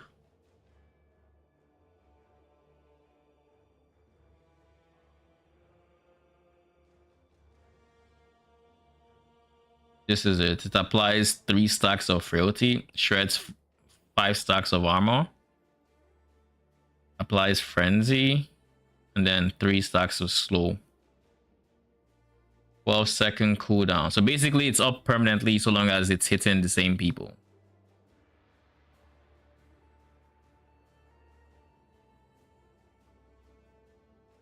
Okay, you know what we're going to do? I really like the idea of having upheaval because they both scale with area, right? I really like the idea of having... I almost clicked something I would have regretted clicking. But I like the idea of having upheaval, which I think also scales off area, but I could be wrong. But upheaval and earthquake, and then scaling these 2 minions as my 2 minions of choice, ignoring raptor completely, being fine with like, I think I would have what, 2, I guess I could still have a raptor. Only thing is it would have to be a melee, it would have to be melee raptor, and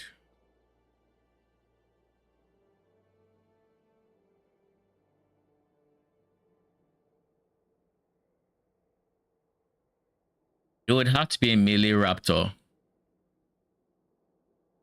which is fine. It's not a big deal.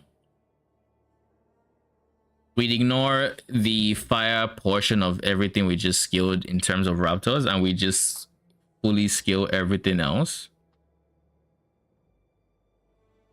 We'd go enrage scaling, we'd go melee damage.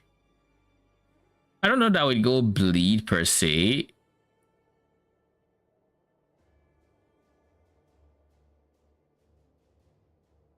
This is what I was looking for that time.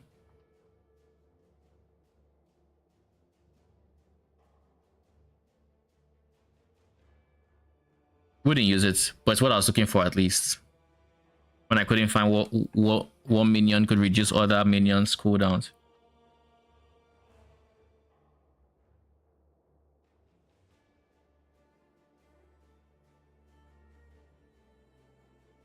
So let me see.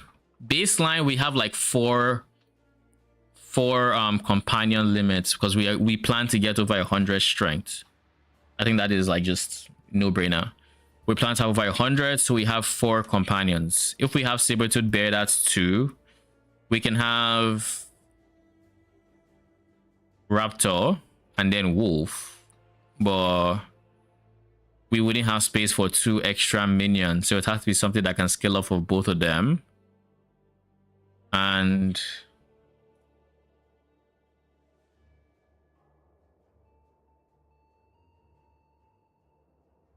I guess Scorpion can kind of do that.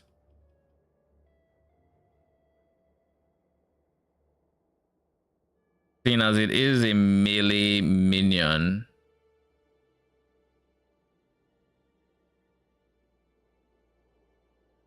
No, it does mostly poison.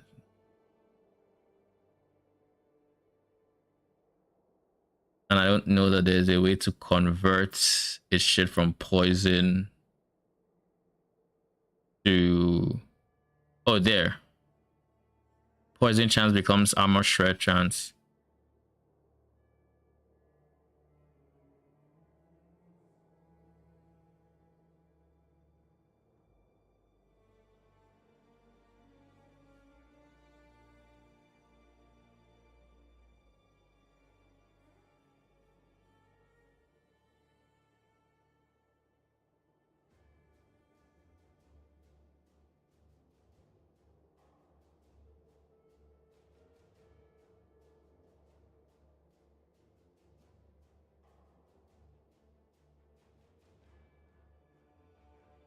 Nah, it's not going to be a Scorpion angle.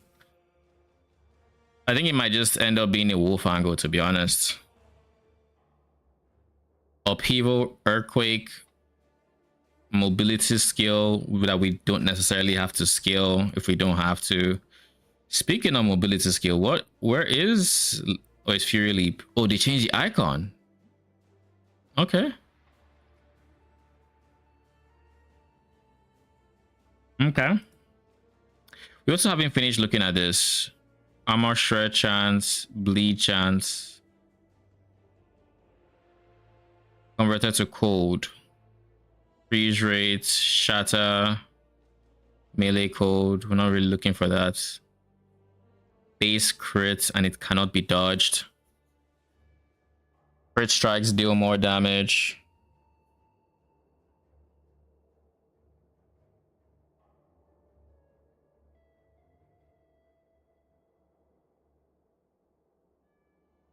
We wouldn't go for this on the minion, even though it'd be kind of funny. Wouldn't do that. When you directly use what's wouldn't. Wait, doesn't this count as directly using? No, this is triggering, unlike the bear who directly uses. But I guess this might also just mean me. When you directly use upheaval and hit at least one enemy, you gain a stack of earth shattering up to max, causing your next fury leap or earthquake to consume all stacks to gain physical pen and increase area per stack. It's not even that important. I think it's a trigger. Yeah, for the summon bear, right? It says your bear can use earthquake, and I would like to believe when the bear uses earthquake, it doesn't count as trigger, because like the sabertooth actually says trigger, so they do use the verbiage. Like when your sabertooth leaps, it uses upheaval when it lands. Wait a second, this has a chance to trigger, but then when it leaps, it just does it. I didn't even see this one. Okay. It's probably still a trigger, to be honest. Like, it's probably still a trigger.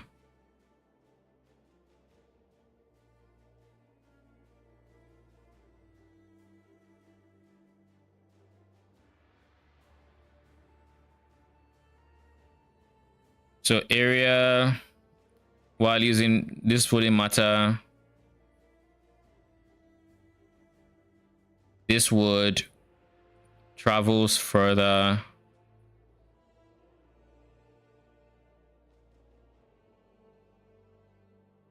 I don't think I care. I don't think my sabertooth cares about attack speed.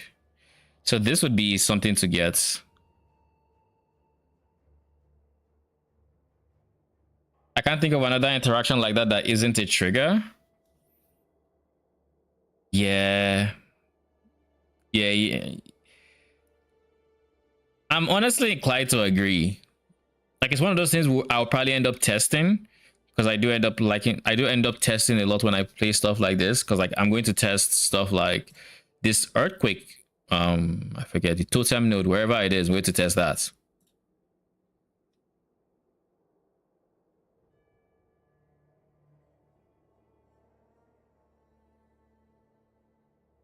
So there's two concepts I can make out of Primalist minions right now that are very cool and I would enjoy and I would like to run.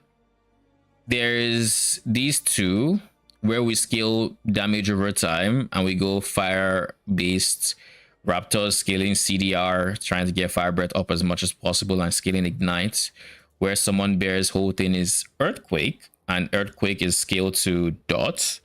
And then there's these two, bear and sabertooth, where instead of going chorus of the Annie Rock, we'd be going the dinosaur relic, and we'd be scaling physical melee and having earthquake and this just be physical melee abilities that do a ton of damage pretty much.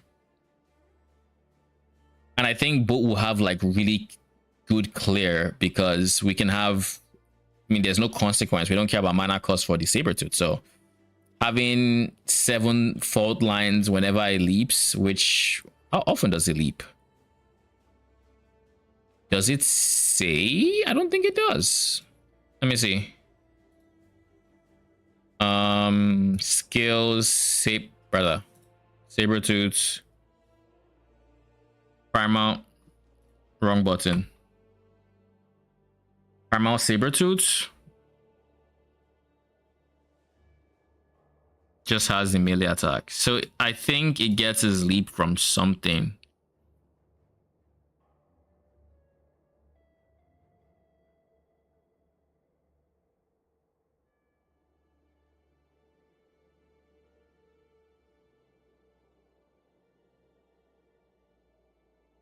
Where does he get leap from? Does he just leap by default?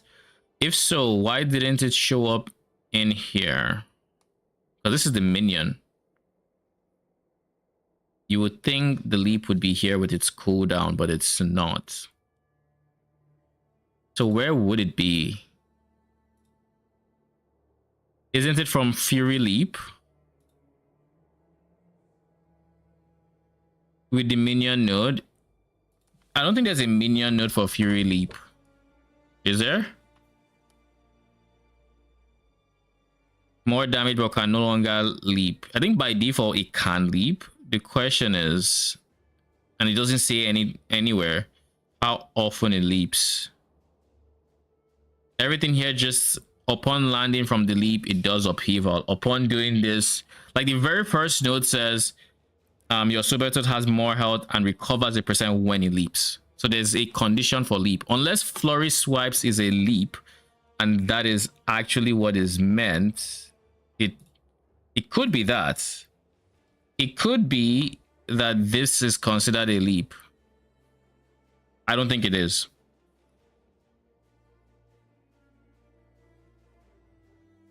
Minions leap with you. With Fury Leap. Is there actually a node like that?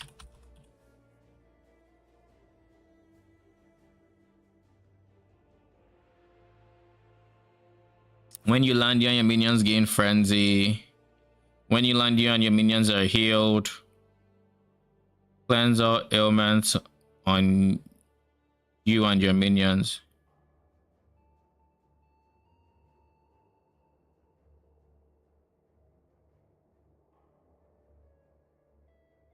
When your wolf, Sabertooth, and Raptor's companion leap with you.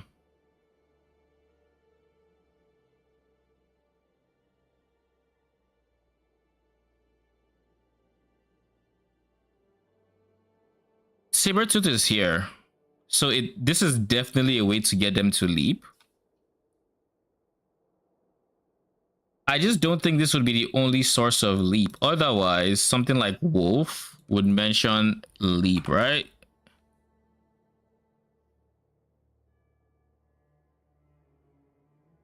Like this gives wolves a leap attack.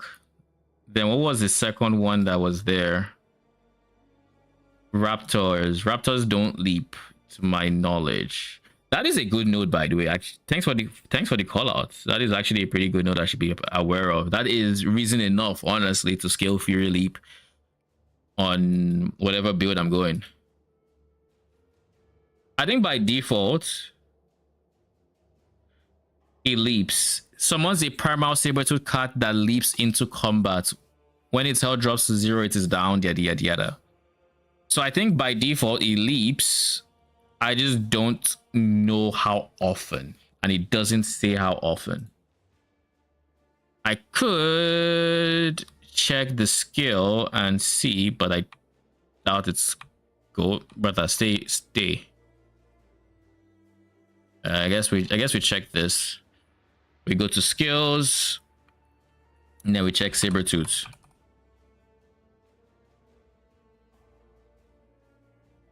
It says that leaps into combat. I think by default it leaps, but like it doesn't. It gives us no information on how often it is. It says 4-second cooldown, but I think that is just not for the leap. I think this is for something else, like for activating its ability. Maybe, I don't know.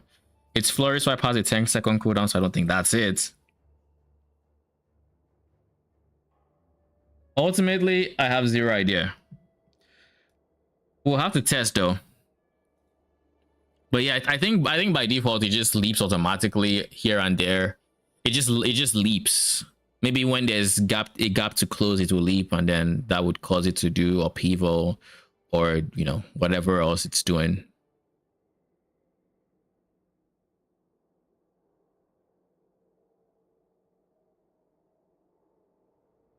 Now, which of these builds interests me more?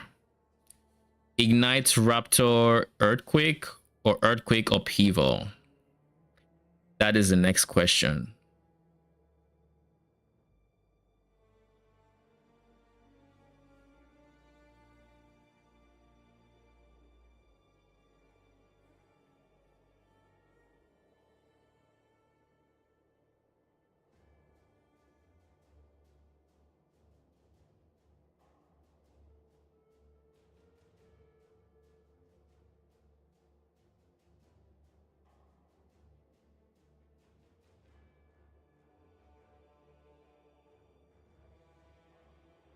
Where does Sabertooth's level spawn? I suspect it's going to be here, but I could be wrong. Let's see. I knew it. I don't know why I knew it, but I knew it. It just seemed like a relic type of a relic angle.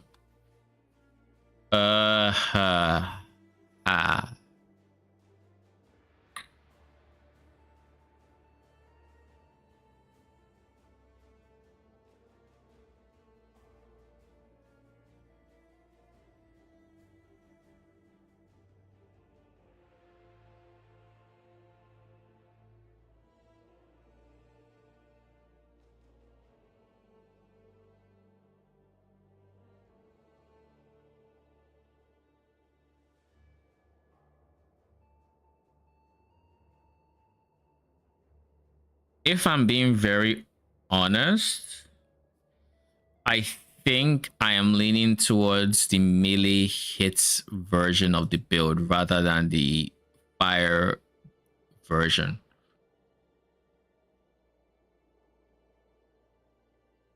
Now, before I think too hard about it, let me actually consider what the general playstyle is going to look like. Every 6 seconds, which we cut down to... How long? We cut it down to... This is just 40%. Ugh. Can we get CDR here? Can we get cooldown?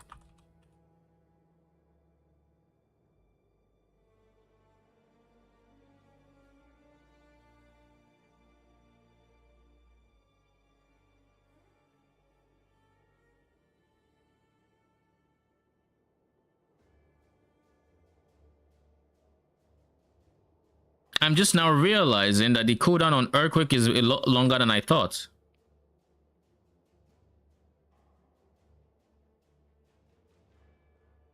Melee hit seems like it just works and gets better with T-Rex versus Ignite being wonky until you get good LP stuff.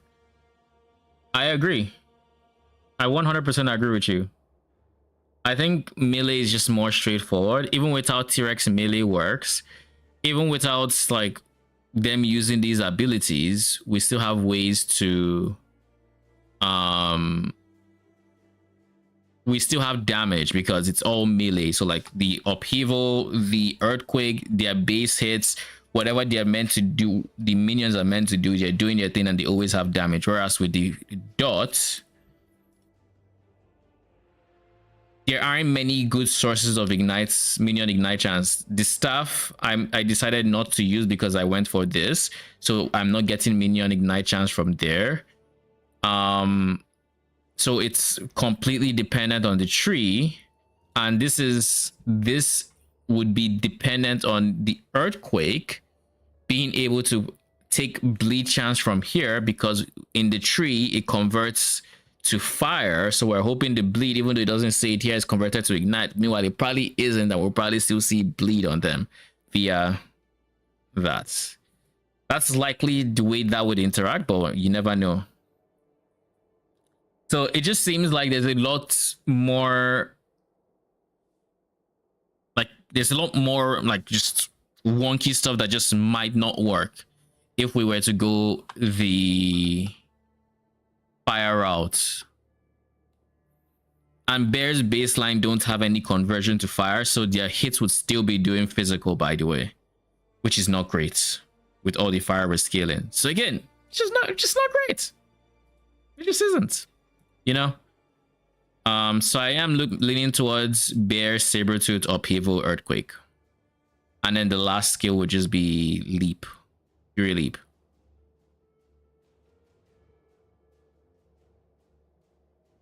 It might be Fury Leap. I shouldn't say it 100% is because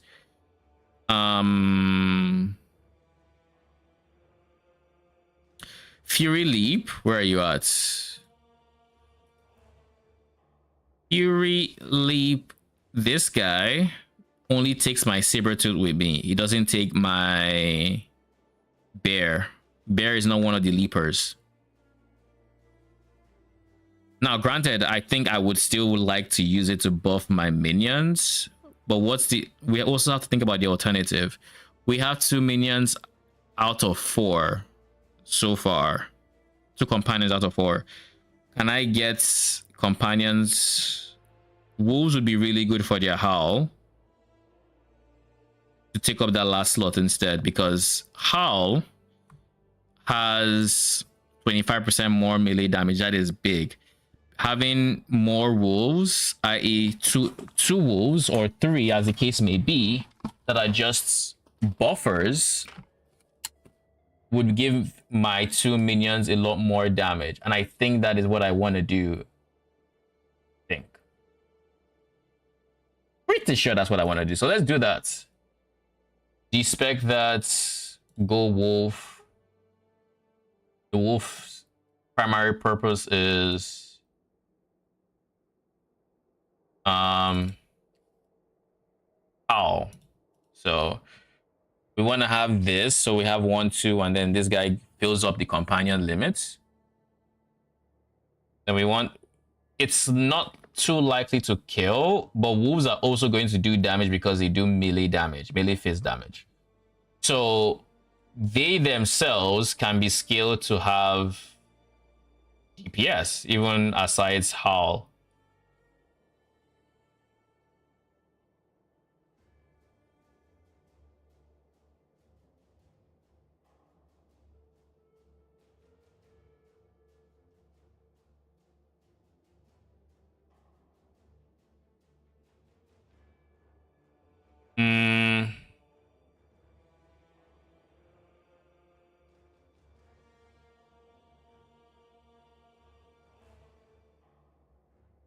More damage, more code.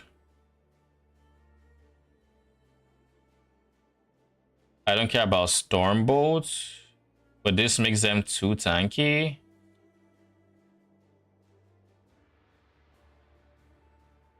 We're not scaling spell, yeah. All right, so I think the top arc is where I would have to go.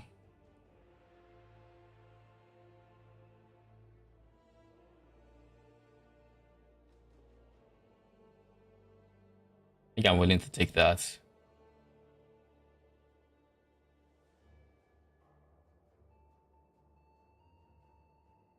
Chance to chill or Stormbolt. Probably just chill, and that's.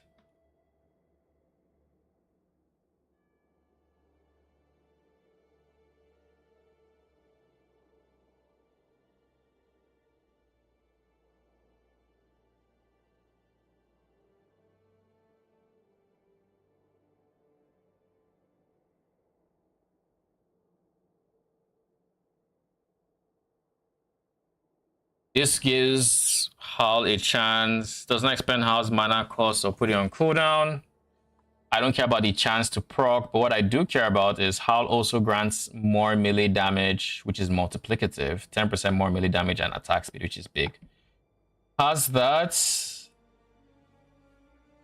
What is Ice Bite? Deals melee cold damage, just damage skills with your wolves increase in melee and cold, but not fizz. Deals higher damage in a larger area with a 6-second cooldown. Remaining cooldown is recovered every time the wolf hits an ability other than Ice by including their basic attack. These guys can't convert to cold, right? I believe so. So we do care about crits.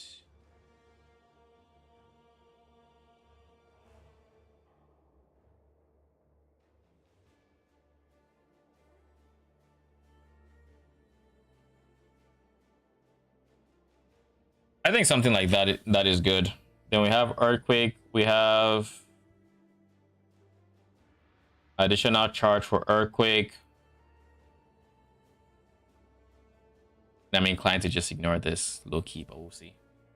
We're not going to have these skills on our bar, so we do still have access to Fury Leap.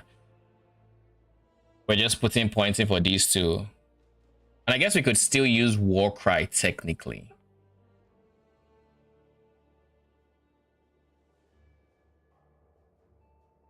I value not needing to scrape by without a specific unique a lot at League Start since I don't do merchants, which makes a lot of sense. This is my first League Circle of Fortune, so I have limited experience with COF.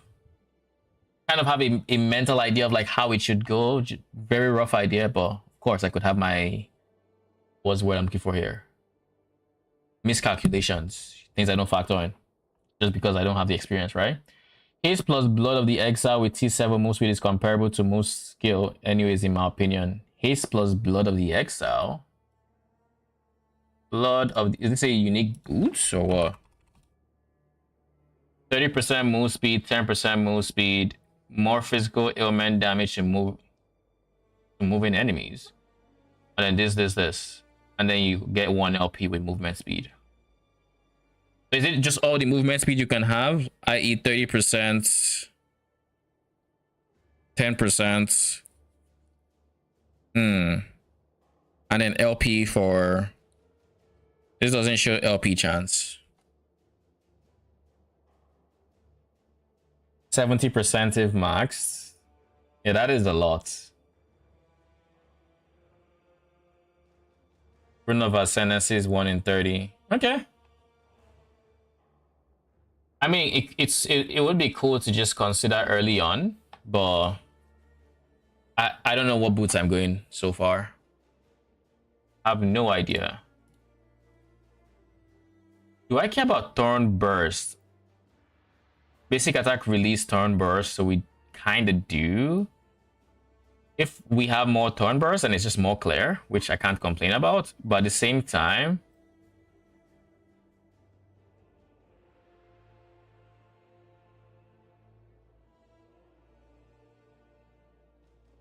I think there are better uses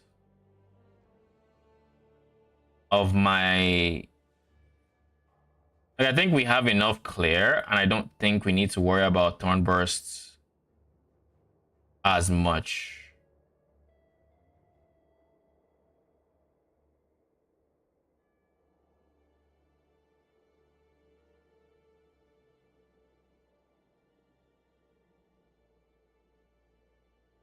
This is area of effects.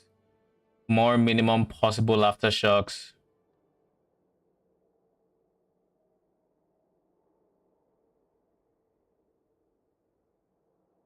This converted to fire, but we're no longer going to convert it to fire.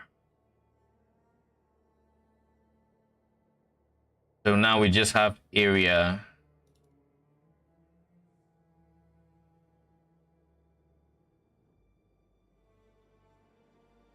So this gives me 3 minimum aftershock charges. So we go from 2 to 5 minimum. And then it takes my maximum from 4 to 6. So it becomes 5 to 6 maybe? Yeah, 5 to 6.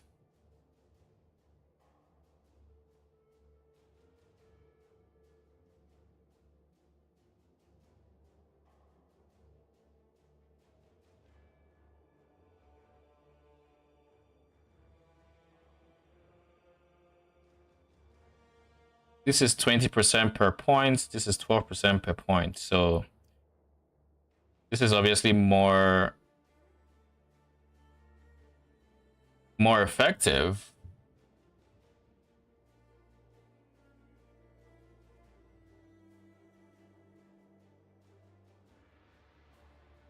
This is more effective. But I fear that it is going to...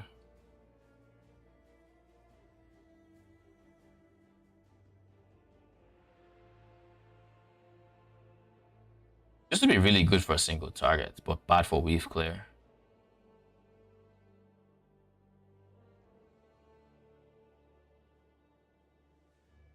And I think it would be bad for because it also adds CDA to this shit, which is not great.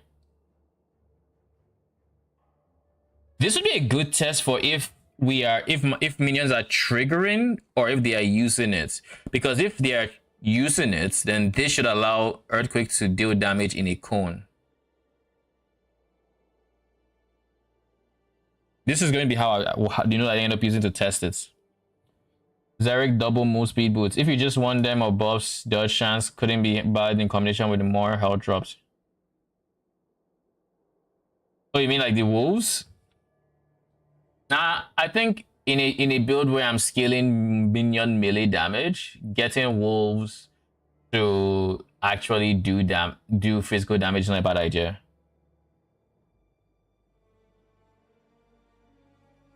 We have 3 points left, and I think I'm going for just more damage and more damage.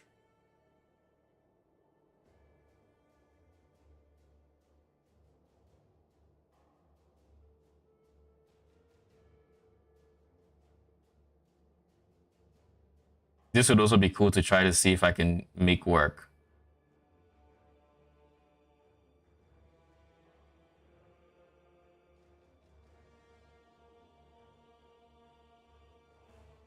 So we'll see how this goes. I think with all the multiplicative damage bonuses we have there, plus all the multiplicative damage bonuses we can get on this tree, it should be very effective.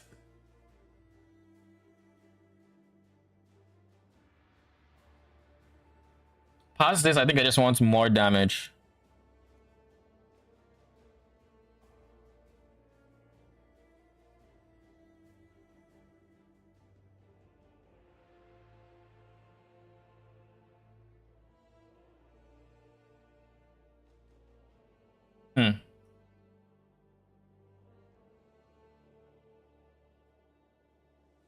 Wait, do my minions actually scale off of bleed? Because I can make bleed work. Like I can have my wolves apply bleed so that you guys scale better with bleed, if that is the case.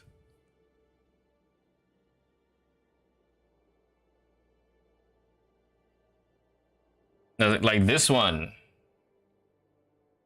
I mean, I'm not going bleed scaling currently, so it's not the greatest.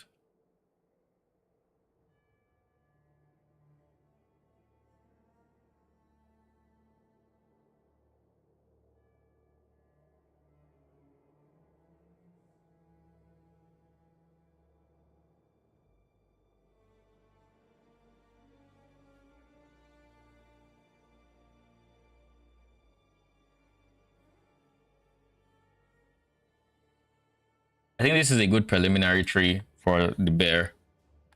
Then the saber tooths.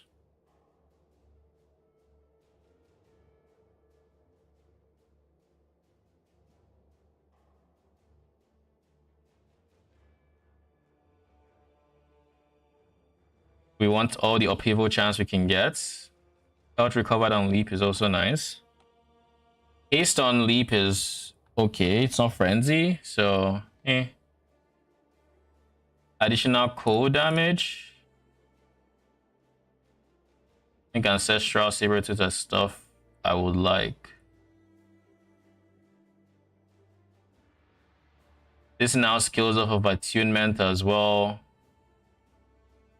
We don't care about attunement, right? Nothing here scales off of attunement except you. So this might be a waste of a point, to be honest. So now you have a chance of casting upheaval and also summoning an ancestral saber-tooth. Now I need to know if ancestral saber-tooth scales off of your tree. I don't know if they do or not. Wrong button.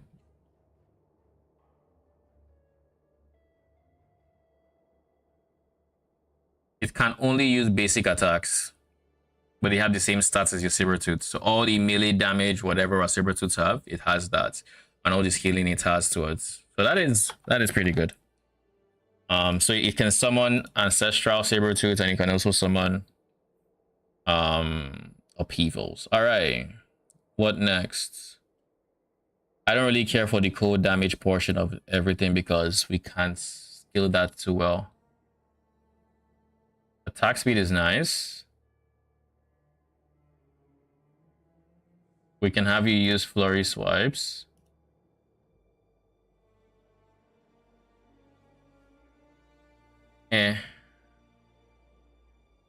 Flurry swipes is honestly not a bad one. We need all the area we can get. And no longer leap is not an option.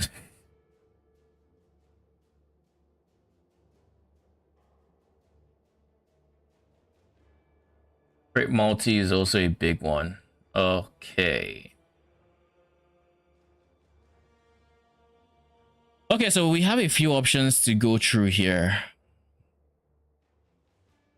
We can go for crit multi, which, I mean, I think whatever we end up going for, which is likely going to be this guy with this build, we can go level of Sabertooth.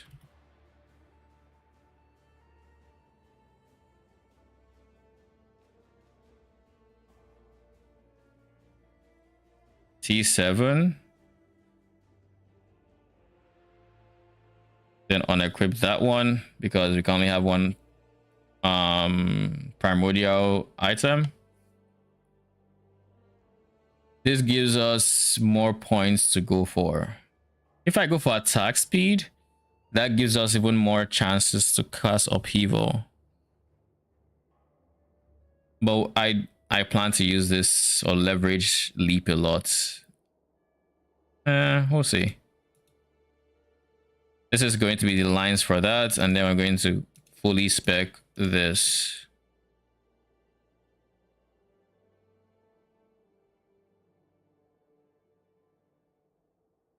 So this gives us 7 fault lines, and then we want to scale area.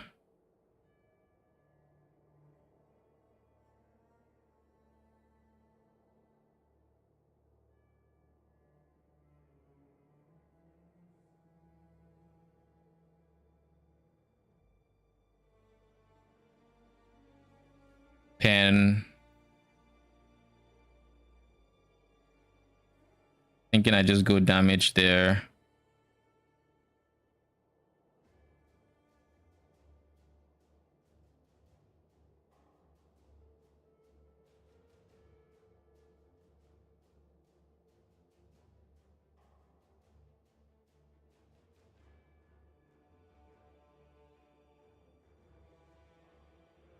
When a wave hits enemy has a chance to release a shockwave, a melee physical subscale. Shockwave cannot hit enemies already hits by upheaval and vice versa.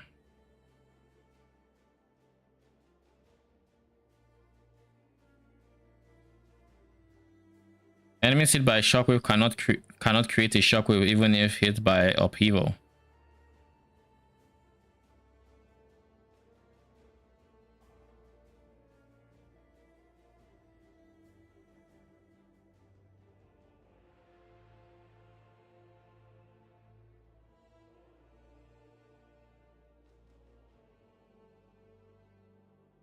This would be good clear,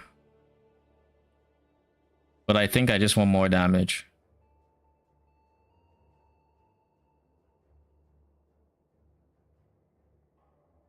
Where it's range, I got 42% here.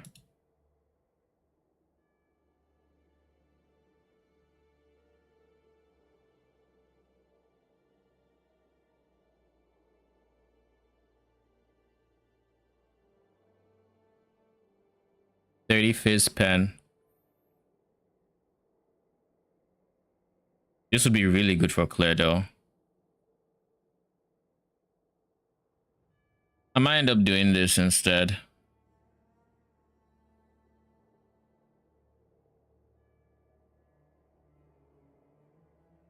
We'll see. I'm kind of torn, but this is likely what we're ending up with. But we have to drop Now's Tooth, which gave 2 to all melee minion skills and melee attacks. So Everything we just leveled up, we need to take away 2 points from it.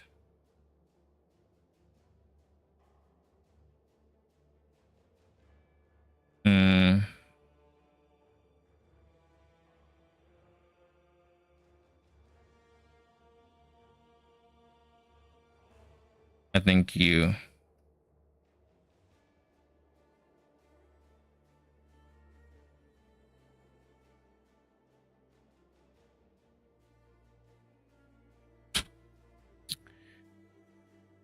Bear has one too much, so we take away that. You have 3 too little. Why do you not have enough? Doesn't matter. We go for more damage.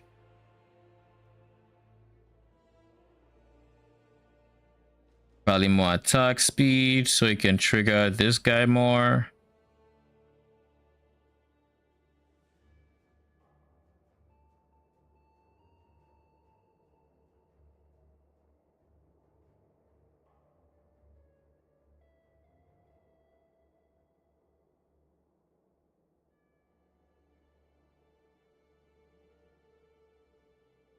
Bleed chance. Did I take the node? No, I didn't, so I shouldn't care. Okay.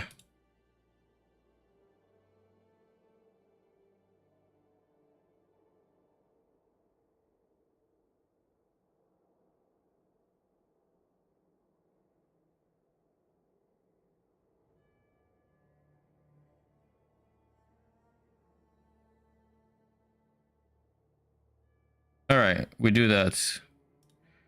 Maybe we do this. We can't actually use this until we get, I think, 3 points. 3-point requirement. Something like that. But yeah. All right, I think this is a fair. We have skills done, we have passives done. We just need to deal with equipment. But unfortunately, I am getting kind of tired. So, oh my god, no. The hell?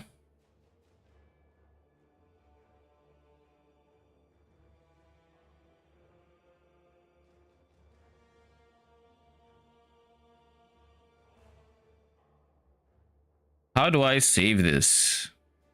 Save/load.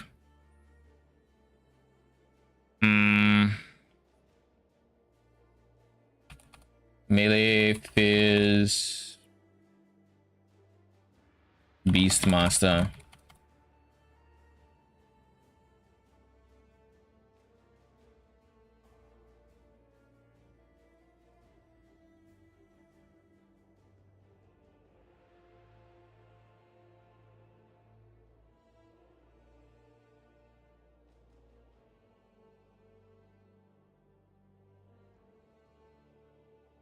So I assume this now means I can save, right?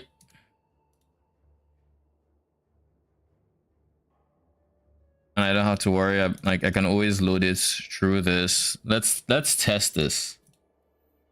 Let's just test it. Just an empty thing. My profile.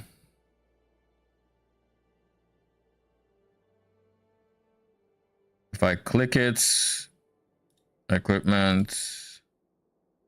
All right, I just need to make sure I do not click the save icon beside it here.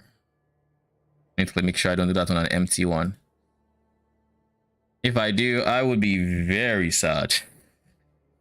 Extremely so. I really like the idea of redirecting as much damage as I am to my minions, because this being up to like a 20%, 10% on my tree, right? We had like a 10% coming from here. Here. One of you had a 10%. I just don't remember which one. I also need to revisit this because this is no longer necessary. Actually, it still kind of is, because companion attack speed is still big, but I need to revisit this with the idea of I am coming here for melee fizz now instead of, you know, what I had before. So, but sure, I could just update profile here. That actually saves, you know, That's pretty chill. Anyways, I will deal with all of that tomorrow, I think. Let us see. So tomorrow, the current game plan is we're going to be live for PoE2 stream, or reveal. Then we're going to be talking about that for quite a bit. But once we are done there, if I still feel up for it, I will come back and I will tweak this build. That I think is the game plan.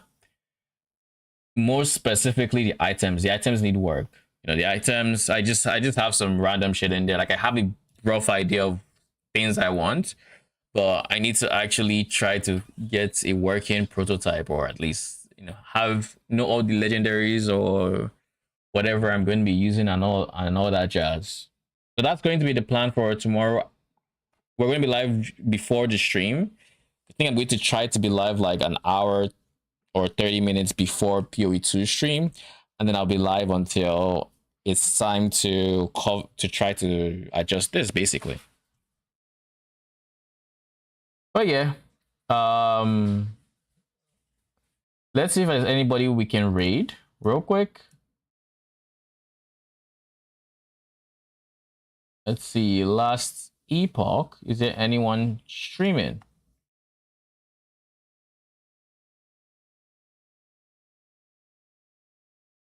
We have Karn, Mr. Sleepy Cat, Dino Practice,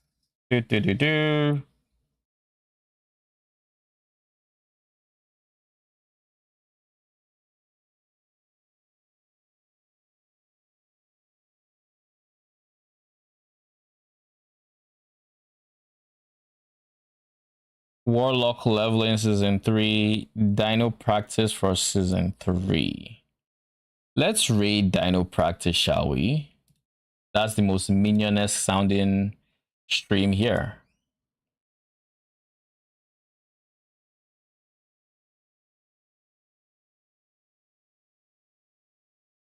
There, that's the one. All right, guys, thanks for stopping by. Appreciate you. Perry, thank you for the raid again. Really appreciate it. Hope you had a fantastic stream. I will be back tomorrow. Till then, have a good night.